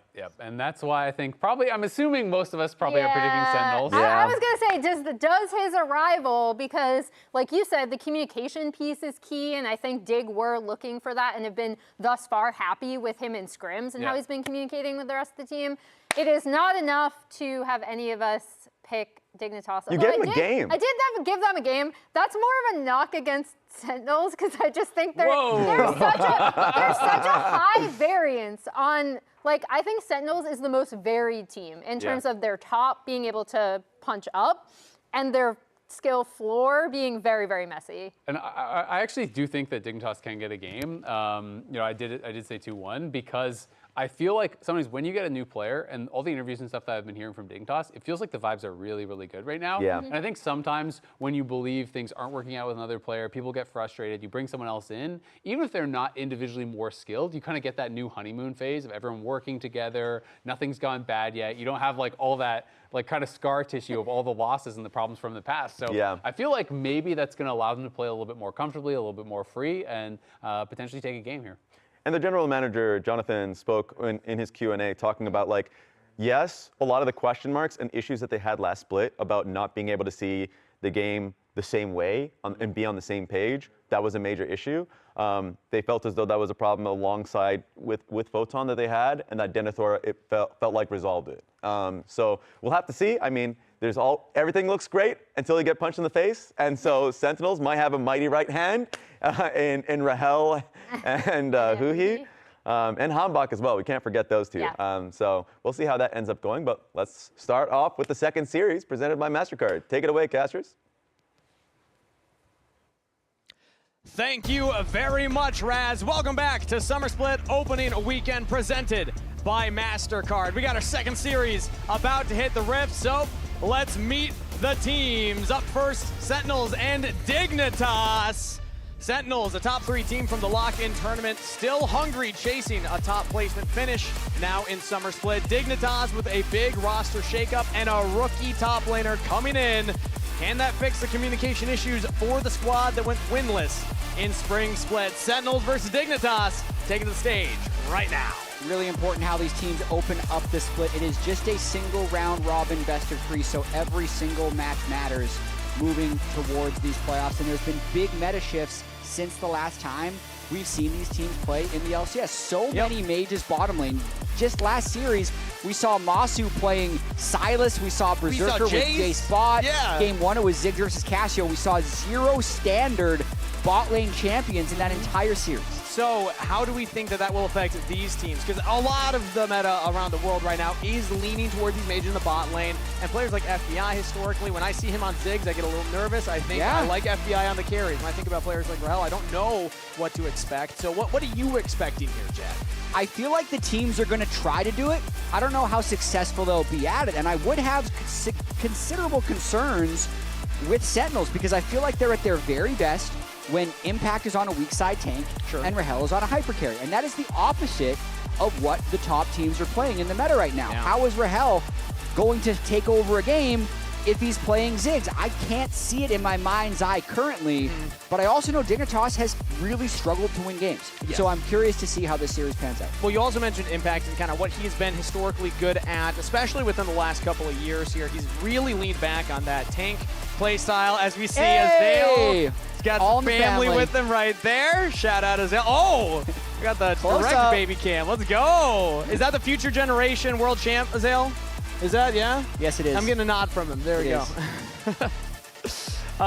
So back to the point, though, Impact had been going back to the tanks. It's not necessarily what's in the meta right now, and he's going up against a rookie top laner who is known for some of those more carry-oriented top lane champions. We gave a little kind of intro to Denethor at the top of the day. He's known for the Camille, the Glen, the Gnar, things like that. So I think, if anything, Dignitas could be a little favored, but that's also saying a rookie versus Impact. Right? Yeah, I mean, that's a possibility. If we're looking at what happened last split, you wouldn't say so, but looking at what has changed and the hope that exists right now inside the Dignitas camp, they feel pretty confident coming into this, which is just crazy to say, based off of how last split ended. With XU giving the interview, it became rather infamous online, saying that you either need to like each other or respect each other, and we have neither. And they're running back 4/5 of that roster, but Jonathan has spoke extensively about this with the team's Q&A. They also think the addition of Denethor has really helped their team cohesion, so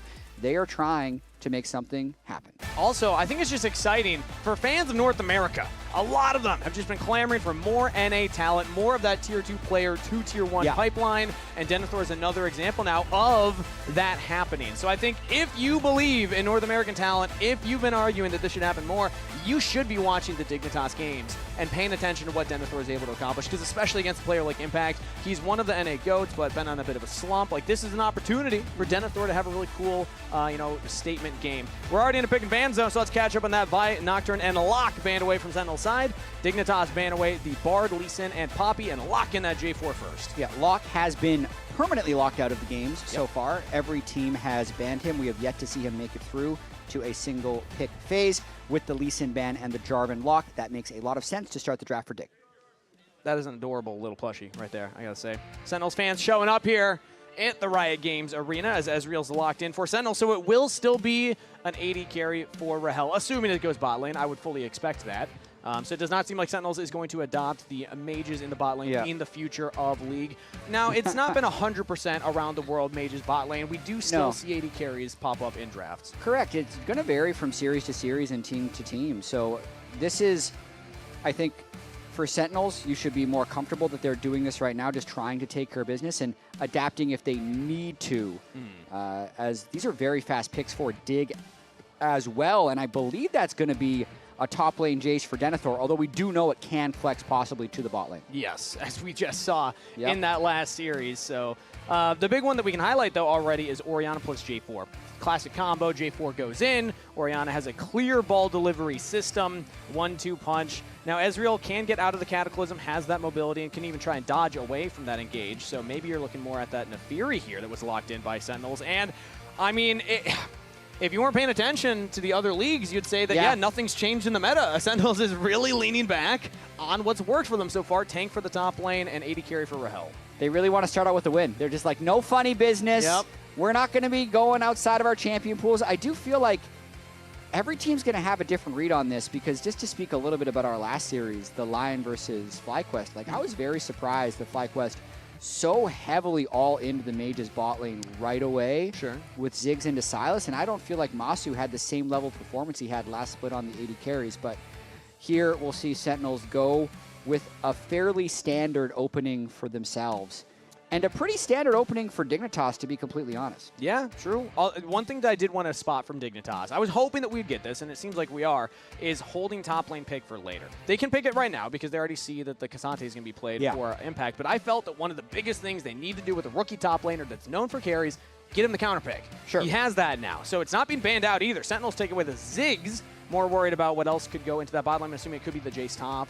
Yeah, I believe it'll be the Jace top into Impact's Cassante, and then FBI can just pick a standard 80 carry into the Ezreal as well. Kind of interesting how this whole pick ban phase has been very standard. We were ready for all this craziness, Cassio, Vault. I mean, the Lion series was just such a weird That was a expectation ridiculous setter. series. What did Raz say? I don't even remember if he said it live. He but said these are it not to us. serious players. These are not serious plays. Yeah, this is not, well, no, this is not a serious game. Oh, yeah, that They're was serious players, but it's not a serious game with how many kills were happening. Very bloody in that last series. We'll see if this one's able to deliver as well, as the Victor is now banned away. So we'll get to learn here soon. The Sentinels will lock in first, but then Dignitas get to show. Is that Jace just going top lane standard for Denethor, or is it going to go to FBI, and they're giving us some spice in the bottom lane? Sentinels yet to lock in a mid laner. Would expect that here, saving the support counter pick. Absolutely. Darkwings generally excels on control mages. I really did like that Victor ban. I think likely that this Sylas goes mid lane. It has okay ultimates so far with the Orianna and the J4 to be able to steal. It's a winning matchup for the Orianna, but the Sylas can outscale through side lanes. Okay, but with these hovers, I imagine that is Jace top, and they're going to go for a mage in the bottom lane. As they were hovering. They were hovering. Yeah, and then immediately they lock in the Caitlyn. All right, there we go. It's right back to the tried and true classics here for Dignitas and Sentinels. Now, do we get the Caitlyn Karma for the lane prior, or do we get the Caitlyn Alistair to maximize the comfort picks and keep Ignar on an engaged champ? Or, I mean, that could be a little exciting. They're definitely taking their time picking what the optimal choice is. There's still a lot that can really maximum change the lane identity prio, of the draft, and there it is. and bad ults for Sylas. True. Yeah, it's a little tricky trying to pick. Like, if you pick Alistair there into a Sylas, you're kind of running it down, even if it might be better for Ignar, but the Karma is not going to be giving the best access to the Sylas. Interesting draft priority here from Dignitas coming in. It will be Denethor debuting in the LCS, playing Jace top lane into Impact on a tank. Going up against one of the NA GOATs on one of the NA GOATs comfort picks here. This is going to be a bit of a mountain for Denethor to climb now, as it's not necessarily... Well, I don't know too much about the top lane matchup. Would you say that this is like Jace can take over this lane and kind of run away with it? I mean, one of the reasons we see the proliferation of Jace around the world is because he can win basically every lane matchup if you play it well, but you don't stomp people. You just get small incremental advantages. So... Are you 200 gold up at 6 minutes, into 400 gold up at 8 minutes, into slowly taking plates and not making mistakes? Because if you do make a mistake in this matchup into the Cassante, and he's able to get ahead of the curve on you in his armor stacking, with the only magic damage being Orianna, you have double physical, or sorry, with the, it's the Cassante can get insane amounts of armor this game very early if you make one mistake on the Jace. The jungler's AD, the top lane's AD, the AD carry is an AD carry, not a mage. So let's see if Impact can get tanky enough or if Dignitas can get their Jace into the game. Welcome to the LCS Denethor. Welcome back to Summer Split. Sentinels and Dignitas, Riot Games Arena. Let's get ready. Hopping into game number 1 of our second series of the beginning of Summer Split. As we are loading in, there is a quick pause in the game right now. Perfect timing for it. We can blame Ignar. He's the one who paused it. I'm sure we'll quickly investigate. They're already talking to the referees right now. Well, you never know. Maybe it was a teammate saying, hey, can somebody pause for me? You know what I'd like? This is an unofficial request to all players if they watch this back. When they pause, if they could just type in all chat why they paused. Oh, because there's this whole game of telephone that happens where like they talk to the refs eventually relay to the producers relay to us. But I'm like in the client. They can just tell me why they paused, and I could immediately show it to the viewers. Well, I'm hearing that the reason producers have told me. Yeah. So this is the game of telephone you're talking about. Yeah. So telephone line And number now 3. the producers tell you, and you were going to tell me, 'cause they and I'm didn't going to tell tell me. you, and then you can tell the audience. Okay. Is that Ignar loading into game immediately had his E upgraded. So they're that's sick. investigating that. Can you check right now? Because it is. Yeah. I mean, the E is skilled. So not Q. So that Karma starting E instead of the Q, that is not unnecessarily ideal. They're investigating if it's a bug or a player error. Because sometimes you just hit like the upgrade ability, Well, maybe you click something. Listen, I'm in the replay. Okay. Jat's going to take a look. We're at 1 second. E's we're not looking. ranked up. Oh. I feel like Okay, and when does it get at ranked up? 7 seconds it gets ranked up. Feels like a player error. I don't feel know. like the game would just randomly do it. So they have That would be they have weird. the ability to go back and check key inputs. We'll see. Have you ever done that, Jet? Have you ever accidentally upgraded the wrong thing going into lane? I feel like that's a common experience. I mean, it more happens on, geez, what are some of the champions that automatically have a point in a skill? Well, Karma, technically. Yeah, well, like Zyra, I think. Sure. Azir. You can accidentally put a point in the wrong ability and be really screwed at level 1. Yeah. Definitely happened. I'm trying to think, like, is that the worst one you could do as Karma? Because obviously you want the Q, right? Like, that's how you create that lane priority you're talking about. E is, like, it's a big deal to be able to have Q at level 1. But you could still get by with a shield at level 1. Like, the value of, like, a Lulu E versus Lulu Q, if I'm taking that comparison, like, Lulu E level 1 is still fine. And you know what? They could try and bait the Nautilus to engage, not expecting the E coming in. So there we go. Yeah. There's a positive spin to this. They are all chatting now. Anything fun? Just.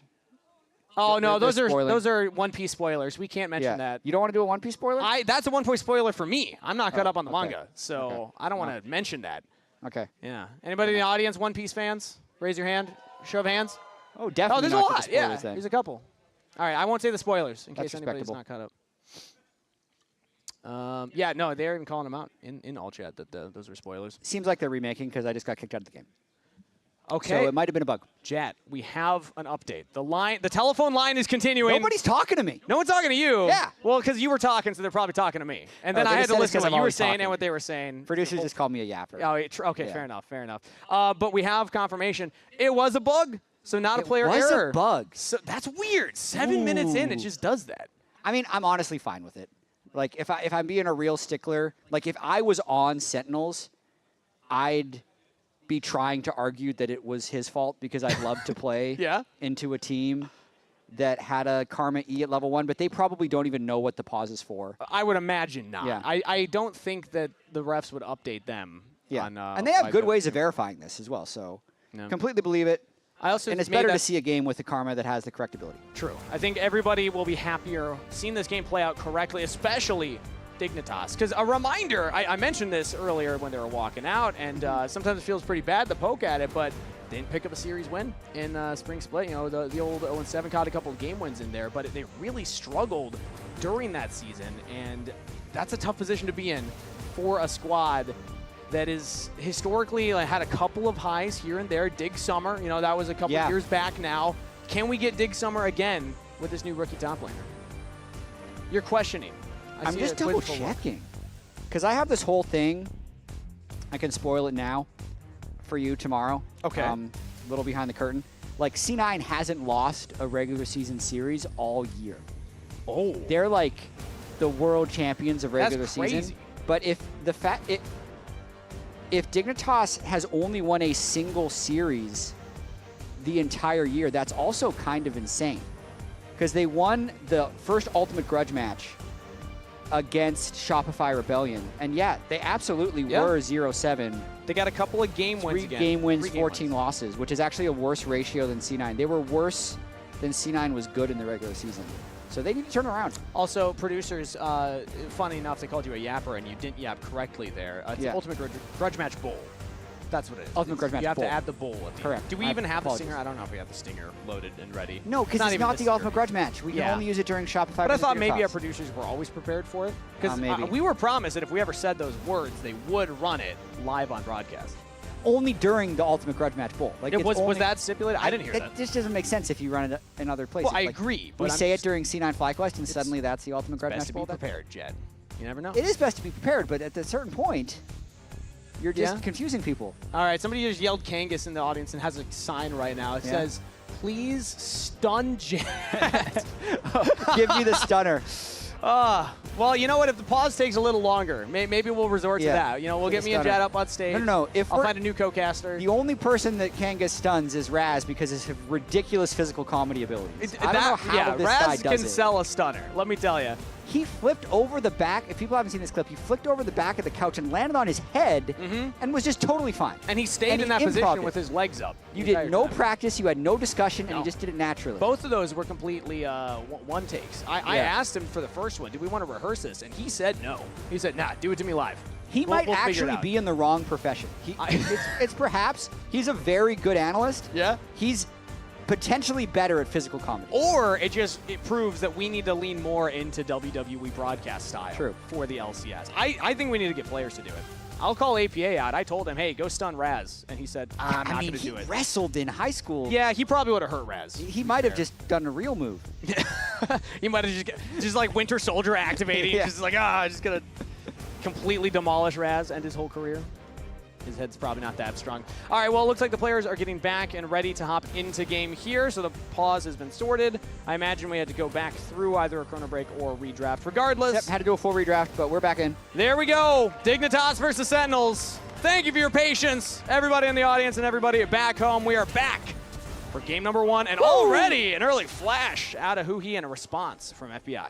Yep, they did the quick little run 3 people bot lane, try and land that first Nautilus hook, end up trading Flash for Flash support for AD carry, and now Darkwings is going to be a little bit late to the wave, but should generally be okay. I'm going to check to see if he loses any minions. They can see him on this ward. I almost always favor, though. And he's fine.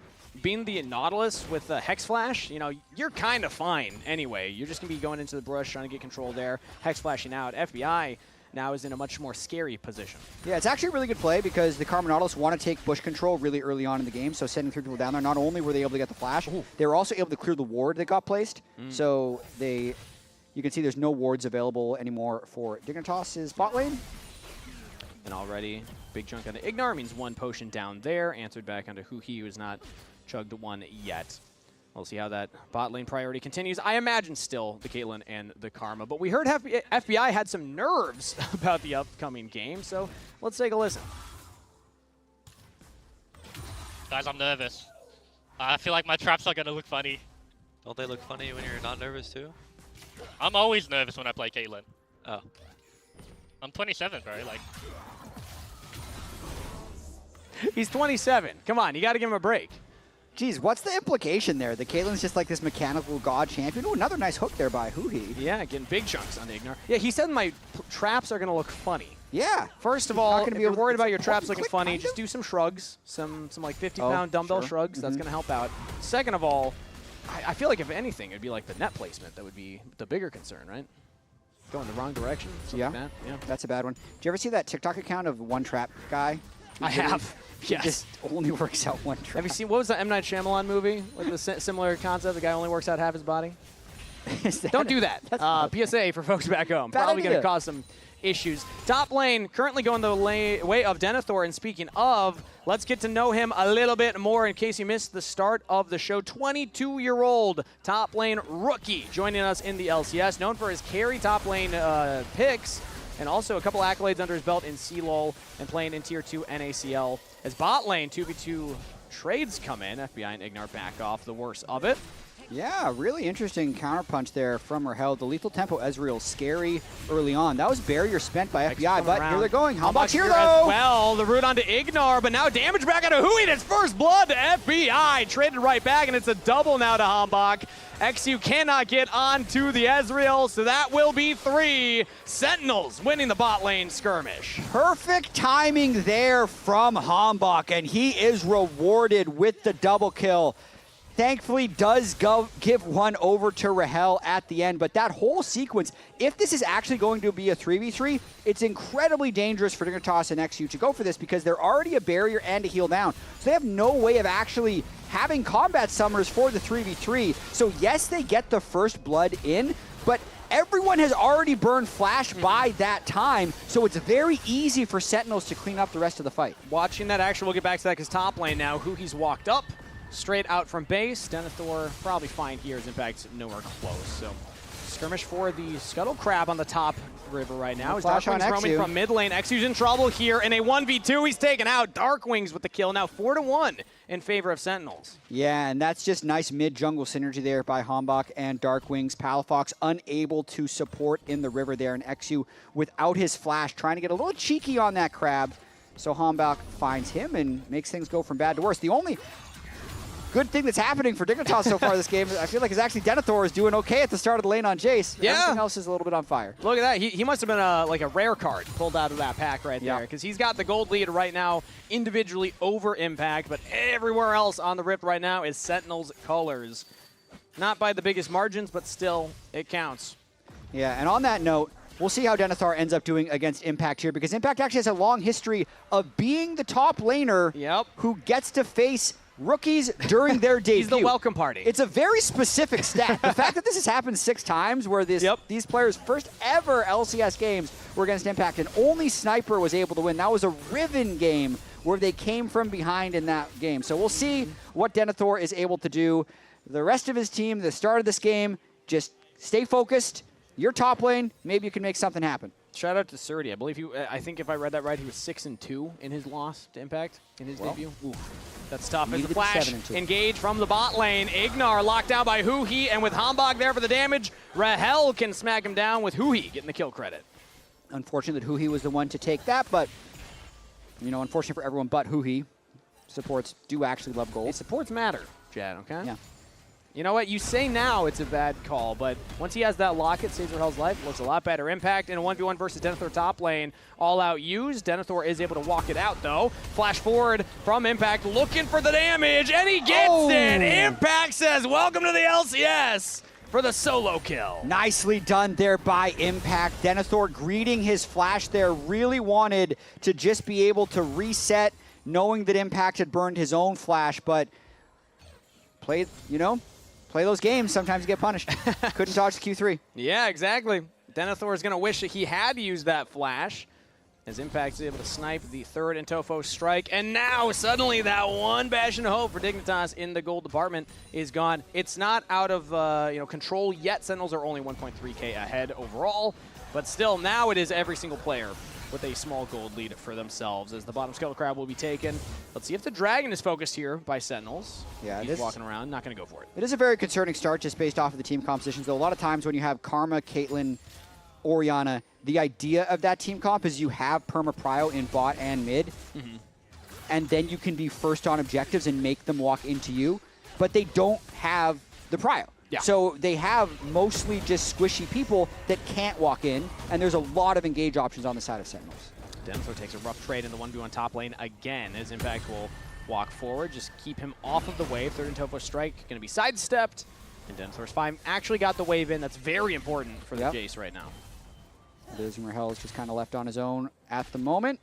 As Sentinels just take their resets, it will give XU time to take the Drake. So that's a small consolation prize for Dignitas, still being able to get an objective. They got the priority that time. Huhi was on the roam, he went for a reset, and Karma Caitlyn are able to get the bot wave in. So XU has a window now. It's on Vision because the Scuttle Crab was taken, but Sentinels, they have a couple of people interesting. here. They might go for the fight after the Dragon. Smite is They secured. could slow play this. They go for the Dredge line, lands onto XU level 6. J4's lockdown, Cataclysm stolen by Dark Wings. The Shockwave is there, but that is XU down as Sentinels look for more. It's traded, losing their mid laner for the jungler. Dark Wings for XU. Actually, Dignitas is going to be completely fine with that. Yeah. The minions will be able to get shoved in mid lane by Palafox as well. Good bit of burst they were able to put back onto Dark Wings, and then everybody gets out. So they get the Dragon and a nice 1-for-1 plus the wave, and now they're going to be initiating a swap to send Caitlyn top lane. Palafox will also get another wave in the mid lane. Let's take another look at that, because the Dragon's secured, but then it's an engage from Sentinels after. Yeah, I mean, Ezreal cutting through everyone made me really confident in the start, but at the end of the day, like, Rahel couldn't really become involved until the fight was over, and then Dark Wings took so much damage from Palafox during that. Yeah, it was a great shockwave from Palafox to kind of set up that initial burst damage. Now it's the grub started up by Dignitas. Palafox over the wall. XU will get 2. Then Flagon drags out straight into Dark Wings, who he can't follow up, but in comes Hambach. XU just has nowhere to escape to, and will go down for a 4th time this game. Got 2 of the grubs. Sentinels will pick up the 3rd, but Sentinels still up in gold, still up in kills, 8-2. Yeah, nice collapse there by Sentinels. I'm pretty sure that Dignitas is just not allowed to do that. You can't just go straight from Drake into a fight, into running straight to the grub. So I think tough. They were really trying to cheat the tempo right there, and they get caught by Sentinels. Hambach really off to the races now. XU, 4 deaths, still no Sundered Sky, and Hambach is chilling. Palafox right now trying to catch his mid-wave is who he's hovering around. Palafox is now the one with the gold lead on Dignitas' side, but not by much, as Dark Wings will get 1 plate mid. Across the board, it is still Sentinels with leads, and Hambach the big one. 4-0-3, almost 100% kill participation right now on the Nefiri, and he is just completely smacking XU anytime they meet each other in the jungle, whether it's at the Dragon, whether it's at the Grubs. Hambach is getting fed. Yeah, absolutely. He had a 90% win rate on Skarner throughout the year. It seemed like it was a bit of a Skarner one trick, so it's got to be promising for Sentinels to see him here on the Nefiri. He's got 3 Nefiri games on the year, only 1 win, but he's looked very comfortable on it in this game. Well, 90%, does that mean he's 9-1? On Skarner. Wow. Yeah, his Skarner's insane. In Fearless, he got 10 games of Skarner. Yeah, and they were like 7-1 on Caitlyn as well, so the Caitlyn mid pick lane away here, is pretty Dark Wings good. goes for the 1v1 against Palafox, but XU was waiting. Dark Wings steals away the Shockwave, but will die to XU.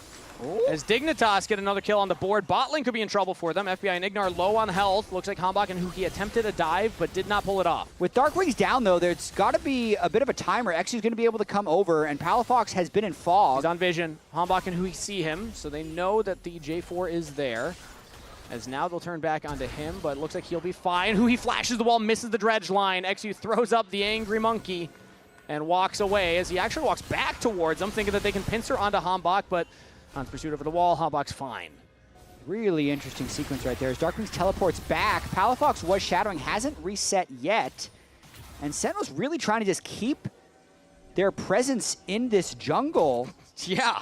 Huki and Hambach are walking between the turrets in the mid lane here as the wave crashes in. So they're just giving Dark Wings so much priority right now to get more and more plates, get the Silas more gold, and try and catch back up to this Orianna. Impact kind of getting a little bit out of hand in this top lane on Cassante. Plated steel caps completed. They catch Hambach, though, or they're able to defend their Krugs well. So Hambach actually lost a lot of his experience lead in this last little bit. Yeah. Doing all this crossing. He probably spent about a minute not farming. Still hasn't based yet, so he's going to have to clear those camps and recover his tempo a bit. He basically went from that bot jungle invade to through the turrets up to the top camps, didn't get them, and then has to walk away. Now back to his camps. He's got his top side up to clear. Yeah, he's already sitting on 1,200 gold, so a lot of times that whole sequence, you would literally just go back to base and buy and then redeploy to your jungle. So you can see him right now, even though his camps are up, he's just going back to base because there's too much gold in inventory, and he needs to put that to use. As all the lanes currently have prio for Sentinel's side. Mid lane's pushing out. Dark Wings on the bottom lane, getting some more gold for himself. Impact went for the reset, so maybe, rather Palafox on the top lane will be able to get a wave in, but not going too fast on it. Dragon's up in 15, and already Impact is walking down towards the objective. Going to save that TP to maybe get back to lane instead. Yeah, absolutely. Palafox has stabilized that lane pretty well. He's mostly just stayed in the lane aside from the Drake, which has allowed him to get small advantages anytime Dark Wings ends up going for a roam. And now we see he's just farming plate gold in the top lane, and it looks like Dignitas is going to concede that Drake. Yeah, this is Dignitas straight up conceding because they don't have TP on Palafox. He would have had to walk down much earlier. Impact actually diverted his course. He started off walking the Dragon and said, you know what, we can just walk top. I don't think that they're going to contest, and they did not. So Sentinels now get a Dragon, and they're able to get another way for Impact top lane. It's tied Dragons 1-1 right now, but a 1.8k gold lead for Sentinels overall as Denethor getting engaged by Huhi. Darkwings did not have quite enough damage as the Sylas, so Denethor will live in the bottom lane. Flashed away. Yep. Well done by Denethor right here. Ooh, FBI takes a lot of damage from her hell. The Ezreal in the mid lane with the Trinity Force power spike can be very difficult to deal with. Would you say, Jad, that FBI is playing nervous on the Caitlyn? I haven't noticed anything. Yeah? Although, I don't know, Okay. it is a little nervous if I just go back to the early game play to have no barrier, no heal, and then still try and like make a play. It almost makes you a little desperate. True. Because you're not willing to accept that things haven't gone well. As we want to give a quick reminder here, the LCS Championship is going to Gas South Arena in Atlanta, and tickets are available. Scan the QR code on your screen, get your tickets, come say hi. We had Mullets for Spring Split. What are we doing for the Gas South Arena? Gas. We're bringing the gas. We're going to bathe. I don't know. Just pour it on us. We need to figure out. We'll do something with gas. There we go. That's actually, you know, I realize there's another type of gas we could lean into, but I'm not mentioning it. I just said gas. Then we have to bring Raz along. You're the one who made it something bad. Well, I feel like, I just watched Dune. We're bringing the gas. All gas, no brakes. All gas, no brakes. Exactly. Yeah, that's the type of gas we're bringing. In the South. There we go. Atlanta, Georgia. Make sure to get your tickets. I plan to be there. You going to be there, Jet? I hope so. Hope you're there. Hope to see you, buddy. Dignitas right now. The nervous 80 carry has a backup in the mid lane here. Ignar's hovering around the Caitlyn. Xyu's in the top line brush with a control ward, so unspotted, but Sentinels are not going to give them an opportunity to engage. Instead, they are just happy to farm it out. 3 minutes for the Dragon. Herald is now on the Rift, so maybe that's where we look at action, but it's actually top lane. Denethor getting some damage on Impact as a teleport comes in from Palafox, but Impact just walks it out. So Dignitas teleport in Palafox essentially for a 5-man play at the Herald. Yeah, they should be able to get this unless Darkwings wants to make a fight here. He can teleport in if he'd like to. So it's really on Sentinels if they're choosing to do something because they traded up hugely already. They got 2 turrets for this. I think it's fine for them to not go for it. Darkwings gets the bottom turret. Hambach was hovering maybe to look for a Smite Steal, does not get it. So Dignitas secure the Herald, but will give up a turret for it. Yeah, I mean, look at those lanes already in mid and bot. That's too much that Dignitas sacrificed for that. I really don't like the play to 5-man the Herald. And now double turns. Everyone resets and Palafox sticks around. Sentinels are now making the play on to Palafox in the top lane. He's got the backup of Ignar here to keep him safe. The shields from Orianna and Karma. Now the re-engage on to Huhi. Palafox with a kill. Xyu Cataclysm on the Hambach, who's trying to escape. They went between the turrets. Might have been unwise. All out from Impact to carry Xyu to the waiting arms of his mid laner. Xyu will live. Barely gets out, so Dignitas actually defend the play. Pretty nice by Palafox. Giga Brain, Palafaker at the moment. Roa build into the Archangel's build, so he's going to be very tanky here. That plus the Karma Shields is making it really difficult for Sentinels to actually finish off any of these kills, and the fight continues. Yeah, the Herald went down, did not get the turret, and now Darkwings looks for the play up here with the help of Hambach jumping in onto Denethor, but again, the Karma Shields. Too much for right now. Dignitas get their top laner and support out of there, but the crucial thing is the Herald was used, did not get a full turret. True. Only got the plates. 1 plate remaining in that top lane, as I imagine Sentinels will now get their 3rd turret of the game. Yeah, and there's still a 3,000 gold lead for Sentinels in this game, so they're still fairly comfortably far ahead. Rahel still working on completing his Manamune into a Muramana, and Impact is still going to be extremely difficult to kill because the only one who can really do damage to him is Palafox, and Palafox is going to want to use his damage elsewhere. And he's also, like you highlighted, going for a tankier build. Yeah. This is not the one-shot big burst Orianna build. This is the survive the Nefiri, survive the Sylas that are going to be jumping on top of you build. Impact's going to be nigh unkillable in this game. So count your lucky stars. If you're able to take him out from Dignitas' side, they're going to have to find some magic to make that happen because Denethor was not able to get that incremental lead you were talking about. When you looked at Jace versus Cassante, it was about these slow advantages you can get, but Impact solo killed him. and has now been kind of running away with the rest of the laning phase. Yeah, he's gone Black Cleaver first, at least, to give his team somewhat of a chance. True. If he can shred the armor a bit from the Cassante, then maybe FBI will be able to just pepper him down with a little BB gun he's got. Little pepper. Little tap, tap, tap. I wonder where that phrase even comes from. Pepper and something? Pepper and something? Yeah. Is it like you'd put a dash of pepper in like a recipe? Maybe that's what it is. We'll Google it later. Yeah. I Dragon don't setup. know if I've heard say that. on this? Yeah, right? I must have heard it. Phrases just come from places, man. Yeah. Like, I don't know. Sentinels are on the Dragon right now. Dignitas will get a top turret. That's one picked up for them now, and some gold in Denethor's pocket. But the second Dragon for Sentinels, as they will now lead 2-1 in the Dragon count here. I do really enjoy casting with you because we do come from slightly different eras. So there's sometimes there's this huge knowledge gap of culture. But this is one that we can relate to. Neither of us have the answer. I was relying on you and your wise elder But you're knowledge. the one who'd heard it. Well, have you never heard the phrase pepper? I probably have, but it does not ring any bells. Yeah, I know the phrase salt and pepper is where you got like you got a little gray hair in your hair, or in my case, beard. Which I think I actually have more than you do. Do you use any product? On my beard? You can admit it. I use a razor. No, well, I meant the hair, but it's okay. No, I do not dye my hair. Yes, reaching for something there.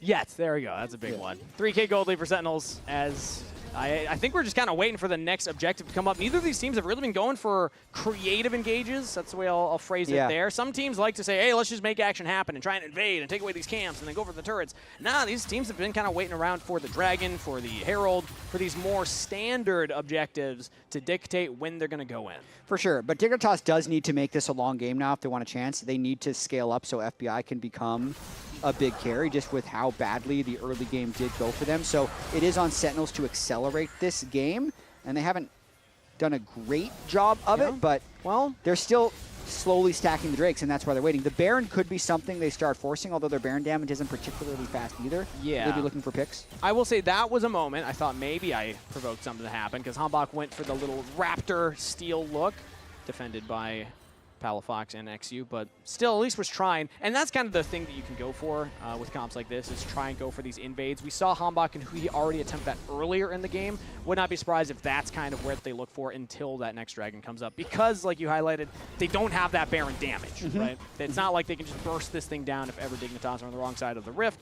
So instead, just get Hui to link up with Hambach. As what was it, Emily? Her way too early prediction, the hot take, was that they would be a top 2 jungle support. The best. Oh, the best. Emily's hot take is that Hui and Hambach will be the best jungle support by the end of the summer split. By the end of the split. So I assume regular season, because these were regular season hot takes. Regular season predictions. Because otherwise we wouldn't be able to do the payoff of the bet afterwards. Hambach going for another invade now on the bottom jungle. Flash forward from Impact onto Palafox. All in onto the Orianna, but he flashes back to safety as Hui trying to block the approach from the rest of Dignitas. TP completed from Denethor.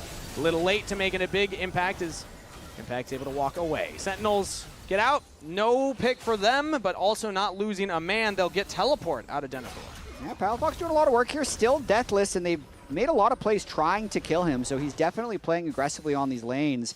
And Sentinels is going for the plays on him, but they've just been unable to get the executes, and it's part of it is that tankier Orianna build. He's already More gone. action potentially on the bottom side here as Hui has the depth charge, going to flash forward to land it onto Denethor. Darkwing's trying to reposition, cannot get the chains. Denethor is fine.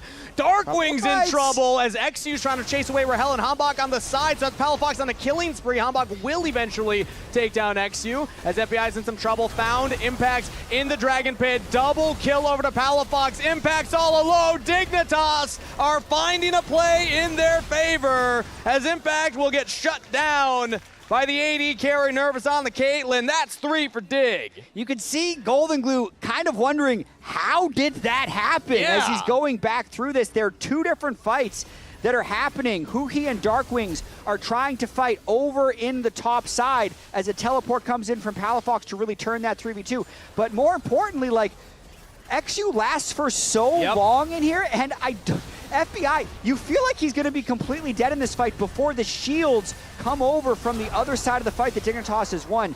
Flash, heal, shield from Ignar's Karma into Palafox, also being able to add shielding, and they got the kill. Kill him, kill him. Nice.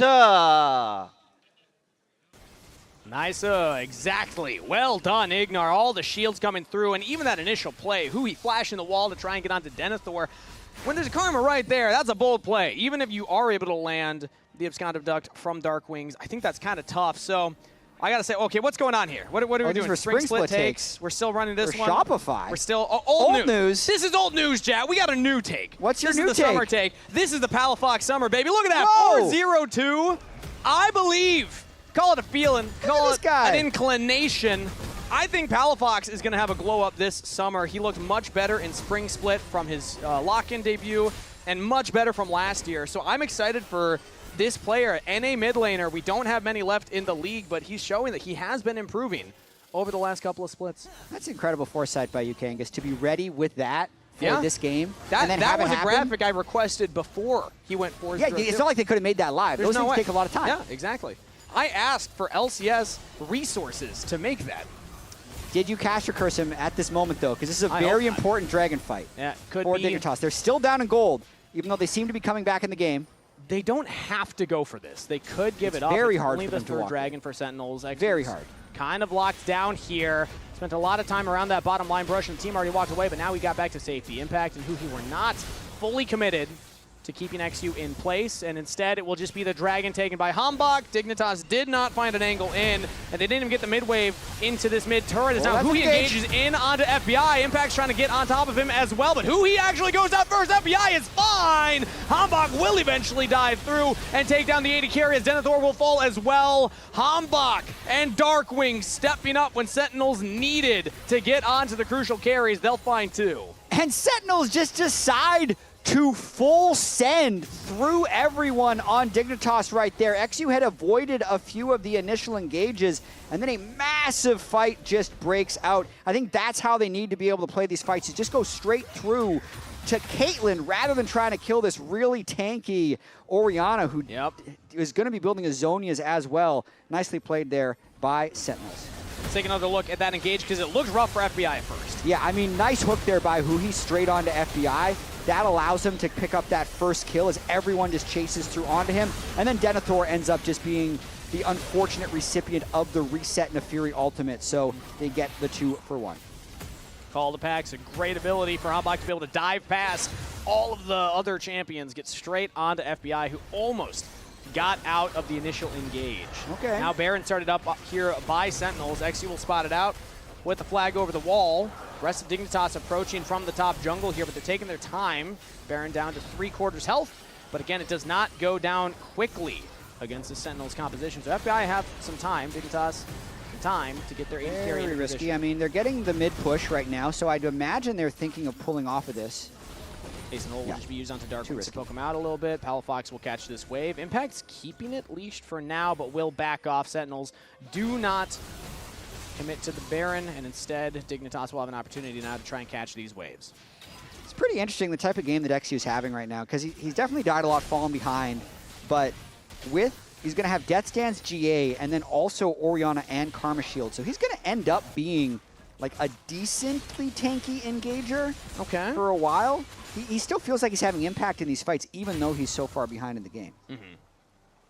Currently, though, I think that Dragon's going to be where we see the kind of game made or broken for either one of these This squads. soul fight, for If sure. Sentinels can get the soul, that's pretty big for them. Their Cassante will just be straight up unkillable at that point with Chemtech soul. Whereas Dignitas still got a bigger hill to climb, even if they're able to take that and deny the soul from Sentinels, because they'll need to pick up a few more, but at least buys them some of that time. Yeah, FBI hitting that 3-item power spike as well is going to be pretty important. Interesting that he went for the rapid fire instead of something like LDR to try and get through impact early. Yeah. I don't know if I love that. No, that is true. I mean, yeah, you're going to be able to do a lot more damage to Hambach, to Darkwings. Maybe that's the goal here. RC is one of these items where in almost every situation, the stat efficiency of the item is just worse than pretty much every other Zeal upgrade, Right. but there's just, you cannot fight the feeling of not being able to hit. Sure. And you just want that extra little bit of range so that you're able to do something. It is dopamine. Otherwise, it feels like you're never able to enter the fight. When you get that extra range headshot, ooh, that's great. But let's see if it bites him. Because, again, you're able to get more damage, more poke onto things like Darkwings and Hambach before the fights, but it means you'll be doing less damage to Impact, who has currently been kind of the brick wall for Sentinels as Dignitas look to engage onto Hambach here. They use the Cataclysm in the top river. Flash out from Hambach. He was all alone. and is now down a summoner. Yeah, bunch of ultimates expended there by Dignitas on that attempt onto Hambach, but getting the flash.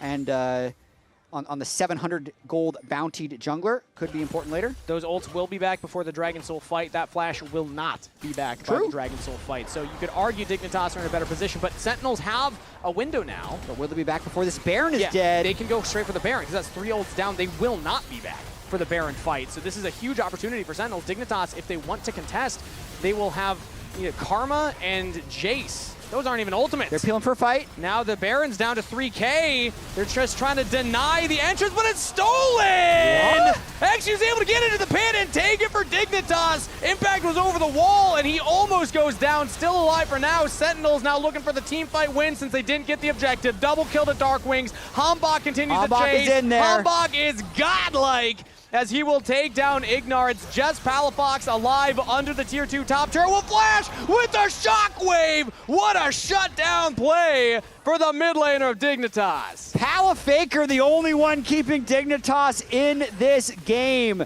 Nice steal by XU, but then everyone else loses the Baron buff outside of Palafox. And crucially, I think these death timers that we have with the spawn of this Chem Soul is going to allow the Soul to go over to Sentinels. Watch this one more time. Let's see how he steals this. I mean, I believe Sentinels just fly over the wall, and then XU just flies in, I think. Unless... So he flag and drags over. He just flash smites. Flash, yeah. Yeah, flash smite. 69 smite health. auto. Nice auto. Yeah. It's the smite auto from 1460.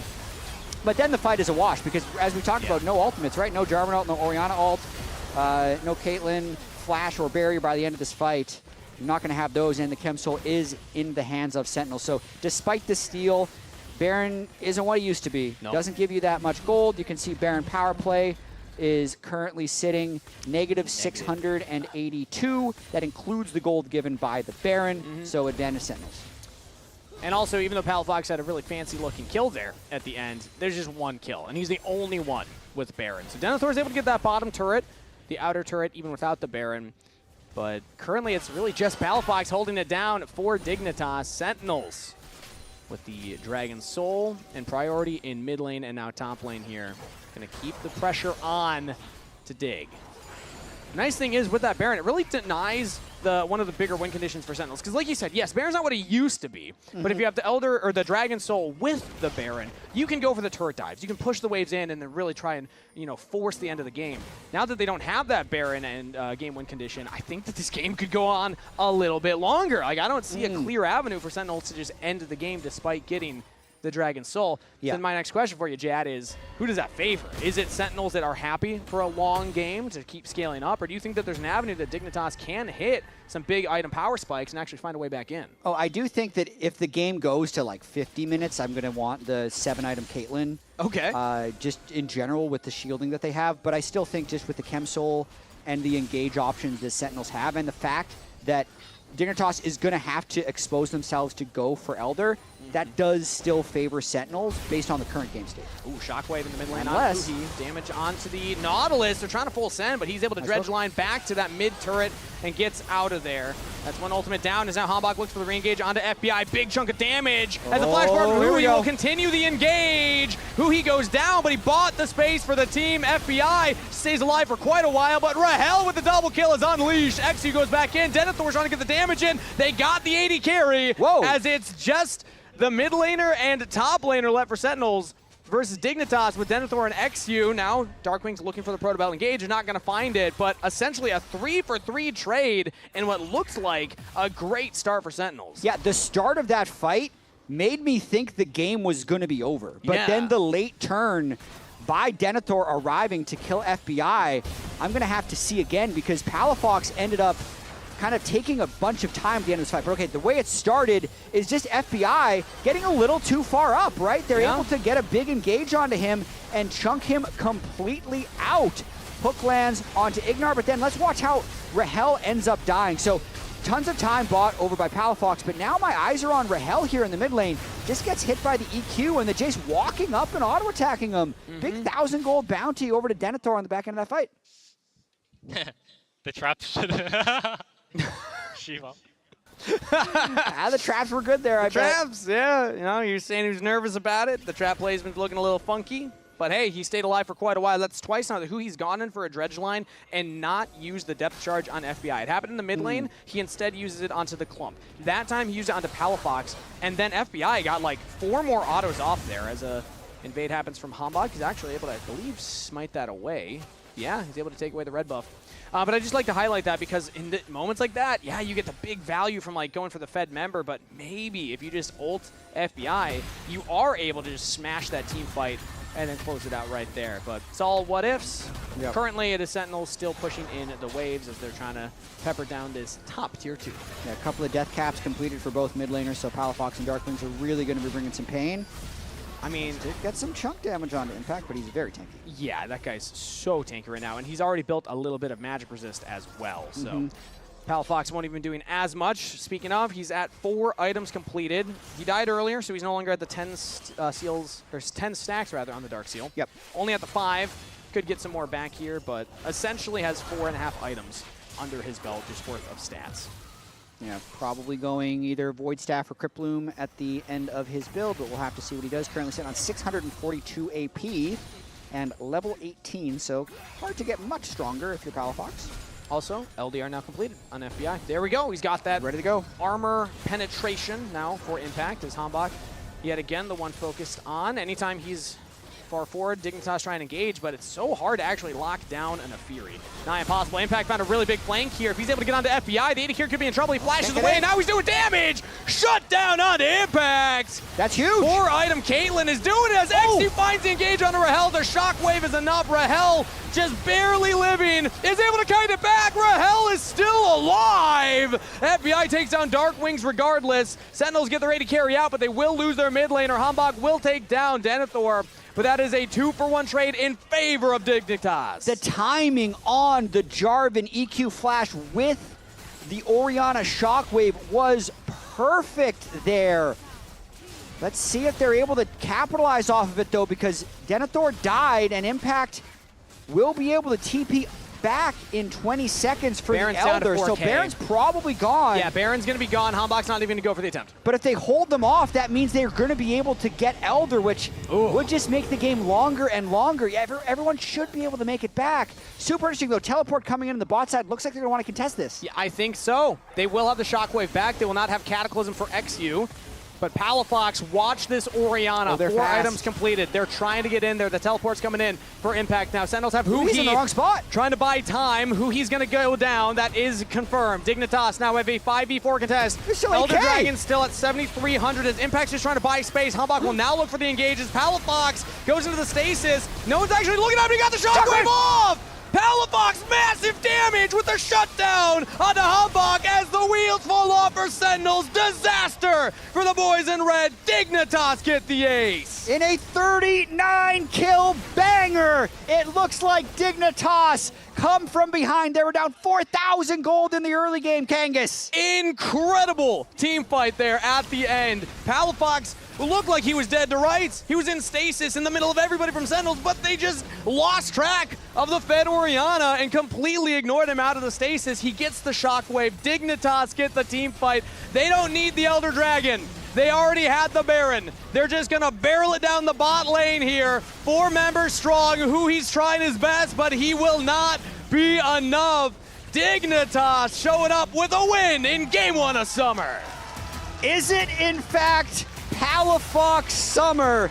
8-1-9-11, a 95% kill participation on the Orianna for Palafox. I have never felt more validated for a graphic request in my life. Palafox hard carrying that game.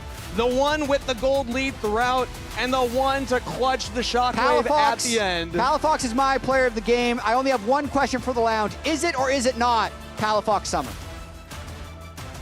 It's obviously Palafox very Summer. clearly, as we have seen in this game. Yes, exactly.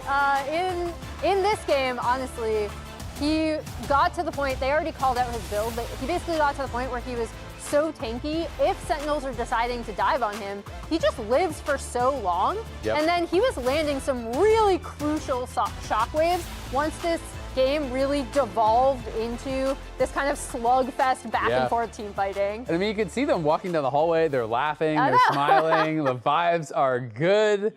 And that is huge in League of Legends. It really is, and I wanted to be able to look through some of the gameplay here that I have set up on the PC, because there were a lot of incredible fights later on within the game that Palafox, I think, really was a dominating factor in it.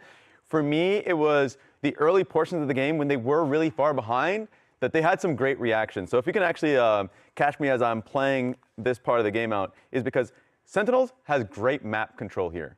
And if you end up showing me, I think something that they end up having here, perfect. Palafox recognized he is threat. He's under an immense amount of threat here. Ignar and XU are leaning towards him. He's clearing out this vision, but he recognizes that he is going to be the play. And so what I loved about this is, A, of course, burning the flash, backing away, was not this part, because he absorbs this immediately. Oh, I guess it's not running. I see. What we are looking is frozen. Okay, that's fine, even though I was playing it. Hopefully it will be able to get. Oh, I see. It's probably on this PC. I'll just play through here. It's no problem. Or the backup PC. Yeah, there we go. I'm on the backup PC. Let's because go! It's literally in the exact same spot anyways. So the play ends up fizzling, which is one thing that sucks for Sentinels, but they at least get TP from Denethor. They back away. They don't lose too much. Sentinels thinks they're sneaky. They're like, okay, wait, we need to base. But also, they have TP from Impact. We can maybe make a play on Denethor because he thinks he can pick this wave up, right? So immediately, two things happen here. First and foremost, TP comes in from Impact, but XU, trying to be a little cute here, says, actually, I can have a jump on Rahel. So while Rahel is trying to connect on the play as they're trying to get the kill on towards Denethor, Ignar did not complete his base at all.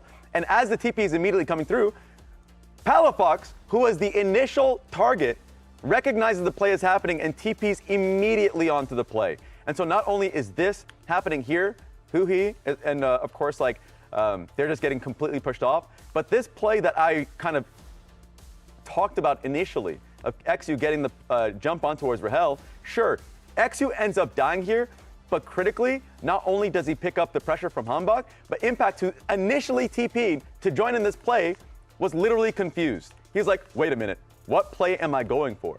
Am I joining this play, this play, this play, this play? I'm not too sure. So it was a play that was set up by Sentinels specifically, but I think how Dignitas discombobulated it was incredibly effective and gave them, I think, the jump start that they needed in a really poor early game. Yeah, I mean, and you could tell how of two minds they were, because Huhi is alt flashing in, right? Yeah. He's very clearly thinking the Impact on that TP is coming in behind him, that they're going to have the damage to kill him. But instead, Impact is going the other way. Rahel is getting cut off, and it just became, like you said, like a little bit messy, a little bit disjointed, and they kind of started losing out on multiple sides. And that was the first time in the game that it felt like there was this kind of big hitch in the momentum for Sentinels, and the game kind of ground to a halt a bit.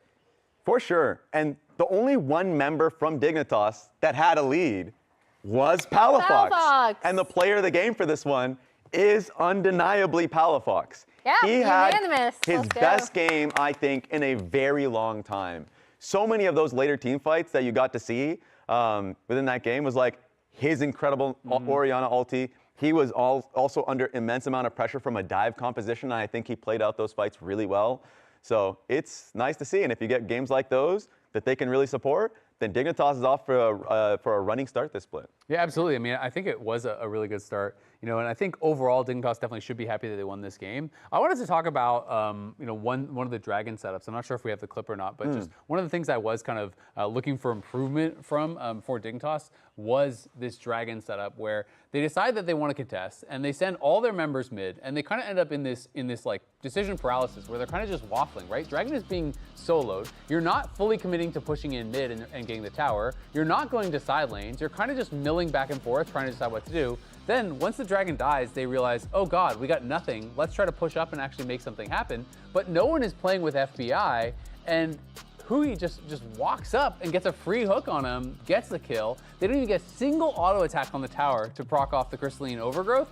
And this is one of these things where it's like the complete opposite of what Lion would have done, right? Lion, if they don't feel like they have a good setup, they are taking your camps, they're pushing the side lanes, they're being able to get some sort of incremental advantage. And this is where you need to see growth from a team like Dignitas, where if you cannot contest, that is fine, but do something else. Commit to one direction or the other.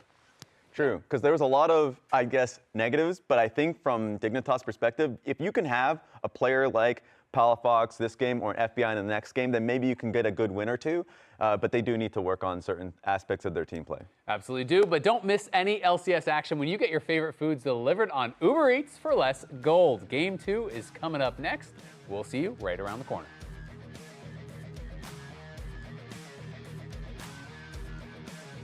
Can you use this? I'm trying to. Cancel. Nice. No to us. Nice. I'm checking other HP. Fight together. Zonia's? Yeah. Play with me, okay? Can I get shield? Okay. Looks good. Yeah, it's winning. Nice. We can go through bottom.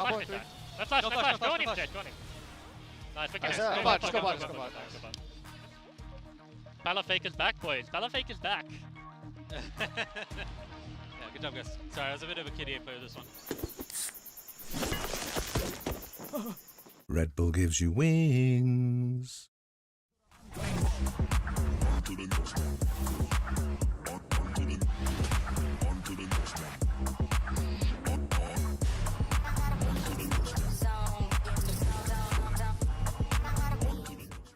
Rich in the ground before Dub can even get there. In time to try to knock out as Impact gets bursted. Don't feed. Knocks him down. Get fed. Scan the QR code for deals only on Uber Eats.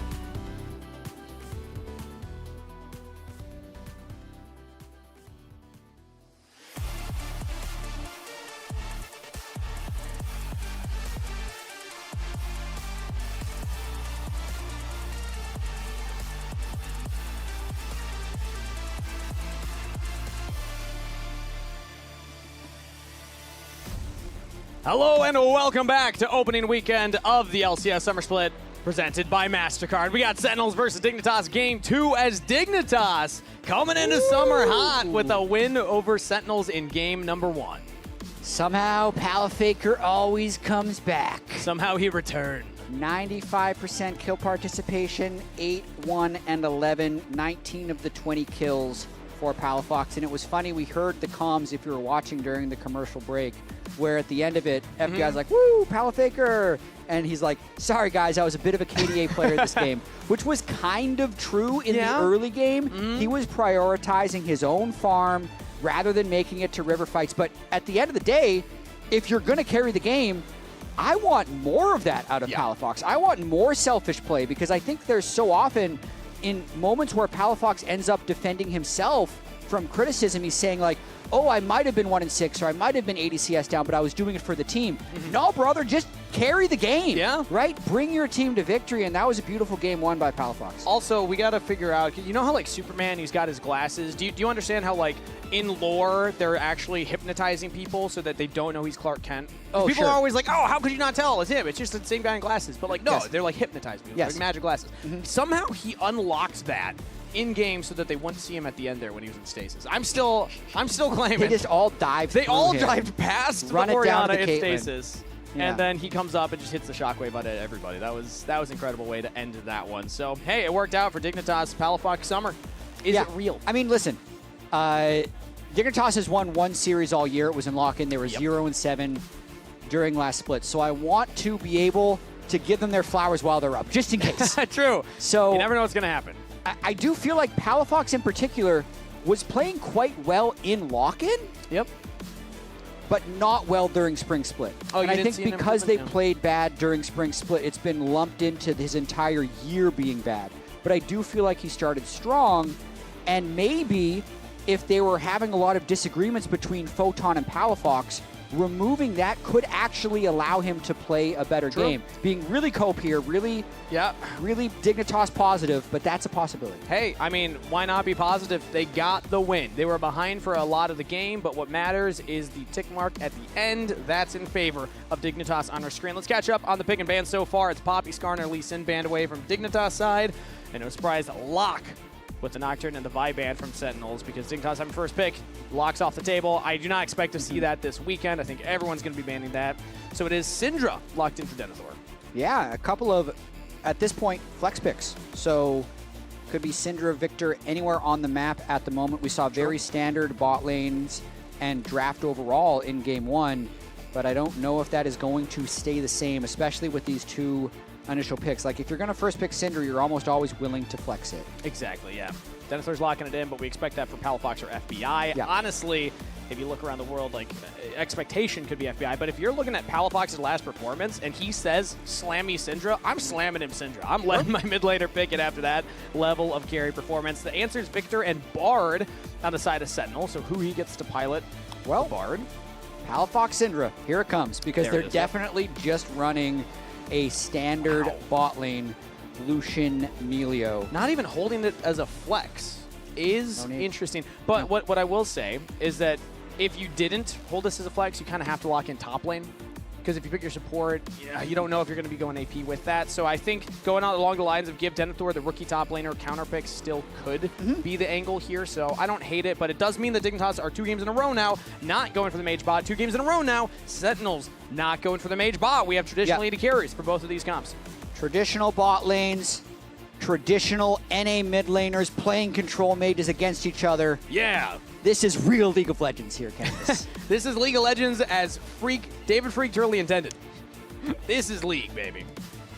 Does Freak season only... Oh, wait, funny, what? Photo card. Oh, We're opening a no. leaked photo Oh, card. no. Oh, we're not going to watch it? No, How do we I got to open get the the pack camera back. opening? I got to know what they Oh, opened. Can you no. show it to me? Where are they? Okay, the camera's going back. Hopefully we get that back on camera. I got to know what they actually pulled. Oh, Yeah. here we go. Okay. We got Dark Wings. Those are beautiful. Ombak, Impact. Are those Sentinel That's just everybody. specific player cards? Oh. That's awesome. Look at who he's giving us the heart with the Teemo hat. Now they can't get swept after that. Oh, is that a foil? Look, it's shiny. I think that's a That's foil. really nice. Let's go. Can I get a Sentinels player pack? I need a booster pack. I got to talk to somebody at Sentinels after this. Yes, you do. Yeah. All right, well, there's a man on screen right there. He's going to be piloting the Bard, one of my personal favorite champions, not only to play but also to cast. I just love how flexible that champion can be, and I honestly love it into things like the Melio, because you're able to catch out Melio out of position with your Temper of Fate. Suddenly, that's a very dead, squishy support. Yeah, can be a very good pick if you get ahead. I do think the Lucian Melio, though, has exceptional scaling, and we'll need to see a lot of damage coming through for the rest of Sentinels anytime you're running Jhin. Victor himself does have exceptional scaling, so I already like that 1-2-3 for Sentinels. Also want to highlight, typically a Jhin this early I don't love because you can just pick tanks into it, but I don't see Denethor locking in a tank. Sure. Maybe XU would. It hasn't been, in the meta for a while, but maybe something like a Sejuani. But like when I think of Denethor, I think of the counter pick. I'm like, I want him on a carry top laner. I don't want to see Denethor on these, more stable tanks. And they're going to save counter pick for impact on Sentinel side. So this puts Dignitas in an interesting position. Do they want to give Denethor one of his more carry-oriented top lane champions just to give him comfort on stage? Or do they say, no, let's lock in the beefy tanks to make this Jhin regret their decisions? Yeah, and really interesting that Hambach just locks in the Kiana right here. There were a number of jungle bans in the 4-5, but this is actually the pick he played in his LCS debut when they were playing Sentinels versus DSG. He won with it, hasn't played it since. He actually didn't look amazing on the Kiana, but he won with it, so it counts. He gave us so much hope that it's going to be crazy big. I guess Skarner kind of counts. Denethor just has to blind pick, so they give him Gnar. I think it's a very safe, solid blind pick for him. And it's still in his top 3. It was Camille, it was Gnar, it was Gwen, are the 3 that he's kind of known for coming in up from NACL. So if you're going to pick one of those as blind, I think Gnar does make a lot of sense. Let's see what the jungler is now for XU. Still some kind of frontline, won't feel bad, but it's Pantheon. It's conditional frontline. Very squishy team. Yeah. Right here. Got to be very timely with your engages. They're kind of relying on Syndra stun or a really timely Pantheon ultimate, so it's going to be tricky. Or he's going to have to play very well. The rookie top laner to have a great Gnar game. If he's able to get in, land that Gnar ultimate, that could be also a tool to start off the fight. And that's a lot of pressure then, but also a lot of faith on a player like Denethor. So let's see if he's able to step up in the moment. Sentinels still have their counter pick in the top lane for impact. What's the veteran going to play? And it's Malphite. Oh boy. Sentinels is locked in onto Impact right now. It's really interesting. I read an interview from Impact earlier that what are his goals going into summer? He's like, I want to play more ranged top laners. Yep. And then here we get Cassante Malphite in the first 2 games. But again, a lot of physical damage. Palafox is Syndra, the only magic damage, so a pretty good slot to be able to pick the Malphite here if he's able to get ahead of the curve of the game, can become unkillable once again. And I will say, Syndra, not quite as good at going for the tankier build. So I'm imagining Palafox will have to go for more of a damage build here, and that means it could be susceptible to getting one shot by the Malphite engage of Kiana, etc. Yeah, I'm glad you brought that up because that's kind of how this composition is supposed to work here for Impact. Like, he can stack armor, and then because of the immobility of Syndra, that's who they're trying to kill. Yeah. And then there's nobody to kill the Malphite. Exactly. So very nicely strategized with that Malphite pick. Let's see if he's able to pull it off here. Sentinels down 0-1 in the best of 3 to start off Summer Split. They had a top 3 finish in lock-in, finished 5th out of 8 teams in spring. So a downward trajectory. They're hoping to correct that course now as Dignitas picking up a game win and potentially their first series win since the lock-in tournament. Putting a lot on the back of Denethor, the rookie top laner, to find those engages, to find the avenues in for the team to follow up, and Palafox in his Summer Split here to have another big carry performance. Let's see if Dignitas can pull it off or if Sentinels can put some brakes on the hype train of Dignitas. Sentinels versus Dig, Game 2. Very underwhelming Game 1 for Sentinels. They had the lead, couldn't quite close out the game. Do not want to drop this opening best of 3 to Dignitas. And Dignitas would love to get a win. They were unable to get a win throughout all of spring. But we're not in spring anymore. We're in fact in summer. Could be Palafox summer. We'll have to see. All right, well, I just requested something from production because I'm going to also request another thing. We got to run. It's a lot of requests. It one more time. We got to run. The Palafox Summer. It is Palafox. Is it true that it's Palafox Summer? And I have a question for Twitch chat because everybody on the broadcast, everybody on social media, my own family brought it up. They were like, I can't believe Palafox is still. You're pretty wrong about Shopify Rebellion. But then, hey, look at this. This next take, Palafox Summer. Is it true? I'm going to ask for a Twitch poll right now. Let's see if the fans believe me. That's a good request. It is Palafox Summer now. Is it Palafox Summer, yes or no? Yes or no. Simple question, simple ask. Let's ask Twitch. You have to decide now. You have to be a prisoner of this moment. No, you cannot wait till after the game. In fact, let's not even wait another few moments, as he's already taken a big chunk from Darkwings. if this works out, and if Dignitas is back, it would just be crazy because they've had such a long run of finishing last place. Yep. And XU giving an interview with the week left in Spring Split saying as a team you either need to like each other or respect each other, and this team has neither. Yep. You feel like the wheels are falling off. You think either XU or Palafox is gone for sure. But if they manage to work through it, if they've switched out Photon for Denethor, if their team cohesion and vibes are better, we heard some of their comms, they're laughing during close, stressful late-game team fights. It would actually be such an incredible turnaround. But we'll also see if I'm just being a complete Game 1 Andy. Game 1 of the Summer Split. Haven't seen this team play for over a month. And a reminder, they also were almost lost that Game 1 for the majority. They gave up Soul. That's the best It's part not of like this they entire stopped. hype that we have. It's like they were like one team fight away from just losing that one. I'm also hearing that the Twitch poll has concluded 51% agreed. Yes, it's Palafox Summer. Let's go, baby. That's a majority. That counts. It is a majority. They'd win the election with that. It would. In fact. Yeah. Palafox for president. As right now he teleports back into the mid lane here. Picks up just the refillable potion and the Amp Tome. As XU actually went for an invade here. He's going to be spotted out by Hambach. He's going for the reset, as now they're just going to be scrapping with each other. That's a red buff for Hambach and no red buff for XU, but still able to just push him back because Palafox was there much earlier than Darkwings was. But now Darkwings is back and Hambach is an item up. This is a relatively risky invade. Yeah, the Hambach actually went for the reset already, as Nice little XU yoink. actually will be able to take away some of the camp and get out to safety. Now let's see if you can actually go for the reset here, because Hui's even walked up. Hambach could just look for his own invade, but with no camps topside, I imagine XU should be fine. He's going to go for the reset. I don't think he saw that blast cone. Oh, Hambach's just going to reset too. Nar All right. is missing, so Hambach can't really go from the edge. It ends up being a really nice play for Dignitas. Not only do they just yoink the Raptor to take it out of smite range, for XU, they wasted a bunch of Hambach's time, and then also Hui's Bard Roam ends up coming over and doing pretty much nothing, so they ended up getting a whole bot wave in as well. It's a small little win for Dig. Not too bad to start things off. Doesn't net a big gold lead, but hey, it's at least a early game advantage for them. Also, early game advantage for Denethor. He's got the range matchup into the Malphite. Until the Malphite can get enough armor, it can be tough. And a reminder that this is we got the update. An official update on Impact Big with W. his debuts versus rookies, or rather rookies' debuts versus him. That's a second win. Denethor's the second top laner to ever debut and beat Impact in his debut. As Hambach's going for a play mid lane here. XU's matching, and Hambach should be fine, able to get out without burning Flash. So party in the mid lane with these two control mages, seeing who can get the most mid-prio. Darkwings kind of building up a decent CS advantage here with Palafox having no TP and taking another recall on this cannon wave. Won't lose too much, but it is going to definitely put Darkwings in a good spot so far. Yeah, basically the top advantage for Denethor is the same as the mid advantage here for Darkwings when you look at that CS. See how much of this mid lane Palafox is able to catch as it's the cannon wave, so should be able to get all of this. Steals away the cannon, and will just take that for himself. Now Denethor hits level 6. Impact, it's a big trade onto him right there as he TP'd back into the lane. Denethor will go for the ultimate and actually gets the Unstoppable Onslaught out from Impact. So, interesting. Okay. Yep, no ult down for Impact. I mean, he's not trying to dunk the Gnar early. Gnar's definitely going to have the range advantage early on into a Malphite. He's got the Warden's Mail already. He's going to be stacking up more and more armor.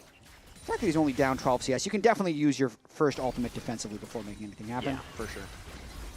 Unstoppable Force has a pretty, reasonable cooldown as well, so it's not going to be gone for that much longer. But decent record here you see for Denethor as a Tier 2 player. Had a positive win record on the Gnar.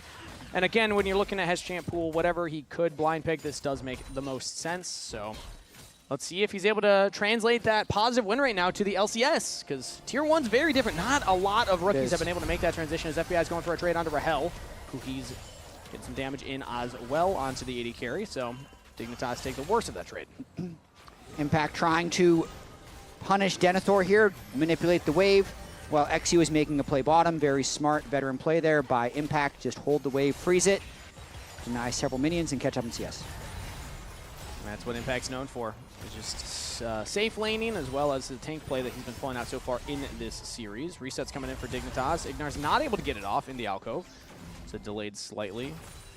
And Sentinels are just going to keep being annoying, stopping these resets. Low mana for both bot lanes, but Sentinels should be able to get this wave in. Ignar will stop the Deadly Flourish from preventing the back from FBI, so now FBI can get back in faster and catch this next wave. Yeah, I know this is a bit of a strange thing to say about Impact, but I feel like he is the most insanely good laner in losing matchups. Yeah? Like, I think his laning is criminally underrated when he's in losing matchups. So, because, like, how do you become such a good weak side tank player? It's because he's always relevant in the game. That's often because he just knows how to lose as gracefully as possible and also find windows to get back in the game when he's actually not stronger. I don't think the strength of his is to take winning matchups and carry the game, but his laning in the inverse of having a winning matchup is insanely good. As currently, he's only one wave behind Dinar in this matchup. Denethor will be building towards that Black Cleaver first, you have to imagine. I mean, I guess maybe Triforce, but I still feel like against all that armor, you're going to want some of that shred. But Phage completed regardless, as he's actually rotating down the river here. Flash out from Darklings as the Grand Starfall is used, as XU looked like he was going for the stun, and Darkling's still trying to walk away, but is not able to get out of there, and that's Denethor with first blood. Really nice play there. It's actually a old school League tactic. If the enemy is freezing the wave, leave. Yeah. And go make something happen. Palafox gets the flash out of Darkwings early, which guarantees that XU is going to be able to flash stun once he ults in. And then they kind of brought the farm to get the kill onto Darkwings. Cost them a bit. They're going to do an objective trade right now, but I think that's still advantage Dignitas. Yeah, XU's going to get the grubs. Denethor got the gold from the kill, so even though he left the lane, and Impact's able to catch up and is now even in the CS department, first kill gold is pretty nice for Denethor. Absolutely. Going to try and be as powerful as possible on the Gnar, already make something happen. Next he's going to go for another battle on the Raptor Pit once again. On a Hambach. Yeah, I mean, Darkling's went all the way down as Hambach's going for the ultimate onto XU, trying to take the trade here. XU's trying to just get his mid laner to join in, throws up the Aegis Assault, and is not able to prevent the damage at the tail end. Impact, meanwhile, engage onto Palafox, and that is 2 kills for Sentinels. Whew, that is a solo kill. Yep. For Hambach. I'm not sure if XU's E was on cooldown, but he's unable to block basically any of the damage by Hambach, and then because Palafox with no flash was moving up the river to try and defend him, he ends up dying as well. So all the good work that XU and Palafox had done up until this point kind of goes away with Hambach finding that play. Yeah, Edge of Ishtel perfectly timed there from Hambach right at the end of the Pantheon E, so that the damage immunity is not able to keep him alive. Let's take another look at that. I believe he should have had it here. Yeah, XU has everything at the start of this play. Hambach just gets the stun. Waits a little bit. Grabs the rock again. And XU was pretty much just stun locked for a lot of that. And then Impact able to just get the Unstoppable Force down. He just shoved in the wave. He's on his own timer. Palafox ends up falling. And even if, yeah, that's a tilter as a mid laner. When your jungler dies, you try and help him out, and it costs you your lane as well. Especially when it's the inverse of what just happened moments before. Palafox used his flash to follow up on Darkwings, and his top laner roamed. This time doesn't have flash. Impact roams and is able to capitalize on Syndra. No mobility. We talked about the importance of that earlier. And Impact gets a kill for himself. Hambach gets a kill for himself. It's now 2-1 in favor of Sentinels with close to a 1,000 gold lead at the end of all the plays. It's really just Denethor currently that's ahead for Dignitas still. Absolutely. Going to be trying to split push as much as possible on the Gnar, because the Malphite will still be a big force in a lot of these team fights. And Kangas, I hope this isn't the end of Dignitas Summer. Yeah. Oh, that would be a I hope very quick Summer isn't over. Very short-lived summer. Over just like that. That'd be the worst summer break ever. See if we can pull this one back, but... Well, FBI, let's see if he's able to get back here. As Temper Fate will go down onto the turret, buying the time for the dive. Hambach easily picks that one up. Sentinels pull off the kill and get a magical journey to safety. They're out of there. Perfect crime. Beautiful play by Huhi and Hambach. Some support jungle synergy on the dive right there. Turn the turret off. Kill everyone, go through the magical journey, and Mastercard Power Spike item. Denethor does have the Black Cleaver. He's going to need it to cut through all the armor of Malphite with the Frozen Heart.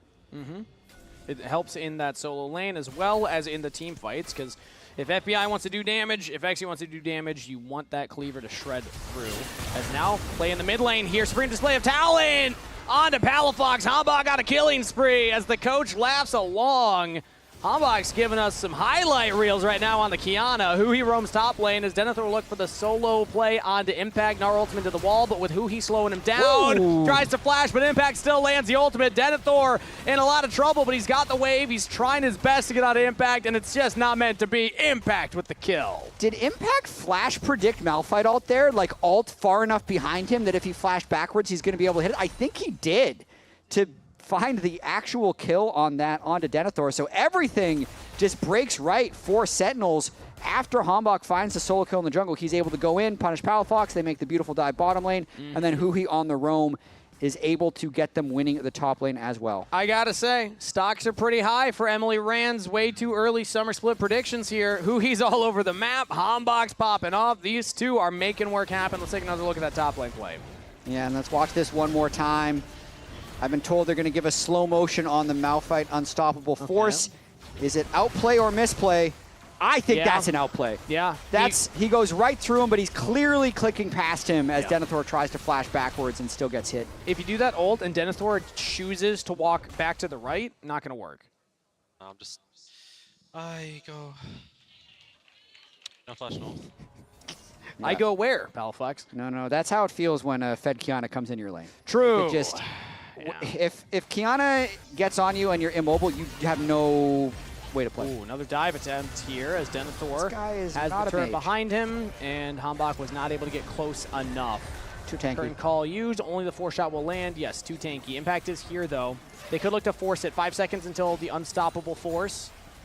Malphite could just hard commit, not going to go for it. His top lane now, Darkwings has to back off from that turret. It could be a race for first turret. Teleport coming in from Sentinels into the bottom lane. They're teleporting Darkwings down there, but top turret's in some trouble here. I think Sentinels would win this race, though, because top turret did not take a lot of turret plate damage.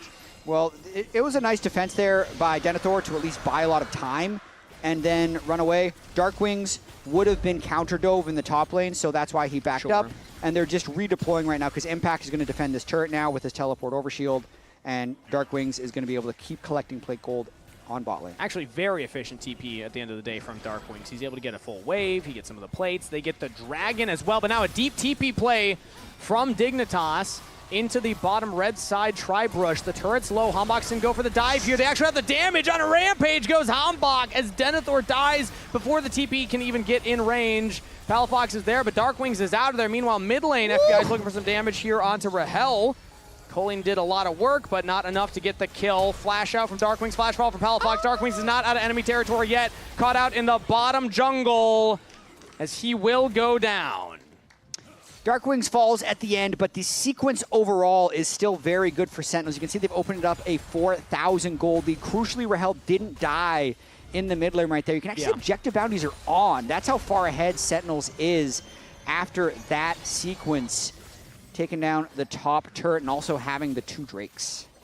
And that's got to be tough. You can see on Denethor's face there on the player cam, I think a little bit of frustration for the rookie top laner. If he had just stayed alive on that bottom turret dive and had the space, bought the time for Palafox to come in, that could have been a much, much better play. But end of the day, not going to find it. Palafox will just get the one. But a reminder for everybody at home, if you have not yet, the LCS Championship is going to Gas South Arena in Atlanta, and tickets are available now. Scan that QR code so you can go watch Jat live for gasoline somewhere. We're going to do something with gas. We haven't decided yet.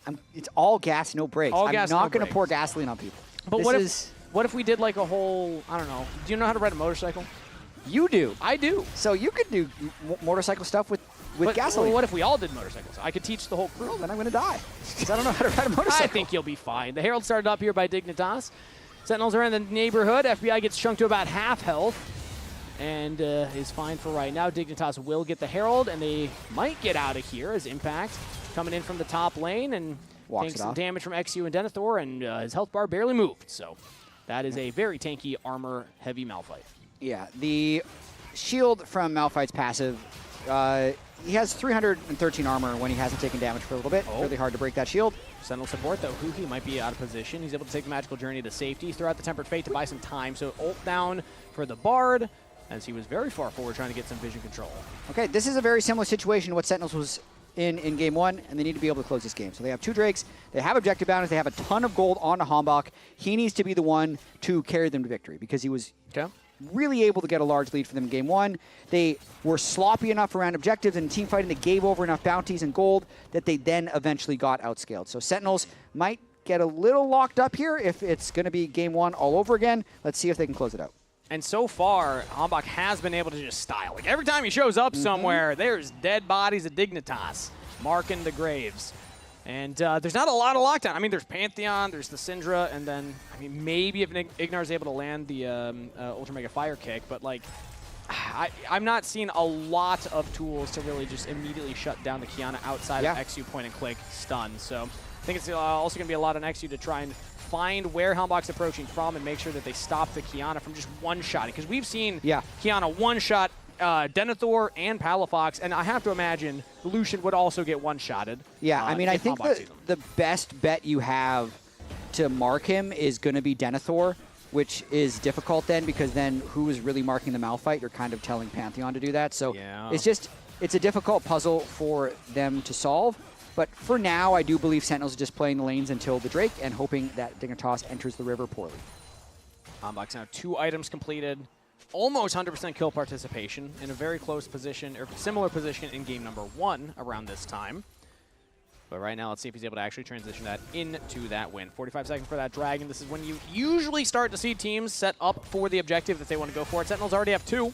This would be their 3rd, putting them on Soul Point. So fully expect Hambach to clear these top camps, head straight down towards the bottom side already, who he is getting vision priority around the area. That's a lot of red wards in the bottom river. It is. It's likely that Dignitas would concede this one. They currently have no way of living through the engage from Sentinels. I think there is a point, like, with a very burst-heavy team that Sentinels is, Malphite, Qiyana, Jhin CC, if they mess up their engage somehow, that's the window for Dignitas to be able to win. But that kind of requires stopwatches or Zonias, and they have none of those things at the moment. Or it requires making a pick in the side lane before the objective. I don't think the front to back's going to favor them very much, as Hambach's actually hovering around the mid lane right now. FBI could be in some danger. Flash available for the Qiyana. Ignar's behind FBI, but still has to relentless pursuit to safety to the turret. Hambach will just walk down towards that Dragon. I wanted to highlight the fact of the side lane plays because Darkwings had no flash. You have Pantheon ult for XU. Maybe if Darkwings is ever kind of too far forward, you can make the play onto him. But as of right now, it's Sentinels trying to make the play. Palafox flashed on by Hambach and just taken out immediately. Darkwings with the kill credit from the laser, but Hambach doing the majority of that work. Sentinels are the ones to make the pick. Doesn't even use Qiyana ult. Doesn't need it. Nope. Yep. I can see Palafox kind of adjusting his hair there. That's about all you can do to outplay that one, aside from waiting your Nexus, in which case the game ends anyway. And it's feeling like that's the direction that we're going here. This is only 20 minutes into the game and a 5,000 gold lead, close to at least for Sentinels, as now the Grand Starfall used by XU is going to go through the magical journey, because who he just got Rahel straight out of the danger zone that is the Pantheon. In comes Denethor, though. They're trying to continue the chase down, but who he gets out with the flash. Dignitas just can't make the pick happen. Dragon, meanwhile, went over to Sentinel, so they got the objective and they get out. That was Dignitas' first look at really using that Pantheon ultimate outside of the first, 5 minutes when they made that play out of Darkwings, and that time they did not get a kill. Yeah, but I agree. With the first tweet there, Hambach is just crushing. Captain Flowers also in our Twitch chat. Woofing on the dog. Hambach is woofing on the dog. Absolutely is. Skarner got banned. He's just going to have to pull out Qiyana. Well, that must have been that was a game one tweet. Game 1, yeah. He was until he wasn't. So what's he doing now, Captain Flowers, on the Qiyana? He's I don't know, what's Qiyana's whole thing? She's got like the little circle blade, as now the engage comes in from Impact, trying to dive between the turrets here. The first turret will fall in the mid lane as XU's caught out in his own jungle. Sentinels, the entire rift belongs to them. They'll take the turret and the kill. And Dignitas are still reeling, man. They just cannot deal with what Hambach is giving them right now. As now some damage comes in. They take the magical journey. Sentinels are trying to get onto Dignitas in the mid lane. Rooted up onto the carry. FBI's out of there. Impact on the killing spree. As Rahel lands a deadly flourish to set it all up. Sentinels get 2, and they're looking at Baron. Very nice game from Sentinels to this point. Played with a lot of control. So much of it does revolve around Hambach. 8 out of 9 on the kill participation, who he has also been everywhere with the Bard. Dignitas really trying to defend this one. They have pretty good Mega Nard timing. It's probably worth an attempt. Yeah, Denethor is close to hitting that Rage Bar. Not going to go for the steal, but they're going to go for the big engage. Denethor's into the pit, trying to take down Humbok. He's able to get him. Baron is secured by Sentinels, but the jungler's down, the top laner's down. Dignitas get 2 as a big shutdown comes in for the jungler. Now Grand Starfall used to stop the retreat path. He's able to lock down the mid laner. Darkwing's in trouble. Aegis Assault is used to block all the damage, but a great stun from Hui denies the rest of Dignitas from following up. So it's only going to be the 2 kills for Dig. But some big kills. That was a max bounty that Rahel had. So the gold lead does swing a little bit back for Dignitas, and it's just a little risky with Hambach being in the back of the pit, taking a lot of damage from the Baron. And then you can see Denethor just no hesitation, flies in the back and just kind of chain CCs him down, very close to having a chance of stealing this Baron as well. You can see Hambach focusing on the Baron. Impact actually cues the Baron to help them get that smite in before the 1,080 gold goes over to Denethor, and another shutdown going over to XU with the kill onto Impact's Malphite. If there was just like one more auto worth of damage from Denethor, maybe you kill Hambach before he can smite away the Baron. That's an objective bounty. Things could get really crazy. Yeah, XU was very close too, so he would have been able to maybe get in range. Just smites, flash smite that one away. But as it stands, it's just going to be a couple kills for Dig. Sentinels still get the Baron, but that is a big negative Baron power play. Currently, negative 2,000. Let's see if Darkwings can get some of that gold back here in the bottom lane, taking this tier 2 turret. Not going to happen right now on this wave. So Dignitas actually getting some gold back in their pockets. They absolutely are. 90-second timer for Sentinels. Waiting for that Infernal Soul. A little bit of a hiccup, but they did technically get the Baron, so Darkwing's able to use these empowered minions to collect turret gold, make it a little bit better that they gave over a basically 1,100 gold bounty to Denethor. That was so much gold picked up by the top laner here. Now 2 items completed, has the Sterix alongside the Black Cleaver. So Denethor is going to be a bigger frontline threat as he's getting TP'd on in the top lane. He got some damage on Impact. He's in the Mega form, trying to jump away, slowed by the Seismic Shard. Darkwings throws a laser at him, but Denethor is back to safety. So TP down for Darkwings. Pretty risky if they chase Grand Pantheon, though. Now, XU's just going to fly over the top and get straight in onto Darkwings. Throws down the gravity field and is able to turn it back around. Temper Fate lands onto XU as the rest of Dignitas were trying to get away. XU now in trouble as Hambach over the wall just deletes Palafox yet again. And Hambach can do no wrong. The double kill for the jungler.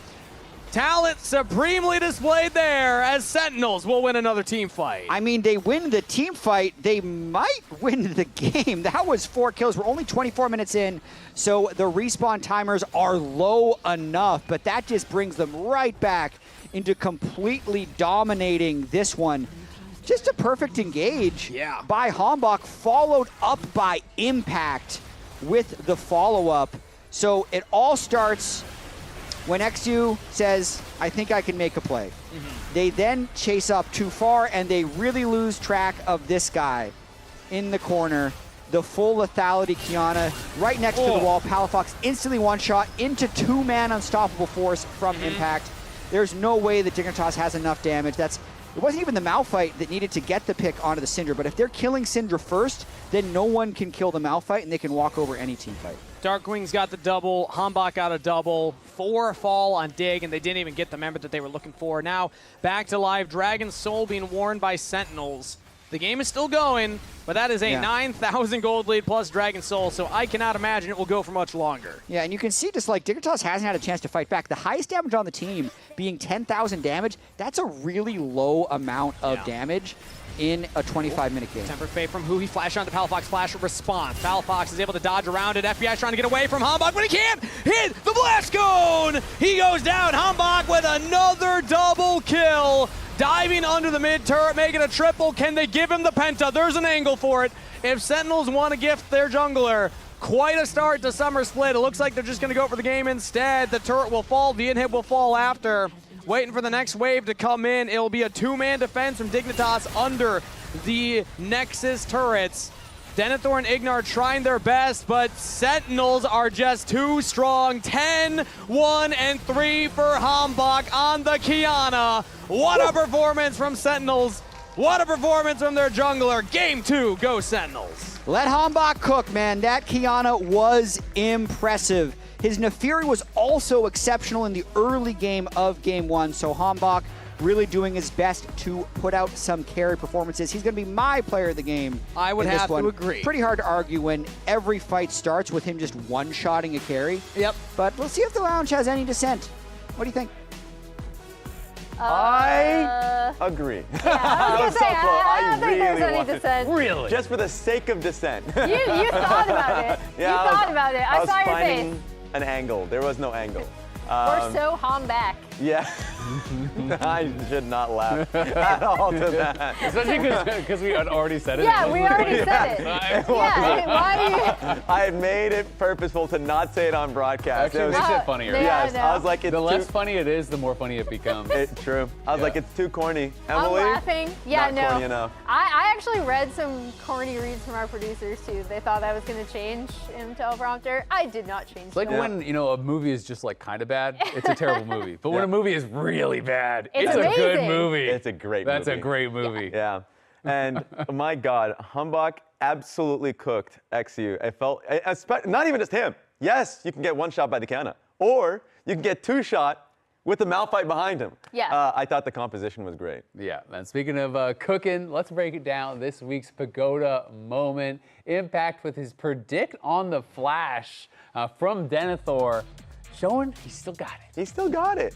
The one thing that was surprising to me was that he was mid-wallop animation and he sends the Malphite ulti anyways when you're locked out of the flash. So I was like, what happens if he just doesn't flash? It was actually pretty close too. Yeah. So I was actually really impressed with the predictor. That was one of the best predicts I've seen in a little bit. And it got actually pretty close. So if he does actually flash it, and avoids the ult, maybe he can win in a 1v2. It's hard to know. I think what Impact was trying to do is like basically overlap the hitbox so that if he doesn't flash, you can tag him with the back of it. And if he does flash, he kind of flashes into the front of it. Obviously, if you can see exactly where he's going, you can maybe flash the side, but that's so hard in the moment when it's a point blank Malphite ult. Yeah. You kind of have to insta flash as soon as you see the animation. Yeah, exactly. Spam chat with the Pagoda emote if you guys see a Pagoda moment worthy play. I want to return to Hambach because he's had a lot. Another person that was up there in that top lane at the same time was Huhi, and I had an incredible hot take where I said Hambach and Huhi were going to be the best jungle support duo. Oh, but is this in the Hambach? LCS. This is Hambach cooking XU. Or is it Malphite? As you said. Malphite is also there. Okay. But Kiana is something that I feel like a lot of people see the Kiana locked in. They're like, I don't know. I don't know if you're aggressive enough to pull this off, right? I don't know if you're willing to go for enough plays. And people are sometimes often unsure as to whether there's enough setup. It felt like half the time Hambach was finding his own setup. He is the setup. But to your point, Isaac, this was also just such a great composition from top down that really worked cohesively. And then, he was just absolutely murdering people, had no problem getting in on the back line. Yeah, no, I mean, it was a really, really well played game. It's funny because we were talking about this when they first locked in Kiana in the draft, and you're like, if you're not Tarzan, is it going to work and stuff? But then we were talking about it, and I think it is something that can fit his play style, right? Yeah. I do feel like he is one of those crazy guys who wants to play in your face, who wants to look for his own plays. I feel like a lot of the great Nefiri players are also going to be good Kiana players. You are looking for kind of similar angles. And he's just been playing so well. And I feel like the Malphite was a great pick here too from Impact. This is something that I have been trying to sell top laners on for a while. Yeah. Because I do feel like against a lot of the meta blinds, it is very, very strong. When you're thinking about Gnar and Jace, which are two of the most common meta blinds, I think you have good 1v1 lane matchups into both of them. We're also seeing a ton of mages bot and mid that are low mobility champions that don't have a lot of safety. If you don't have flash against Malphite, it can be incredibly hard to play. So I feel like this champion really is being overlooked, and I liked seeing it come out in a situation like this. You're playing against Syndra, doesn't really have any mobility, it's flash or death, and you're playing against Gnar, which if you get the lane in a good state, you can actually threaten solo kills and start to build CS advantages.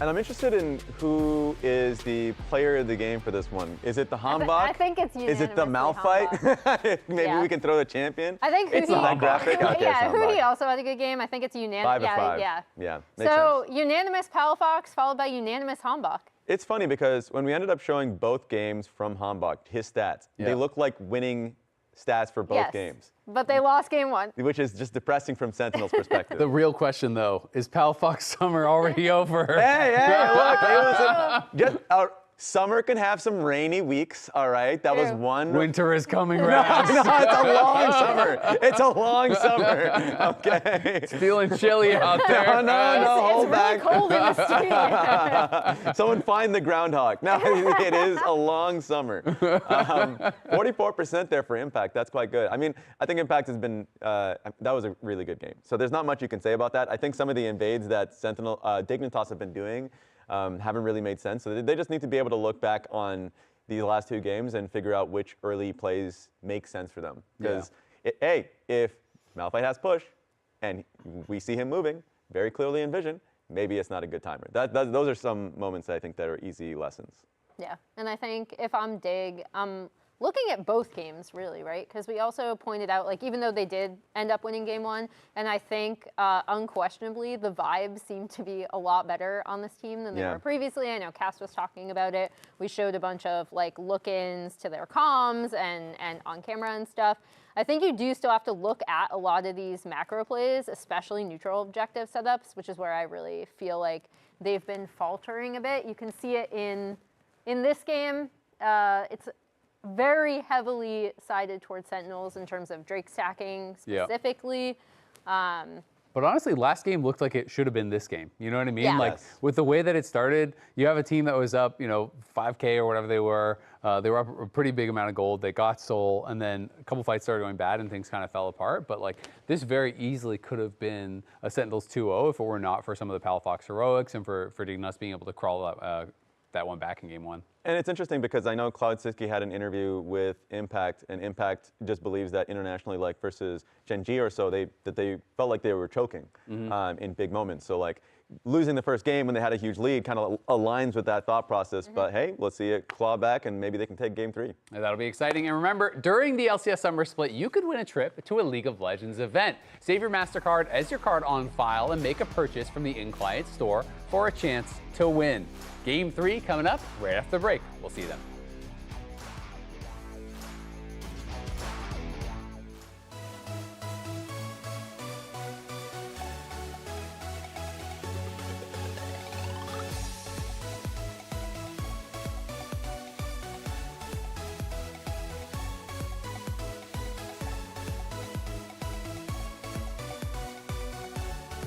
Guys, watch out. Yeah, I mean, you dead, no? I'm coming no, to fine. help. If they come on, we can look. Maybe I look. 판테 first. 딜러라인 봐도 돼. 나 딜러 볼까? 끝낼 생각 해볼래? 야, 나를 first. You're dead. What a performance from Sentinels. What a performance from their jungler. Game 2, go Sentinels.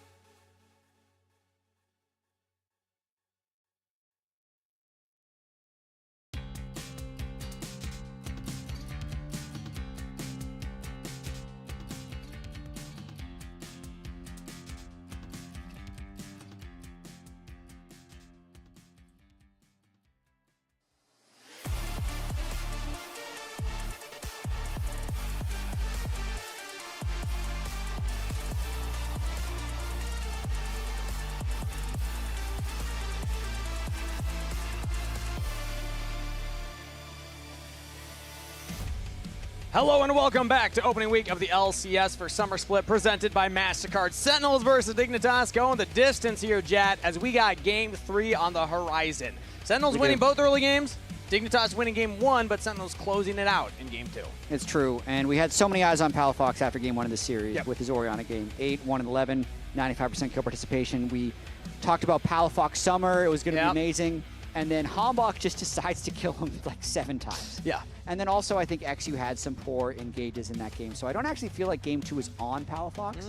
But it does make you concerned. Hambach was like the summer school teacher. It's like, not back to class, buddy.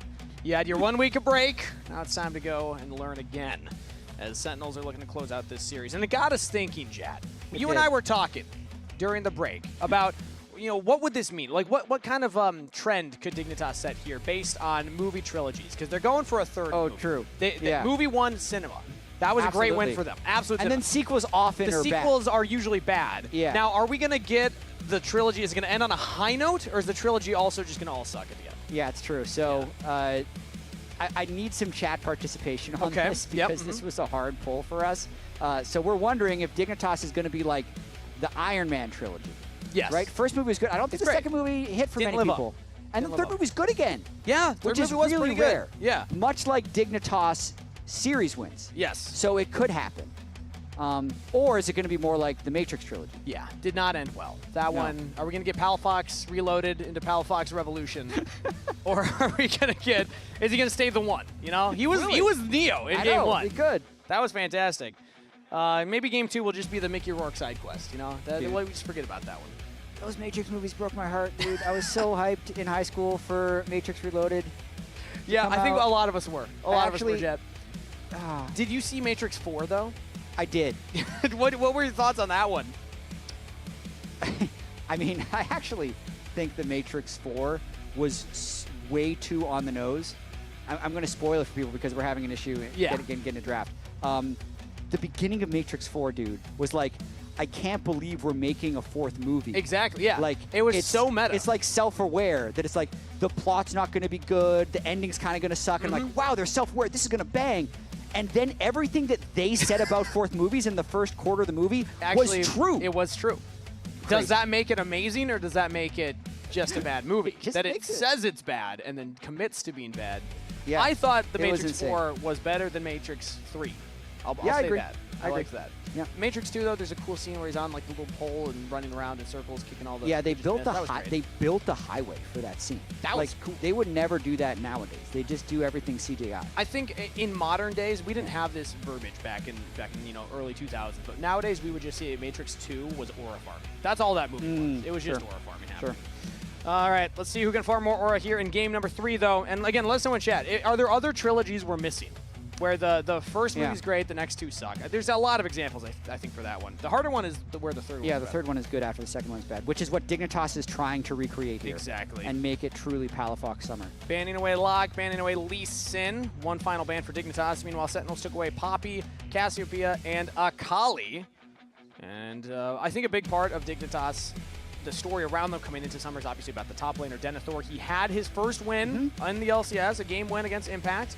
Losing game 2, and I think we got to see why Impact's champ pool is so tough to get through, because that Malphite was just such a problem for them. The Malphite was really good at following up on engages, but I've been pretty happy with what we've seen from Denethor. I think a lot of times when rookies come in, you'll think that their laning can have some impressive moments, but then they just get lost on the map. Sure. And I don't feel like that's been happening with Denethor so far. So pretty promising first 2 games that I've seen him here in the LCS. Deep close-up right there, too. Timing. That was great production right there. Yeah, look at him. Look at his Ziggs. Ziggs picked for maybe FBI. Could be Palafox, but I'm expecting FBI with Ignar on Camille. This seems like the bot lane locked in, and that means, Jet, for the first time, game 3 now of the series, we are getting a mage bot lane. True. If that actually goes down there. It's still not. It's got it. It's got it, right? I'm going to say for sure. Just because of the Camille is locked in as well. And Camille support isn't going to work unless you have like Jhin or like a full wave clear. So I think that makes sense. And Hambach Vi was incredibly banned against Sentinels all throughout spring. So I think in scrims, he was probably a total demon on this champion. It was banned even already been carrying this series. Yeah. Interesting that they banned the Kai'Sa instead of the Vi, which I believe Vi had been banned in the first 2. So logs in for Hambach plus the Leona. Don't make me tell my therapist about it. About which team losing? Is this in regards to a team? Okay, we're not going to get the answer to that. It's Yeah. okay. A lot of engagement. Tell us about it either. Yeah. We're just vague posting IRL? Really? What just happened? I feel like that's what just happened right there. All right, either way, a lot of engage from Sentinels, some damage follow-up, and CC follow-up from the Talia now for Dark Wings. Unless, is it Talia bot lane? It could be Rahel on the mage. Ooh. Sorry. I don't say vague properly. I say VOG. Well, no, you don't. Because there's That's no fake. Y in it. No, it's not. You don't say VOG. I know that's not how people say it. Never I've heard been you informed once that's in my how life. people say it. I'm calling you out live right now. That's my natural. I just say it's really VOG. No, you don't. That's No what I human say. says that. That's what I want to say. I have to think to put the Y into the word. That's crazy. I know. It's not good. It's not a good it's look. something that happens. Not a good look, Jot. Yeah, Jot. All right, well, Trundle locked in here for Dignitas. There's just no. Okay. I guess I don't use the word often. You know what? Prague. That's a city that's spelled I do say similar. vague posting. Yeah, vague posting. It's not Vague. vague. It's more vague. Well, I'm trying to think of an equivalent now. Vague. It's spelled similar. Yeah, be careful how we start pronouncing these I know. words. I'm not doing anything intentionally. Okay, fair enough. Galio banned out from Sentinel side. See if there's another mid lane ban here, because again, we're assuming that that's going to be Ziggs and Camille bot lane, or if they want to ban out some top laners, because Dignitas this time around should be able to counter pick for their top laner. That was my #1 thing I wanted to look for Denethor coming into today. How many times does he get counter pick? How many times does he get put on something he's comfortable on? He's played the Gnar. Actually, that's important to note. He was a Camille one-trick in Challenger before he went into Tier 2 and Collegiate, so there's a chance that is actually it could played be top. a nice flex and then throw like a support down bot lane like a Shen later on, but it's interesting that they decided to do last pick for themselves as their choice rather than picking blue side.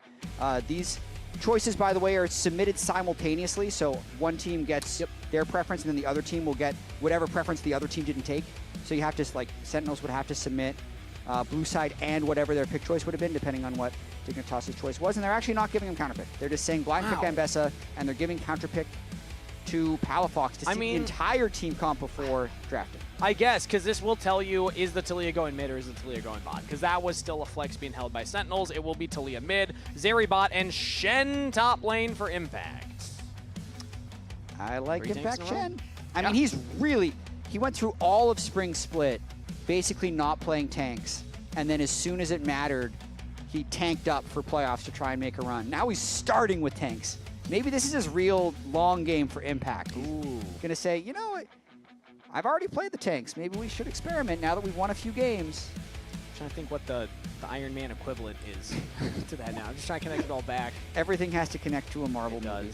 Although I guess Sentinels would be a very different one, because we said it from the Dignitas side. From Sentinel side, it would be the first movie's terrible, and then the second 2 are great.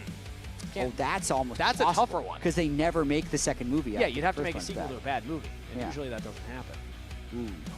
We'll rely on Twitch chat for that one. Hopefully somebody lets us know. But either way, here are the drafts. It's Palafox, Rise, FBI Ziggs, support Camille for Ignar. So more along the lines of what we've been seeing globally around. And also even in that first series, it was a bunch of mages in the bottom lane when it came to FlyQuest versus Lion. FBI at least going to step up and play Ziggs. He has played Ziggs before. We have seen FBI Ziggs. It's not like the Cassiopeia bot lane or the Syndra bot lanes or any of those crazier mages. So this is more of a known quantity, I would say, for this player.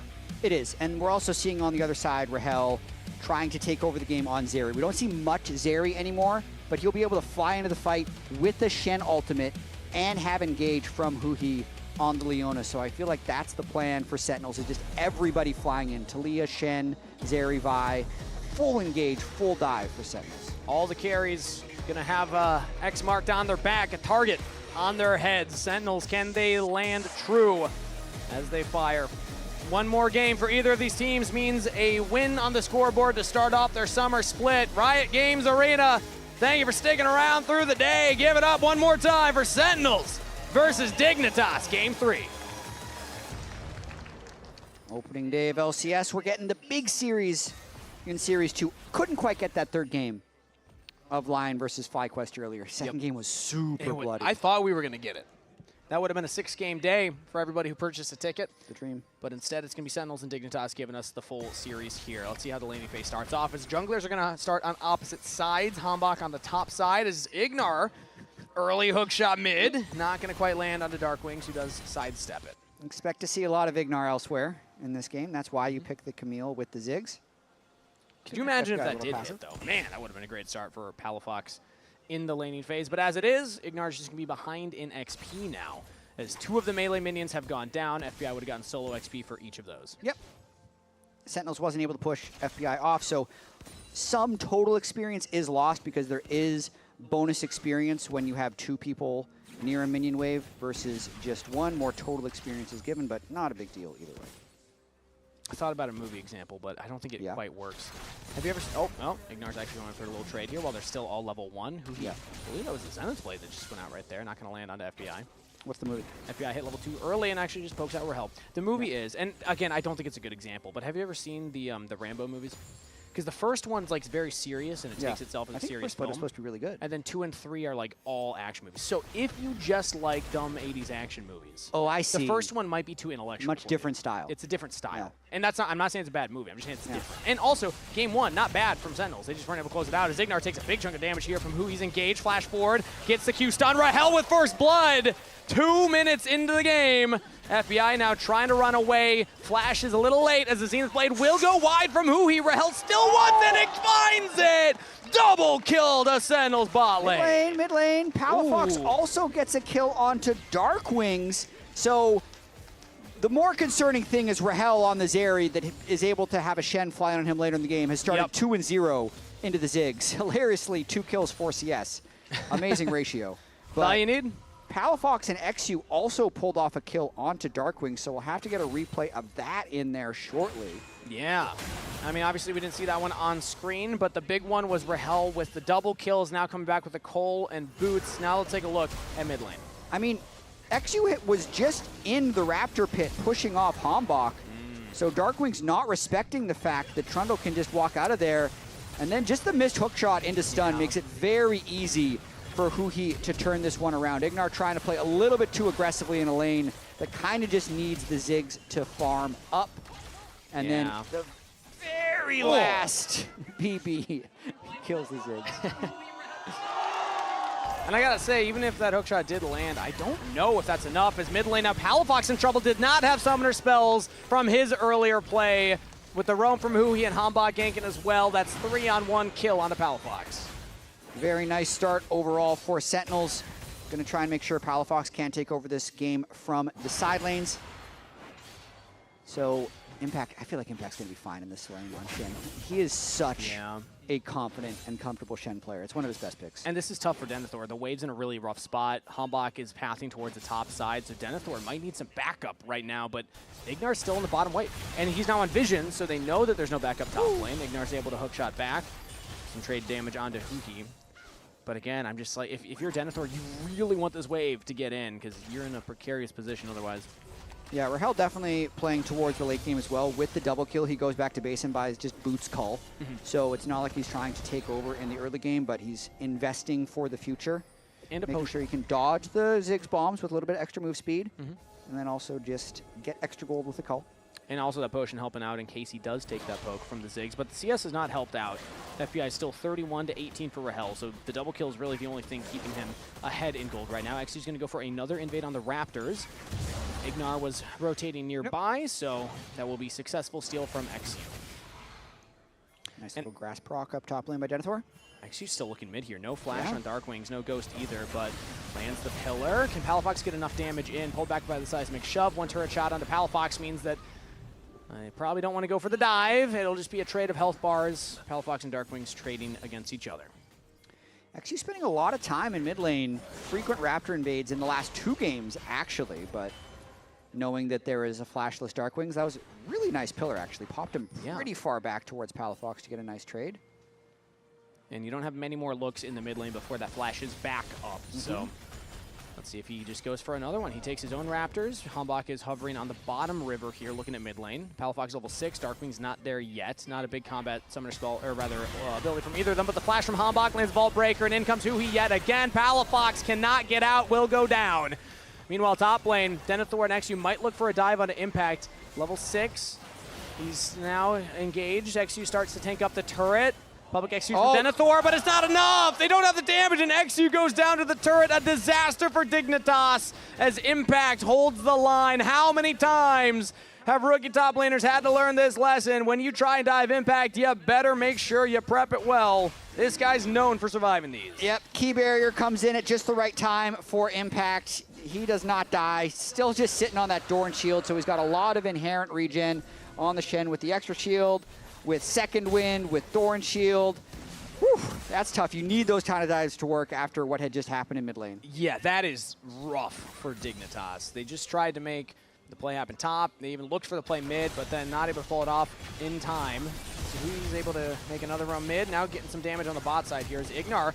Lands the hook shot, flash shot from Hui. Rahel's getting some damage on FBI, but in comes XU from behind, the flank from Hambog. Vi got behind XU. Level 6 Vi. Rahel on a killing spree, and Sentinels are just breaking the ankles of Dignitas. Sentinels is starting to run away with this one. Impact makes his arrival, and they're looking for more. Hambog is, in fact, Hambak here as the team's coming in from behind him. He's pushing back Ignar and FBI. They can't even get up to take this wave under the bottom turret. Hambak will get the Gromp.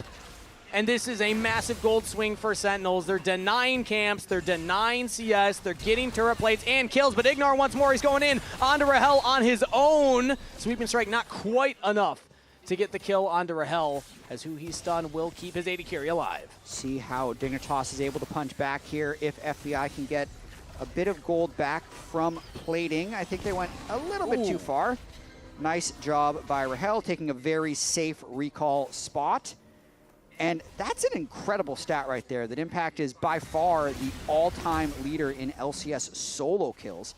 I feel like half of these are people trying to dive him, and the turret helping, but it counts as a solo kill. It does. He's in lead by quite a lot, though. And if was that Bjergsen in second? That guy's not playing. Yeah, I mean, he's also played. He's had a longer career than anyone else in LoL esports history, from data first pro game in Tier 1 to now. But it's still, he's been playing at a high level for a very long time. It's going to take a long time for anybody to overtake that record.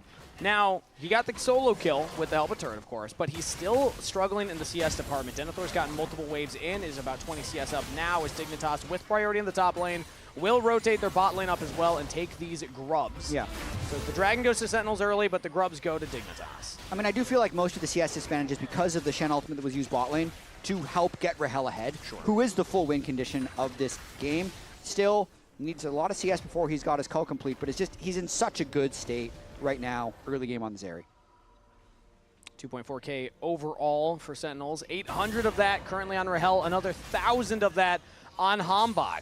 This is now 3 games in a row where Hambak is just winning the early game. He is so much CS ahead of his jungle opponent. It's 80 to 53. 27 individual CS up means, what, 5 camps right there? 6 camps? Yeah, and it's just, you know, now that they give us these handy little things, 1,000 gold. Like, that's all it. Congratulations. He's crushing. Fancy. It's going to be half an item up on him already. Look at this Sundered Sky to Tunnel or Longsword.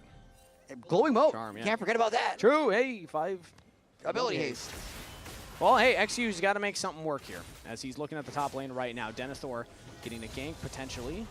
I don't know if Impact would have seen him walk into that particular brush with where the minions were, but he's losing his bottom Gromp yet again by spending time up here, and Denethor's just going to get the wave in. Impact will stay alive. But last time it did not look good when they went for that dive, so they're going to deny it this time.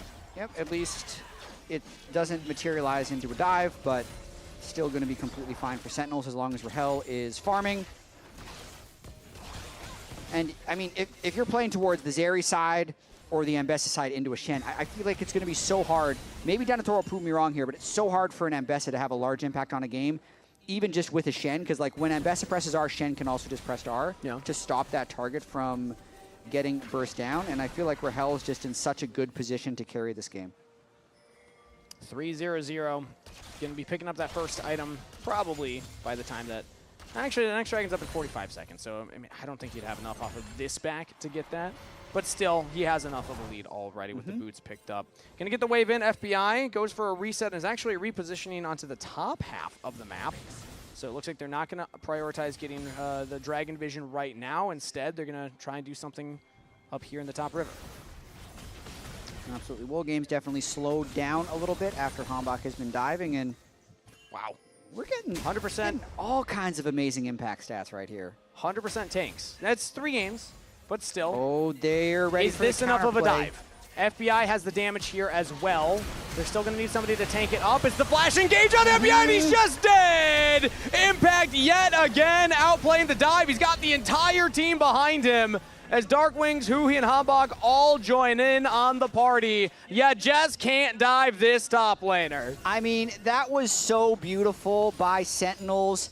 Huhi and Hambach were just waiting outside of vision. So that's not just jungle support synergy, that's jungle support top synergy. Yep. Wait until they're in range and then pounce. And they absolutely pounced at the right time. What a beautiful play by Sentinels. Impact now 2-0-2. Let's get another look at that because you can there. tell. They're literally ready. just waiting here in this spot, and then as they're just really waiting until they're about to walk in, and then they just go. Absolute one shot. They sent 5 people for this play, and they get a 0 for 2. That's such an awful swing for them. Guys, we're eating so much, okay?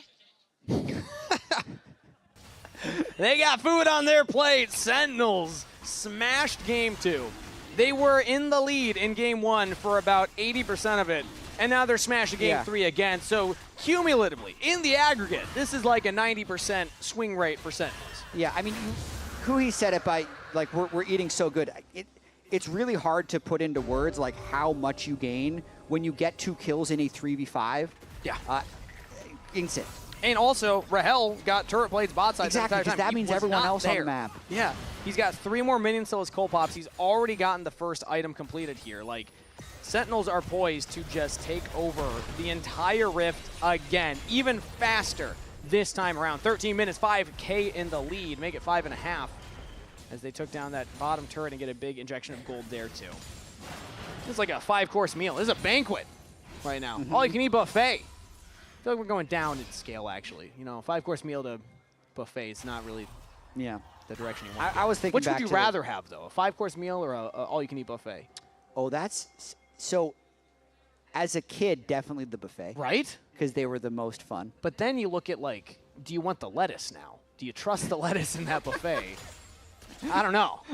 You know? It's just an excuse for people to eat more pizza, man. That's just. Yeah, for me, it's the pudding.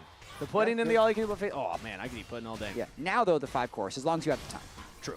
Time is very valuable for me at the moment. Yeah, who's got time for that? You got a kid, Jet. I know. I think you're going to be able to sit I'll down take for all the 5 buffet courses. to go. Dignitas looking at Hambach right now in their own jungle. The Hextech Ultimatum comes in. Hambach's just waiting over the wall and is able to just fall breaker out of there. He's fine. Dignitas thought maybe they could find an angle, but again, when they're looking for that play, they don't pull it off. Look at topside. Darkwings is pushing another wave in there. You have to imagine he'll get that turret as well. Rahel's going to get more plates in the mid lane here. So Dignitas, hey, it's not for lack of trying. They're looking for opportunities. They're just not finding them. No, definitely not. And they're just looking towards impact. Like, can we kill the Shen now? Can we kill the Shen now? No, no, no. No, Denethor is actually winning the trade still against the Shen. Honestly, if you just leave him 1v1, I think it's a better opportunity for Denethor rather than sending everybody out. Like, I get the idea. Oh, the Shen can ult somewhere else, so just dive the Shen. But then you just look at the nameplate, and you're like, maybe that's a bad idea. It's actually so funny. Denethor is 0-0-0. So anytime someone comes to help him, that person who came to help dies. True. He might not be 0-0-0 for long here, Jad. His Impact TP's back to lane, has the purchase completed. Denethor is able to jump away. It's hard to stay on the Mbessa, but Impact is showing that he is now able to scrap with that item advantage and look for the 1v1s. Now Herald started up here by Hambach. Dignitas are in the neighborhood if they want to contest. They are 50 minutes and the objective bounties have already turned on though. Tells you the current Pillar onto state of the Huhi, game. bringing attention onto the Leona. Heal is used. They're trying to lock down the support. The Shen shield will come in. Sand United not in time as Ignar will be traded. It's a 1-for-1. Supports go down. XU pops the subjugate, trying to get some damage back onto Hambach with a ball breaker. Flash by FBI. Cannot flash away from the ultimate. He will get the kill, but it's traded 1-for-1 yet again. Denethor was trying to get in with the TP, but Impact was able to stop it. Looked like it was being channeled right there. Maybe not either way. It was a 1v1 in the bottom lane. Dignitas will trade 80 carry for jungler and support for support. Yeah, Dignitas takes those. When you're down 6,000 gold in 50 minutes, you can get a 2 for 2. Oh, Impact's still looking for more. He has Darkwings behind him, and Ignar thought maybe he was the one to make the play, but a double kill to Darkwings. The mid laner made it before the support. And the numbers advantage goes to Sentinels. They get 2. They lost track of the Talia, so Darkwings is also off to the races now. Impact really not getting the credit he deserves in this game from the gold department. Actually has the smallest lead of all potential carries on Sentinels. But I feel like he's been the one kind of low-key carrying this game as he works towards his Dusk and Dawn. Whew, slim margins right there. I do like the idea. Typically when you're like, oh, there's the tanky Leona, it's scary to send everything at that, especially with the Shen, but they had the damage there to kill Huhi before the Shen ultimate came down, but Hambach is playing so well. He's able to Vault Breaker in, flash from FBI, but still he has the ultimate cease and desist to follow up and get the kill onto the Ziggs. Damage wasn't there for Dignitas anymore. And yeah, you can say when Dignitas is this far behind, trading equal feels fine, but they almost had more, and that was a little scary. Exactly. But now we have Rahel sitting 5-0-0, 2.5 full items, whereas FBI is just trying desperately to clear the wave, and Impact getting a lot of pressure now down onto the Ambassador side lanes. Ooh, I think we're seeing this mid-turret fall. Yeah, drops the Herald over the Raptor wall. FBI's going to have to walk all the way back. Kuki's threatening and engage between turrets. Wait for the Herald to hit that turret. Ooh, the Trundle Pillar actually goes up in time, but in comes Rahel with the damage. You're just going to dive it. Who cares about a turret when he can just kill the enemy team? Double kill picked up for Hambach, but that's traded back 1. Hambach could be in some trouble as well. Low health bars on the rest of Sentinels. FBI, can he land the last bomb? Does not hit it onto Hui, and Rahel is unleashed. Rahel goes onto the turret on his own. FBI out of mana, out of time, out of space on Summoner's Rift. And that is another kill picked up by Sentinels. That is a 3-for-2 trade overall. Rahel's trying to get out of there. Running away from Palafox. Taking the ultimate not very far, though. Double kill from Rahel at the very end, but can he get out of here now? Palafox trying to chase him down, but doesn't have the summoner spells. You have to imagine Rahel's out of there. Takes a blast go to safety. 80 carry out. Ignar still continues the chase. Hextech ultimatum. He says, all right, you got some gold. Go spend it. Give me a shutdown while you do so. Ignar with the kill. 1,000 gold bounty. Would have loved to get that on the rise, but it's the tail end of this play that is still beneficial for Sentinels. Could have gone wrong. The interrupt on the Herald keeps the turret alive, and the turret does a lot of damage during this fight, because if the turret dies and they do this dive, it's a total wipe, but it does allow Dignitas to start turning this one around. However, it is a Zeri who is very fed on the tail end of this fight, pops the flash and barrier to finish it off. Man, that Zeri just completely shredded the Mbessa. That was probably 4 autos for the full health bar right there. As the third dragon's taken from Sentinels outside of the replay. Top lane, looks like Impact will be able to hold this. I don't think Palafox can get up and hit that, so it's going to be the turret saved.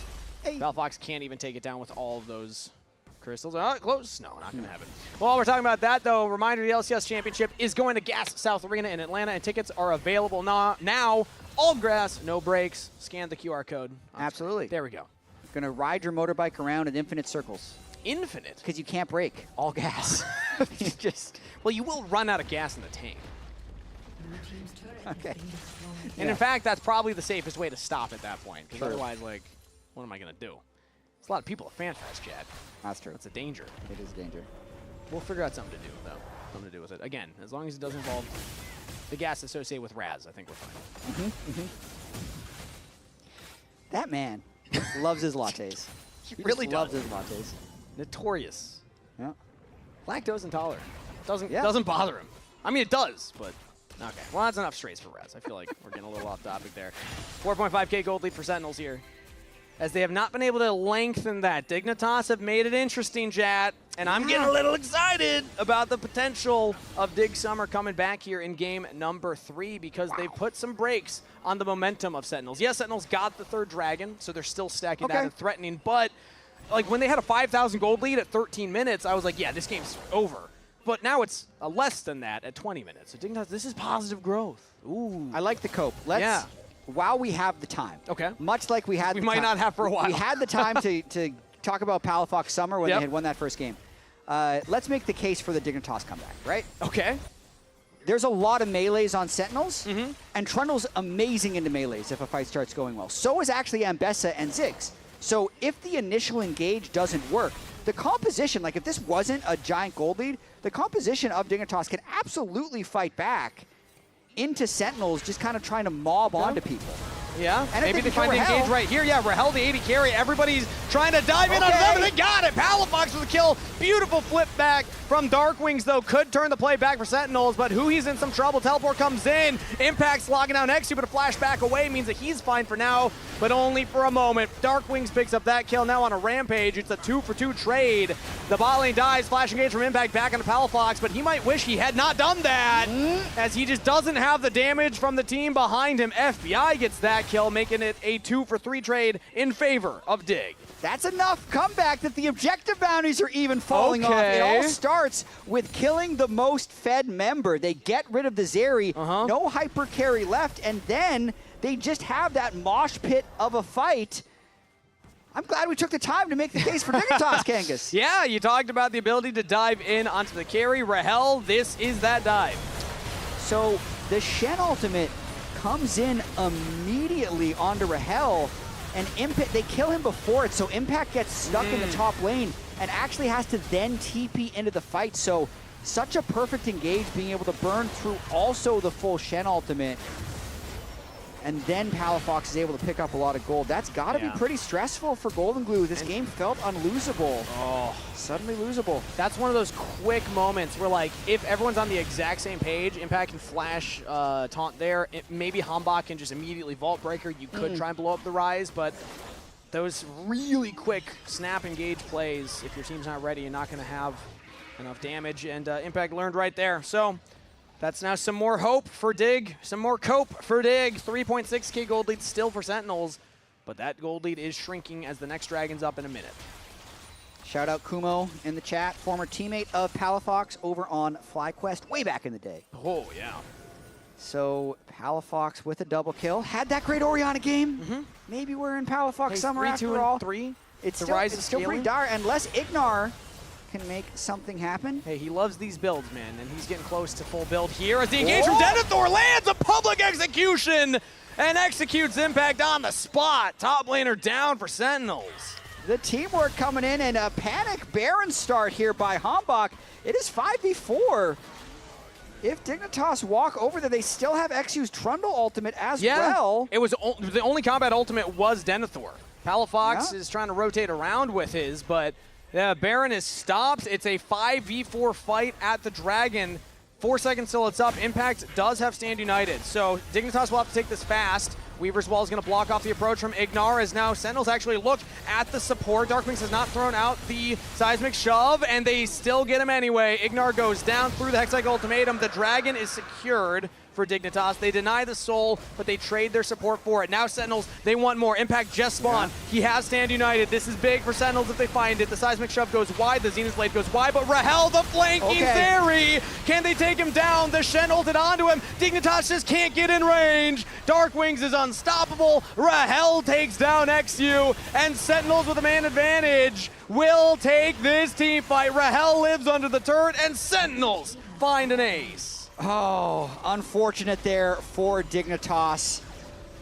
Couldn't quite make the escape there, and we said during draft, Sentinel's team composition is all about full sending, and specifically the Zeri being able to fly in from behind and ultimate. Let's see how this one ends. The Leona ultimate doesn't even connect, or the E, but it's Rahel. I'm wondering if Dignitas just turns more damage straight onto Rahel rather than running down. Like if everyone just runs up towards Rahel, I think they have an actual decent chance of killing him, but they split up and end up kind of getting full wiped. It's so tough because if you run up there, you're also running into the Shen, who's just going to taunt the entire team at that point. So tough for Dig in that spot. Great for Sentinels. They will win the fight. They'll get the Baron. They're denied Dragon Soul for now, but it's still 25 minutes into the game, and that gold lead is right back in their favor. 6.6k for Sentinels. Yep, it's back.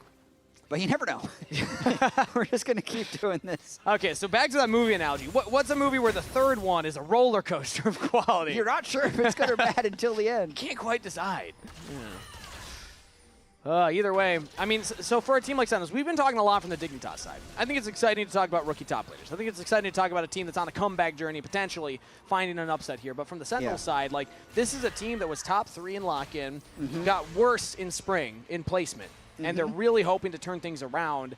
I feel like they've shown signs of, like, the ability to get these gold leads, but what I'm still looking for them now is the ability to kind of close out. It's surprising that they've had such good early games and such mediocre mid games. Also, to our previous movie question, someone in production said Shrek 3, which I think is a really good call. Shrek 3. Highly specific. Like the third movie, you're not really sure if it's good or not. Yeah.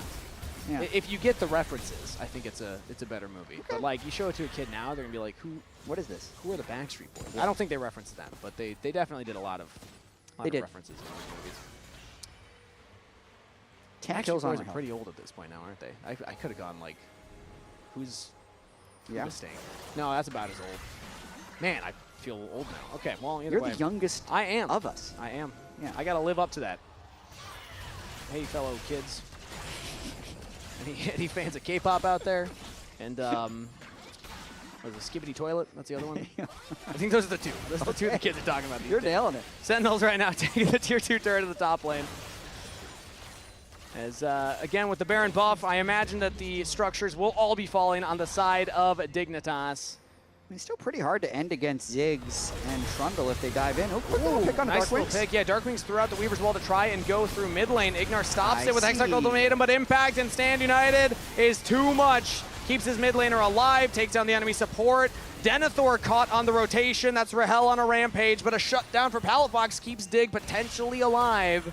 They take down the enemy mid laner in a 1-for-2 trade. Sentinels still trading up here. Now they're going to full commit on to FBI under the turret. He's trying to get back to the safety of his team, but he just can't do it. They're focused on Huhi. The AD carry traded for the support as Hambach still has the GA available, but the turret's going to go down. GA is popped. It's X2 and Palafox versus 3, and they're holding the line for now. Sentinels will back off. They're just going to take the gold, go back. Rahel keeps just generating massive amounts of gold with the turrets that he's killing and is always a threat to carry the extended fights. But he had no ultimate left, so they didn't want to continue the chase as Sentinels get another small win. Small win, but a definitive win here. Yeah. 8.4K in the lead at this point. 45 seconds still that dragon. So it feels like a walk in the park unless some crazy happens for Dignitas. This game is going to end at this dragon, you have to imagine. And you can really see Rahel with the embarrassment of riches, just sitting on a Seeker's arm guard. The one time the game did get a little bit scary was when he got killed. So now he'll be able to buy the time for Impact's ultimate to come in if he does get jumped off, as long as he has that split second to be able to press the Seekers. Yeah. And they are in position. I know we made a point of it earlier. Actually, he has to flash early. He's trying to get some deep vision down, and the Trundle Pillar will punish that attempt. So no flash now for Sentinel support. See if it even matters. Again, they have so much gold in their pockets. Like one flash on the least valuable member, you have to imagine, as Rahel just pops the ultimate, jumps straight in onto XU. Not enough damage to follow up, and if they can just prevent the fight from continuing, Dignitas are trying to cut away, but Hambach says, no, you're not going anywhere. Rahel's trying to get the damage in. He's safe for now. The seismic shove will set up Rahel to get the first kill, and the dominoes continue to fall. A double to Rahel, Hambach on a rampage, and Sentinels putting the final touches on this Game 3 with a decisive teamfight win. Chase down that final kill, get the ace. Everybody run down mid lane. 14 kills here for Rahel, but I really feel like Impact put his mark on this game. 31-13 at 29 minutes into the game. What a crazy way to close out the series. Sentinels off the back of a jungler just refusing to step down, and Rahel with a carry performance will take Game 3 and end with a win in debut of Summer Split. Scary start to the series for Sentinels, losing the first one to Dignitas, but that doesn't matter at the end of the day. Sentinels take the series here. Spam chat with your player of the game. I think this one could be debatable. A lot of big performances in this one. The 14 kills from Rahel, Impact with insane weak side Chen play, and then also some really big team fight engages. But Hambach was also super solid on the Vi, just like flying in over and over again, 8, 2, and 12. Well, a well-deserved bow from Sentinels right there. I gotta say, Rahel getting the double kill to start off is what's gonna earn it for me. I felt like he played fantastic throughout the entire game. Agreed. And, a lot of what he was doing wasn't necessarily like, oh, the team was setting him up. Like that double kill, that was earned. They just got that on their own. You know? They did. I'm going to say Ignar earned that one for him. Okay. The hook shot into the turret that didn't land Oh, on anyone. true. I Unlucky suppose. start to it. Yeah, I But guess. he plays with the lead super well, you know? Yeah. Like 5-0-0, I think it was 7-0-2 at one point, ends the game 14-2-7. Nicely done by Sentinels. As I see Raz is getting ready, he's giving me the thumbs up. So Raz, take it away. I was wondering if I trolled you with that one, but yes, we are ready. And what about a round of applause for the victorious Huhi here? Huhi, how do you feel the current meta is at the moment? Does it fit your vibe, especially since last split it was completely Enchanter meta? Now you're going wild on the map. I mean, I definitely prefer this meta over the last one for sure. It's just fun for me to like kind of move around and make the game hectic. But I think at the same time it's more stressful because like almost every second I'm just telling my teammates, guys, support is missing, you know, like, and everyone is like kind of on edge. But I think it makes it more exciting. How about from, I guess, Rahel's POV? Because I feel like internationally we're seeing a lot of like now mages, like Victor being placed bot lane, just a lot of mages in general. Like, how has it been kind of mixing and matching? I will say I think we're still trying to like learn the metas, still like what's best mages, like also kind of learning the matchups bottom, you know, because it's kind of different than being played mid. Rahel and Dark Wings are always having a conversation how this matchup is supposed to be played, stuff like that. So I think we're gonna ramp up like when it comes to this meta. And speaking of ramping up, I know at the end of last split it didn't end how you would have wanted it to happen. I know you guys went out to EWC and you guys are flying out. So how would you rate the current series performance and how you guys are ramping up currently? I mean, honestly, I think at EWC I felt pretty good the way how we were screaming and the way how we were playing as a team game. Coming here, I think even though we did have a little bit of practice, like a short amount of practice because we took some break after EWC, I think we're still trying to like warm up, and game one was definitely frustrating, honestly, because I think we were in a perfect position to win and we kind of just threw. But I think it's good that we were able to come back from that mental state. I heard from, I think it was Golden Glue in an interview, talked about how you guys wanted to scram and practice more in speaking English and comms and making everything more streamlined. And I know it's been a challenge for you guys since the beginning of the year. Has that been something you guys have been focusing on coming into this split? I mean, for sure it's something that we've talked about, but I don't know if it's like actually being applied because, you know, people when they're rushed, they will just talk in Korean and I will still have to translate for Dark Wings. But at this point, I think Dark Wings also kind of speak Korean for some reason. So that's been fun. Yeah. Is it just the vibe of the team? He's been picking it up. It's a Duolingo. What's going on there? Well, he can speak, but I think when we talk, he kind of gets through the context clue. Yeah. So, for example, like if we're just randomly joking about something and we're laughing in Korean, he just laughs along with us, and I'm like, "Oh, did you understand that?" And he's like, "Yeah, that was funny." I'm like, "Okay." Yeah. Oh my God, there's an alternative. Maybe it's just gonna be full Korean. And I guess I heard a story that when you guys did touchdown, you believed you had a bit of a stomach bug, a cyclospore, but it may have been something you misunderstood. Tell me that story. Oh, so I heard that there was like diarrhea virus going on, you know? So we just came from Paris, France, and then I saw so many like posts about like be careful about lettuce and stuff like that. And the way back, I bought a sandwich at the airport. I realized that throughout the eating, in the half of the eating, there was a lettuce there. And I'm like, wait a second, guys. And then on the media day, I'm like, oh, my stomach hurts a little bit, guys. Like, I don't know if I have it. So I let my manager know just in case. And I told him at the end of the night, I think I'm clear. And then I went there, and apparently there was rumor that people thought I had it. I'm like, oh, damn. Okay, I guess. So you're just fear-monger, just for fun. Yeah. Any message to the Sentinel fans that came out here?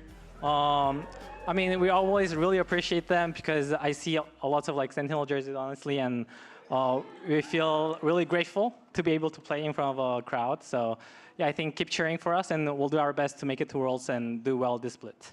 Thank you. Congratulations on the win one more time. And round of applause for Huhi once more as we send this one straight back to the lounge.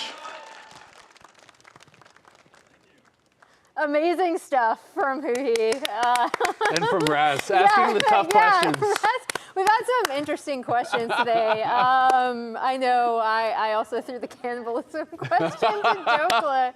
That was kind of an inside joke because he had done like his spoofing of the media, but it's always really nice to hear from Huhi. And jokes aside, one thing I am glad he brought up was like, he was like, yeah, it was kind of frustrating to lose game one, right? Because we were in such a winning position. So going forward, hopefully they, as they learn the meta, can kind of figure that out as well. Yeah, absolutely. I will say that it was a really impressive series overall from Hombach. You know, even in the loss, I thought he looked amazing. But the player of the game for the last game was, in fact, Rahel. Woo! I'm assuming there's going to be a little bit of dissent here. Yeah, he got 3 out of 5. So I went Impact as well as Jet. Honestly, I thought it could go either way, and it's kind of just like what you value more, the person who's maybe setting up some of the plays, the person who's kind of capitalizing on the plays. But Rahel looked really good on this area, and it is another cool answer to I think some of these more like atypical mage bots, right? Like people are seeing that some of these picks that don't work in all scenarios can be really powerful in these certain situations. Yeah, and it's something that he's really comfortable on because he was like looking at this team in the meta, I'm like, oh man, Huhi is gonna love this. Like Hombach is gonna love this. Like I know people are probably flaming my hot take of the Huhi Hombach support jungle duo, but with that bot lane in this meta, the person I was worried about the most was Rahel. So it was really nice to see him on the Zeri show up, have such a great performance in this third game. Here are our players of the game for today. Dokla and Berserker. I know you cast it, but how crazy was that first series, especially watching Lion, who are usually slow and patient and controlled. We pulled the kill difference between their entire split and today, and it was like a, what, like 500% markup or something like that. It was crazy. I mean, it was insane. It was super, super fun series. If you guys missed it, you should definitely go back and watch that one. I know a lot of people are complaining about mage bots, and I think, you know, rightfully so from solo queue and everything, but from my own enjoyment of watching, I am enjoying it for now because it still feels pretty new as far as, you know, in pro play, and it still feels like it's not been figured out to me. And I feel like we're still kind of seeing that evolution in bot lane, and I think that's going to be fun to see throughout the split. You know, getting to see stuff like Silas versus Jace bot is not something that was on my bingo card for today. Yeah, and I mean, I, despite being an AD carry player, I actually love it as well. And you still can play standard AD carries, so it's just a matter of like lose, how you can. That's not true. I've been pulling the numbers on this. I'll update you guys later. Let's update you now with the standings. Obviously, we do have a bunch of teams that have not played. So C9, Kia, Disguised, Shopify, and Team Liquid Alienware all in the middle with 0-0. But both Dignitas and FlyQuest losing out on their series today. And Lion and Sentinels picking up wins. Tomorrow, we have Team Liquid Alienware versus C9, which is the matchup I've been looking forward to the most. Is it Emily's match of the week? It is my match of the week. And I think it's followed by Raz's match of the week. in Shopify Rebellion versus Disguise. Production is yelling at me for spoilers. But yeah. What do you think about, I guess, those team links? Who are you really looking forward to seeing? I mean, I think TLC9 is going to be really interesting because it feels like TL has been ramping up a lot. I thought overall they played very well at MSI. If they can continue that level, that's going to be interesting. And as much as people, I think, are being negative on C9 because they, again, failed to qualify for International, they have been very good in the regular seasons. And I think the addition of Loki and Tactical, them coming back, I think is really, really cool. So I'm excited to see how good they're going to look because I do expect them to be a top team again. At the very least during the regular season, and then we'll see if they can kind of break that curse later on. Yeah, I'm super interested. I saw the kind of lines they ran in the Super Invitational, so I'm wondering if they stick with those. I'll give a presentation on 7-man rosters tomorrow, so don't miss that if you're really interested. But that's it for us today.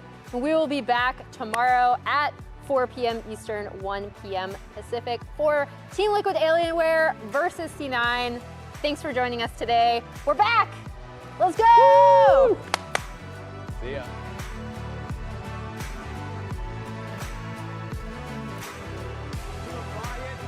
Arena here for LCS opening weekend presented by MasterCard. Olaf is behind here. Just kill it and then just see what happens. Syndra no flash. Okay. Olaf after. Try to win. I think Ace can win. Okay. Actually, no one's alive. Never mind. Nice.